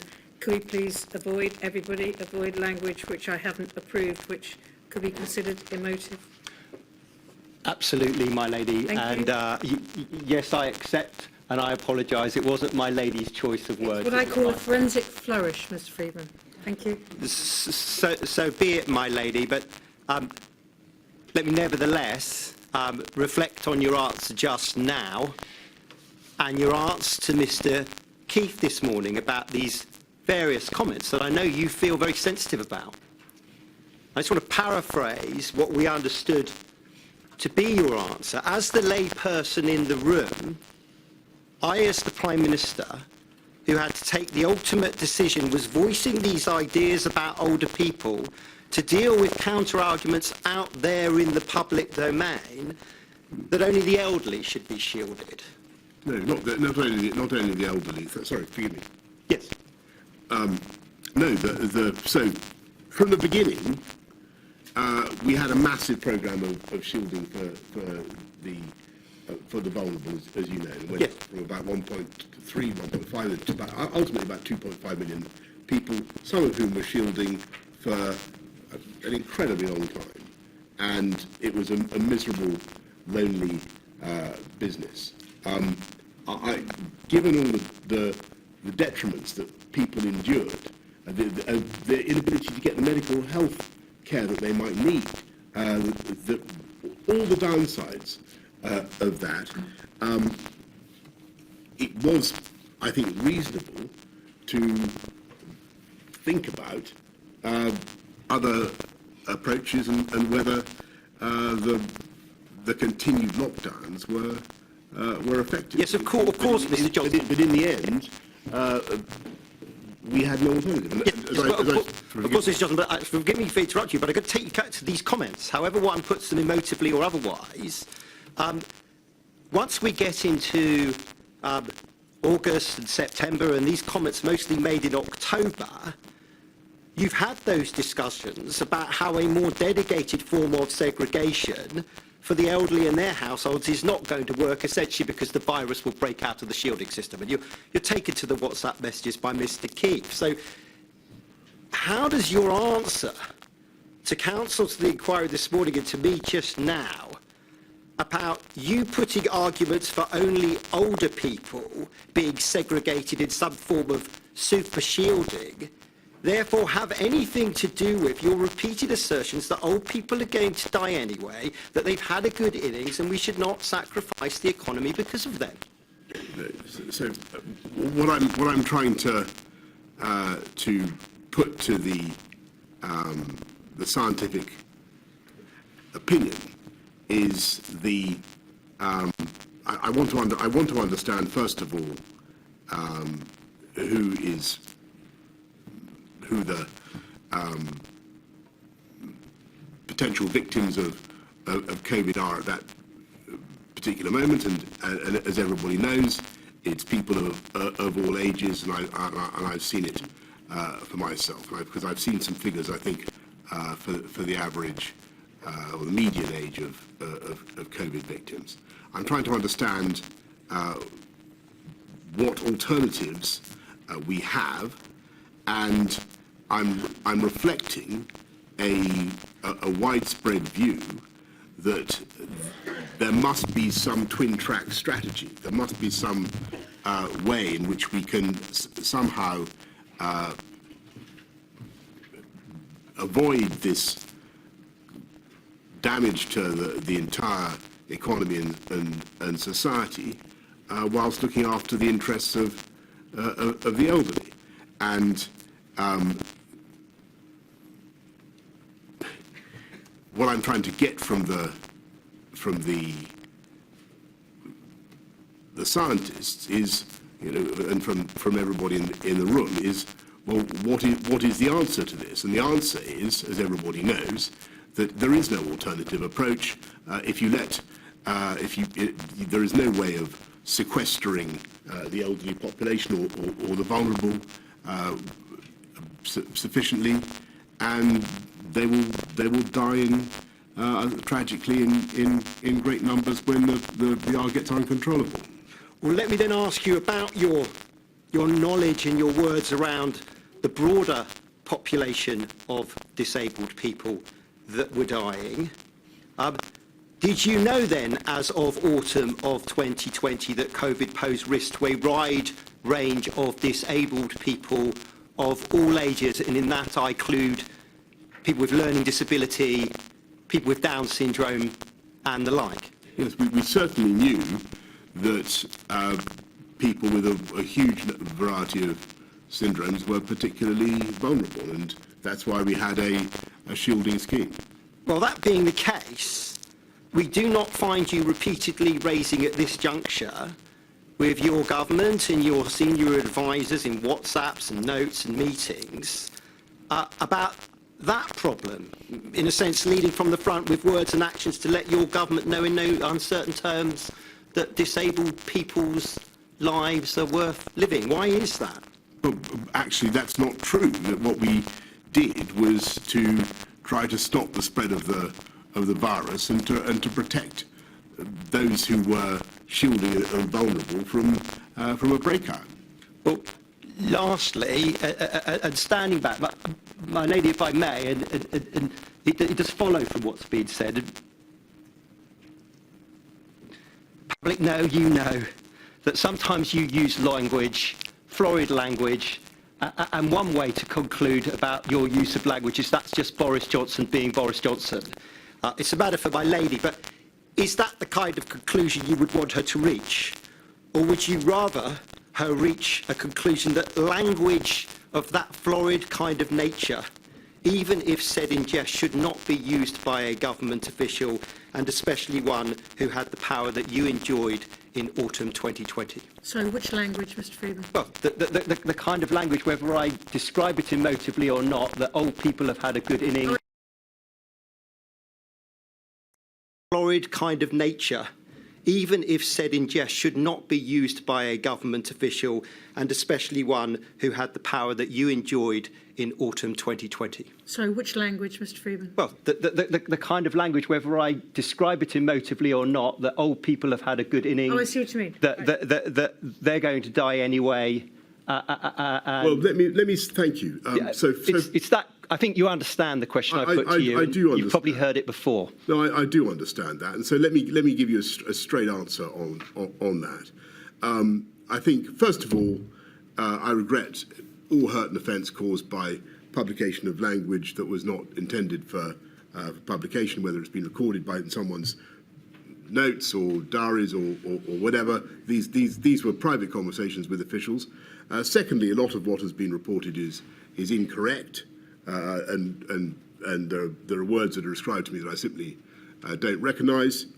But the third thing is, insofar as it's obviously true that I was from time to time speaking bluntly and in an unpolished way about these issues, it was for two reasons.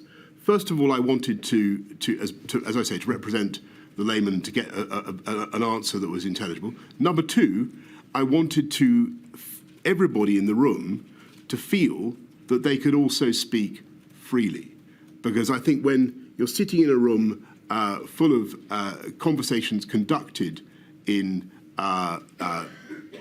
learned or bureaucratic language about these complex phenomena, you do need people to feel that they have the space without being embarrassed to say things simply, even if taken out of context, they can be made to look unfeeling or uncaring. When people really aren't being unfeeling or uncaring, they're trying to express ideas as simply and as concisely as they can.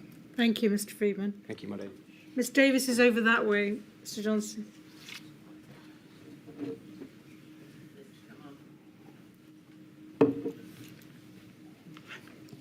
Can you see and hear me? Yes, I can. Johnson, yes, thank you.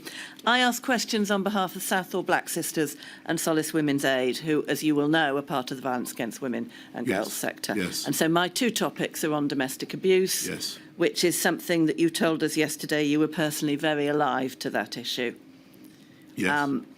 And you will know that the regulations, the stay-at-home regulations, contained a number of exemptions. One of them was that you could leave because of risk of injury. And we've heard from Mr Hancock, and it's obvious that that was intended to include risk of domestic abuse besides anything else. Yes. I want to ask you about messaging. My first topic is on messaging, which you've told us is not just an important part of an MPI, but actually an important MPI in itself. And the messages are your addresses to the nation when you announce lockdown. And there were 5 in total. The 23rd of March, the first lockdown, the 31st of October, when you say there's going to be the second lockdown, the 5th of November, when the details of the second lockdown are announced, the 19th of December, which is Tier 4, and then the 4th of January 2021, when you announce the third lockdown. And in all those addresses, you emphasise quite rightly that people must stay at home throughout. And you also refer to some of the exemptions. So on the 23rd of March, you say people will only be allowed to leave their home for the following very limited purposes. And those 4 purposes are shopping, exercise, medical need, travelling to and from work if that's absolutely necessary. And you conclude that part by saying that's all. These are the only reasons you should leave your home. On the other occasions, 31st of October, 5th of November and the 19th of December, you give similar lists. On the 31st of October, you do include the words escaping risk of injury or harm.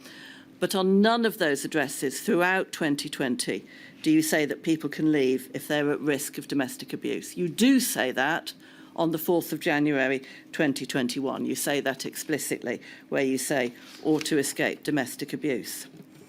So why was domestic abuse not mentioned earlier than January 2021?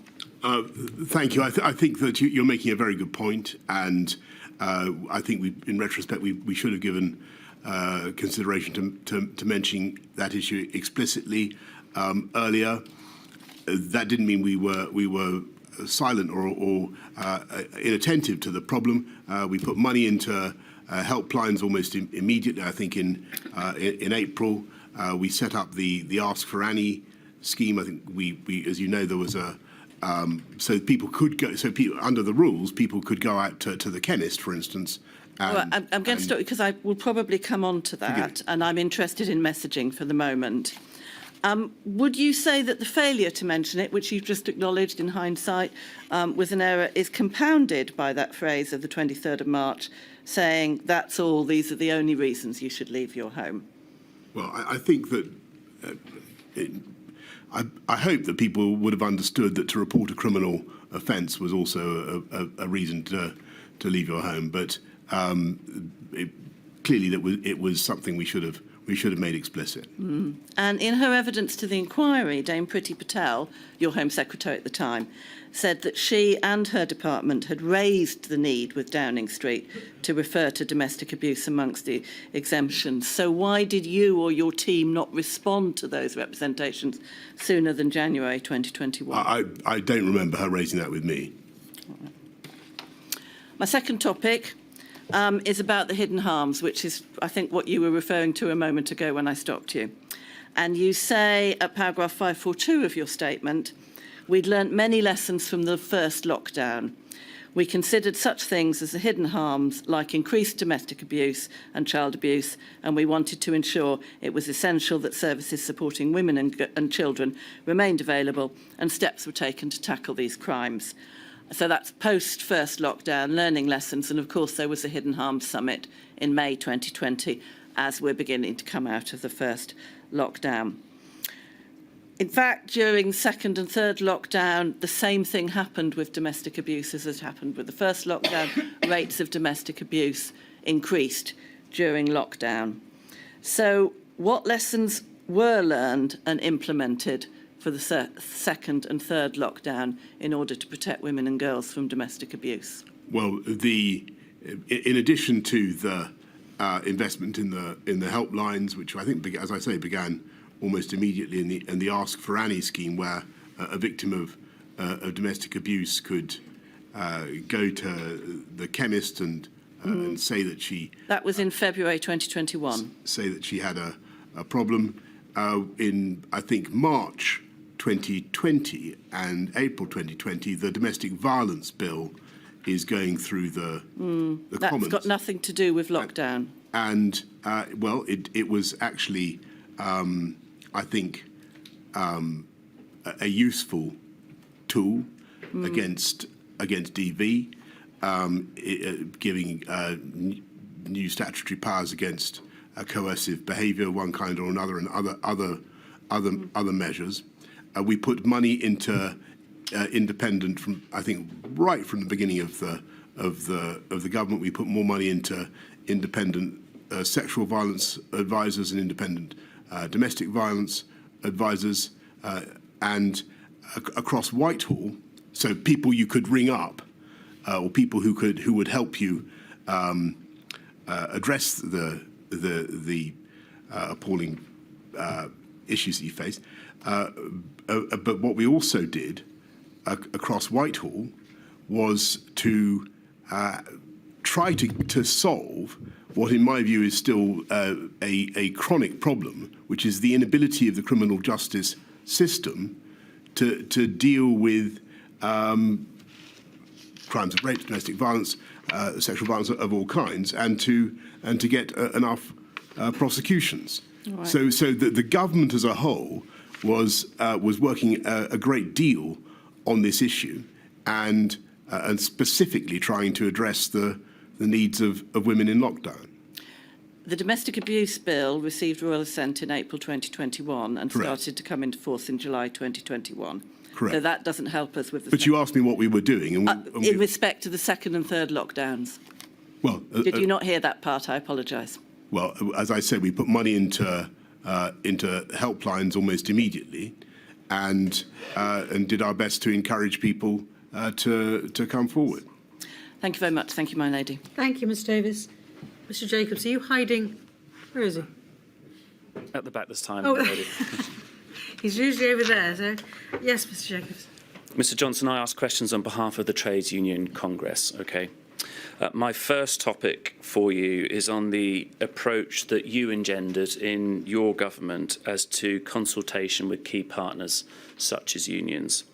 And I'm going to ask you about a meeting in July 2021. You will recall, I'm sure, that at that time there was discussion about return to workplaces, and the unions that I act for were calling for various measures to advance workplace safety. If we have on screen 273901 and page 478, we will see a note from Sir Patrick of a meeting on the 2nd of July 2021. And towards the middle of that entry, you'll see some quotations attributed to you, Mr Johnson. Are we going to encourage people to wear masks? Are we going to continue this bollocks, he says, wants everyone back at work. Quote, we can't have the bollocks of consulting with employees and trade unions. They need to all come back to work. All the malingering work-shy people, says how much of civil service is back. Mr Johnson, was it wrong for you as the Prime Minister to set such a dismissive approach towards consultation with unions? I don't believe that we would ignore the interests of working people at any stage, and I think that the difficulty that we faced was the colossal damage to the interests of people on, particularly on people on lower incomes, of continuing with lockdowns. And Mr. Johnson, and I was very keen to get people back if we possibly could. I understand you're keen for people and to work. If you look at I'm sorry, Mr. Johnson. I'm going to put my question again. I'm asking you specifically about the approach you engendered in your government towards consultation with unions. A Prime Minister who says we can't have the bollocks of consulting with employees and trade unions is setting a dismissive approach. Surely you agree with that, Mr. Johnson? Well, I not necessarily. I think what I didn't want to see was this is July 2021. We've vaccinated a huge proportion of the population. I think by July, well over 50%, faster than any other European country. I'm determined to get people back to work if I possibly can. I think that by the superhuman exertions of the vaccine rollout programme, we've put ourselves in a very good position to stage a strong bounce back from COVID. It is vital that we take advantage of the sacrifices that we've made, both in lockdowns and in rolling out the vaccines. I want to see, Johnson, I want to see people do any back of in those work. do any of those matters sensibly mean that you don't consult openly with key partners such as trade unions? Well, I don't. I'm nothing against consultation. What I didn't want to see was a drag anchor put on people getting back into the workplace after the colossal changes that we've been able to make in the pandemic. The vaccination programme had radically changed our relation to the virus, and my worry was, to be absolutely frank with you, that people were going to be slow to acknowledge that, and that there was going to be an inertia and a desire to stay with the working from home pattern, which was not, in my view, necessarily going to be beneficial for a strong economic recovery, which would benefit trades union members and their families. If we move, Mr. Johnson, from the slightly more general to the more specific, an issue on which you may recall a similar difference of view between unions, education unions in particular, and government, was on the issue of masks in schools. And in the summer of 2020, if you recall, education unions were generally advocating guidance requiring masks in schools. Government policy was permissive guidance in communal areas, and Scotland and the World Health Organization took a different approach. If we have on screen 283-369 and page 41, we'll see a text message exchange between you and Dominic Cummings and Lee Kane. And at the very bottom, we see 25th of August, a message, a WhatsApp from you. You say, I'm on a train trying to make sense of our totally fucked up face mask policy. And then if we just hold that in our minds, Mr. Johnson, in terms of your assessment of the face mask policy in schools, if we go to 48313, page 53, we see some messages from the following day with Lee Kane again, Mr. Cummings again, and this time Mr. Case. And at the top, Mr. Cummings asks, in language with which we've become familiar, what's the true reason for the U-turn on masks? We just slow catching up. WHO and Scotland bounce. Gavin fucked up. PM dithering ? And then Simon Case, your soon-to-be Cabinet Secretary, offers an explanation. And point 5 is weeks ago, we recommended to PM that we create permissive guidance around masks because we could foresee it was going to be a drama in September. Gavin discussed it at a COVID committee meeting. Because at that stage it was unions pressing for masks, no science backup. Gavin was in no surrender mode and didn't want to give an inch to the unions, so said we should hold firm. PM gave him full support in this approach.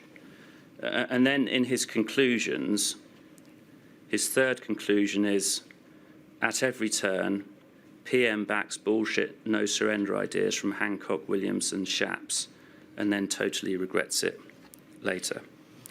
Mr. Johnson, when it comes to consultation with, working with unions, do we see here the proof in the pudding, in that we have a policy that you obviously saw as wrong-headed, arrived at further to being pointlessly oppositional with unions? No, the reality is that the advice on masks, as the inquiry knows very well, the position on masks changed during the pandemic, and the advice initially from Chris and particularly from Patrick was that masks were thought to be of limited benefit. They might be thought to be of some symbolic benefit. That changed as the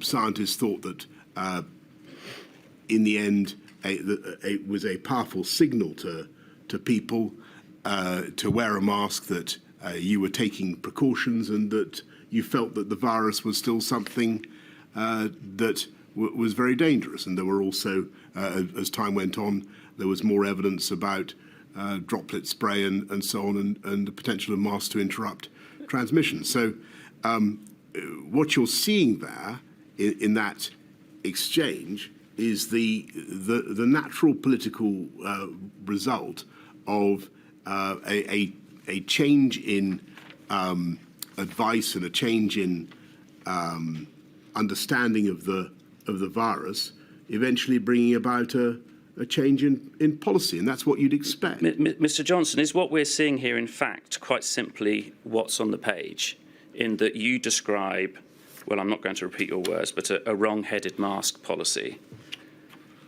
There's then an exchange with... Mr. Johnson, I mean, if you're going to dispute that, I will repeat it. Your phrase was totally... Mr. Jacobs, you're running out of time, so do you want to pursue this? I think you've got an answer. I think the adjective I used, which I won't repeat, was intended to convey my sense that a mask policy which had been in position one was going to have to change because of changing scientific advice and changing appreciation of the value of masks, and that was the reality. It was going to be politically difficult to execute, but we were going to have to do it. Mr. Johnson, I'll try and deal with my final and different topic very quickly. You've described your concern as to lockdown hitting the poorest. Do you think it's right to say that self-isolation also hit the poorest hardest? And was it understood by you that financial support for self-isolation was one way of mitigating the unequal impacts of the pandemic? Yes, and well, that's why we had not just the £500 self-isolation payment, but also we increased universal credit by £1,000, working family tax credit by £1,000, and gave councils a very large budget to deal with those who are most in need of help. Finally, if that's the case, Mr. Johnson, why was it not until the end of September before that payment to which you refer was introduced? Because for the reasons I think that we discussed earlier, I was anxious. We spent a huge amount supporting the country already through the pandemic. I was anxious about some of the distorting effects of payments to isolate. We discussed the punitive approach, but eventually I thought, well, we better go with some more support as well, and we did. My lady, thank you. Thank you, Mr. Jacobs. Now, Mr. Stanton is hiding in that corner. I can see him. Mr. Johnson, he chose to sit over there. I was put over there, so don't worry. He's used to seeing her back, because we need you to face towards the microphone, Mr. Johnson. Sorry. I will. So if you address your answers to me, then. Yes. Thank you, my lady. Good afternoon, Mr. Johnson. I'd like to ask you a question on behalf of the British Medical Association about the removal of legal limits on social contact during the summer of 2021, which has been described as Freedom Day. In his witness statement to the inquiry, Professor Philip Bamfield, the current chair of the BMA, raises concerns about the government's framing of the removal of restrictions in the context of freedom, which sent the wrong message that the threat of the virus had been fully contained.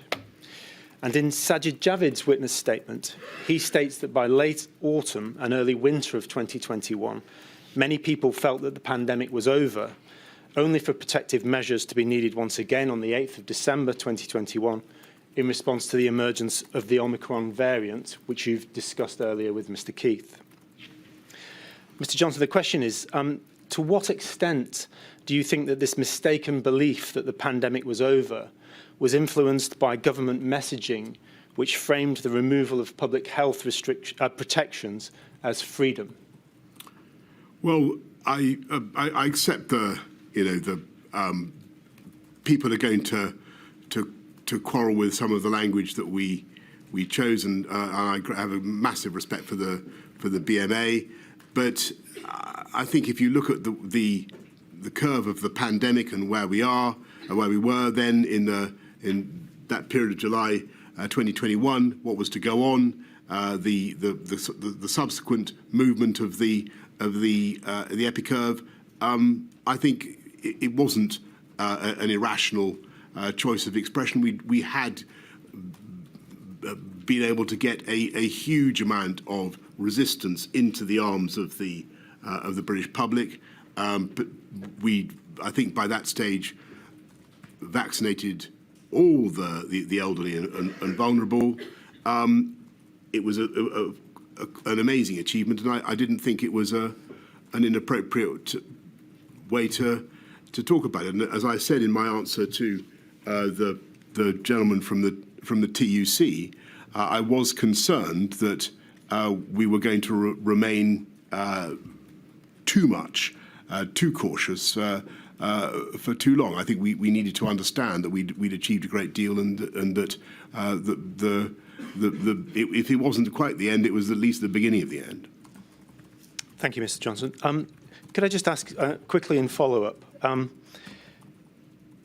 Accepting that the slogan Freedom Day wasn't a government communication strategy, but once it had taken hold in public consciousness, do you think more should have been done to counter that belief, having regard to the need for a precautionary approach? Honestly, no. Thank you, Mr. Johnson. Thank you, my lady. Mr. Keith, that completes. Mr. Alban, no questions that you wish to add? No. That completes the evidence for today. Thank you very much indeed, Mr. Johnson. I know how difficult it must be to have 2 days giving evidence. No, I'm rather sad that it's over, because I wanted to. Yeah, please. No, I was. I may not see you again, so I just wanted to say one thing, which is that I do think all the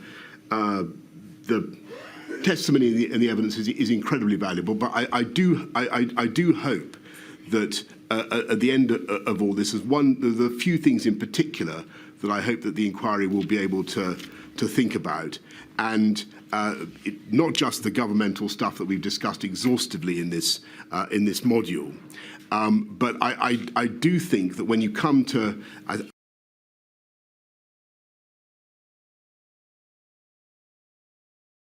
the government that I led was embarked on a big programme to try and bring them together. I think the fact that we had those delayed discharge patients was very, very difficult in the NHS. I hope that this inquiry will give a kick to the powers that be to make sure that we really address that. Don't worry, we have specific modules both on health and on social care. And as final point, I absolutely promise you, I do think that, I know it's outside your scope, but I do think that the British public and future governments will need to be elucidated about exactly how this thing originated. And I think even if you can't, and I don't think you can look into it, the inquiry can look into it yourselves, but some sort of prod to the world to get the answer to the real origins of COVID, I think is going to be very, very important. Mr Johnson, you set my terms of reference, so I'm afraid all I'm asking you to do is encourage others. Right, thank you very much. 10:30 on Monday.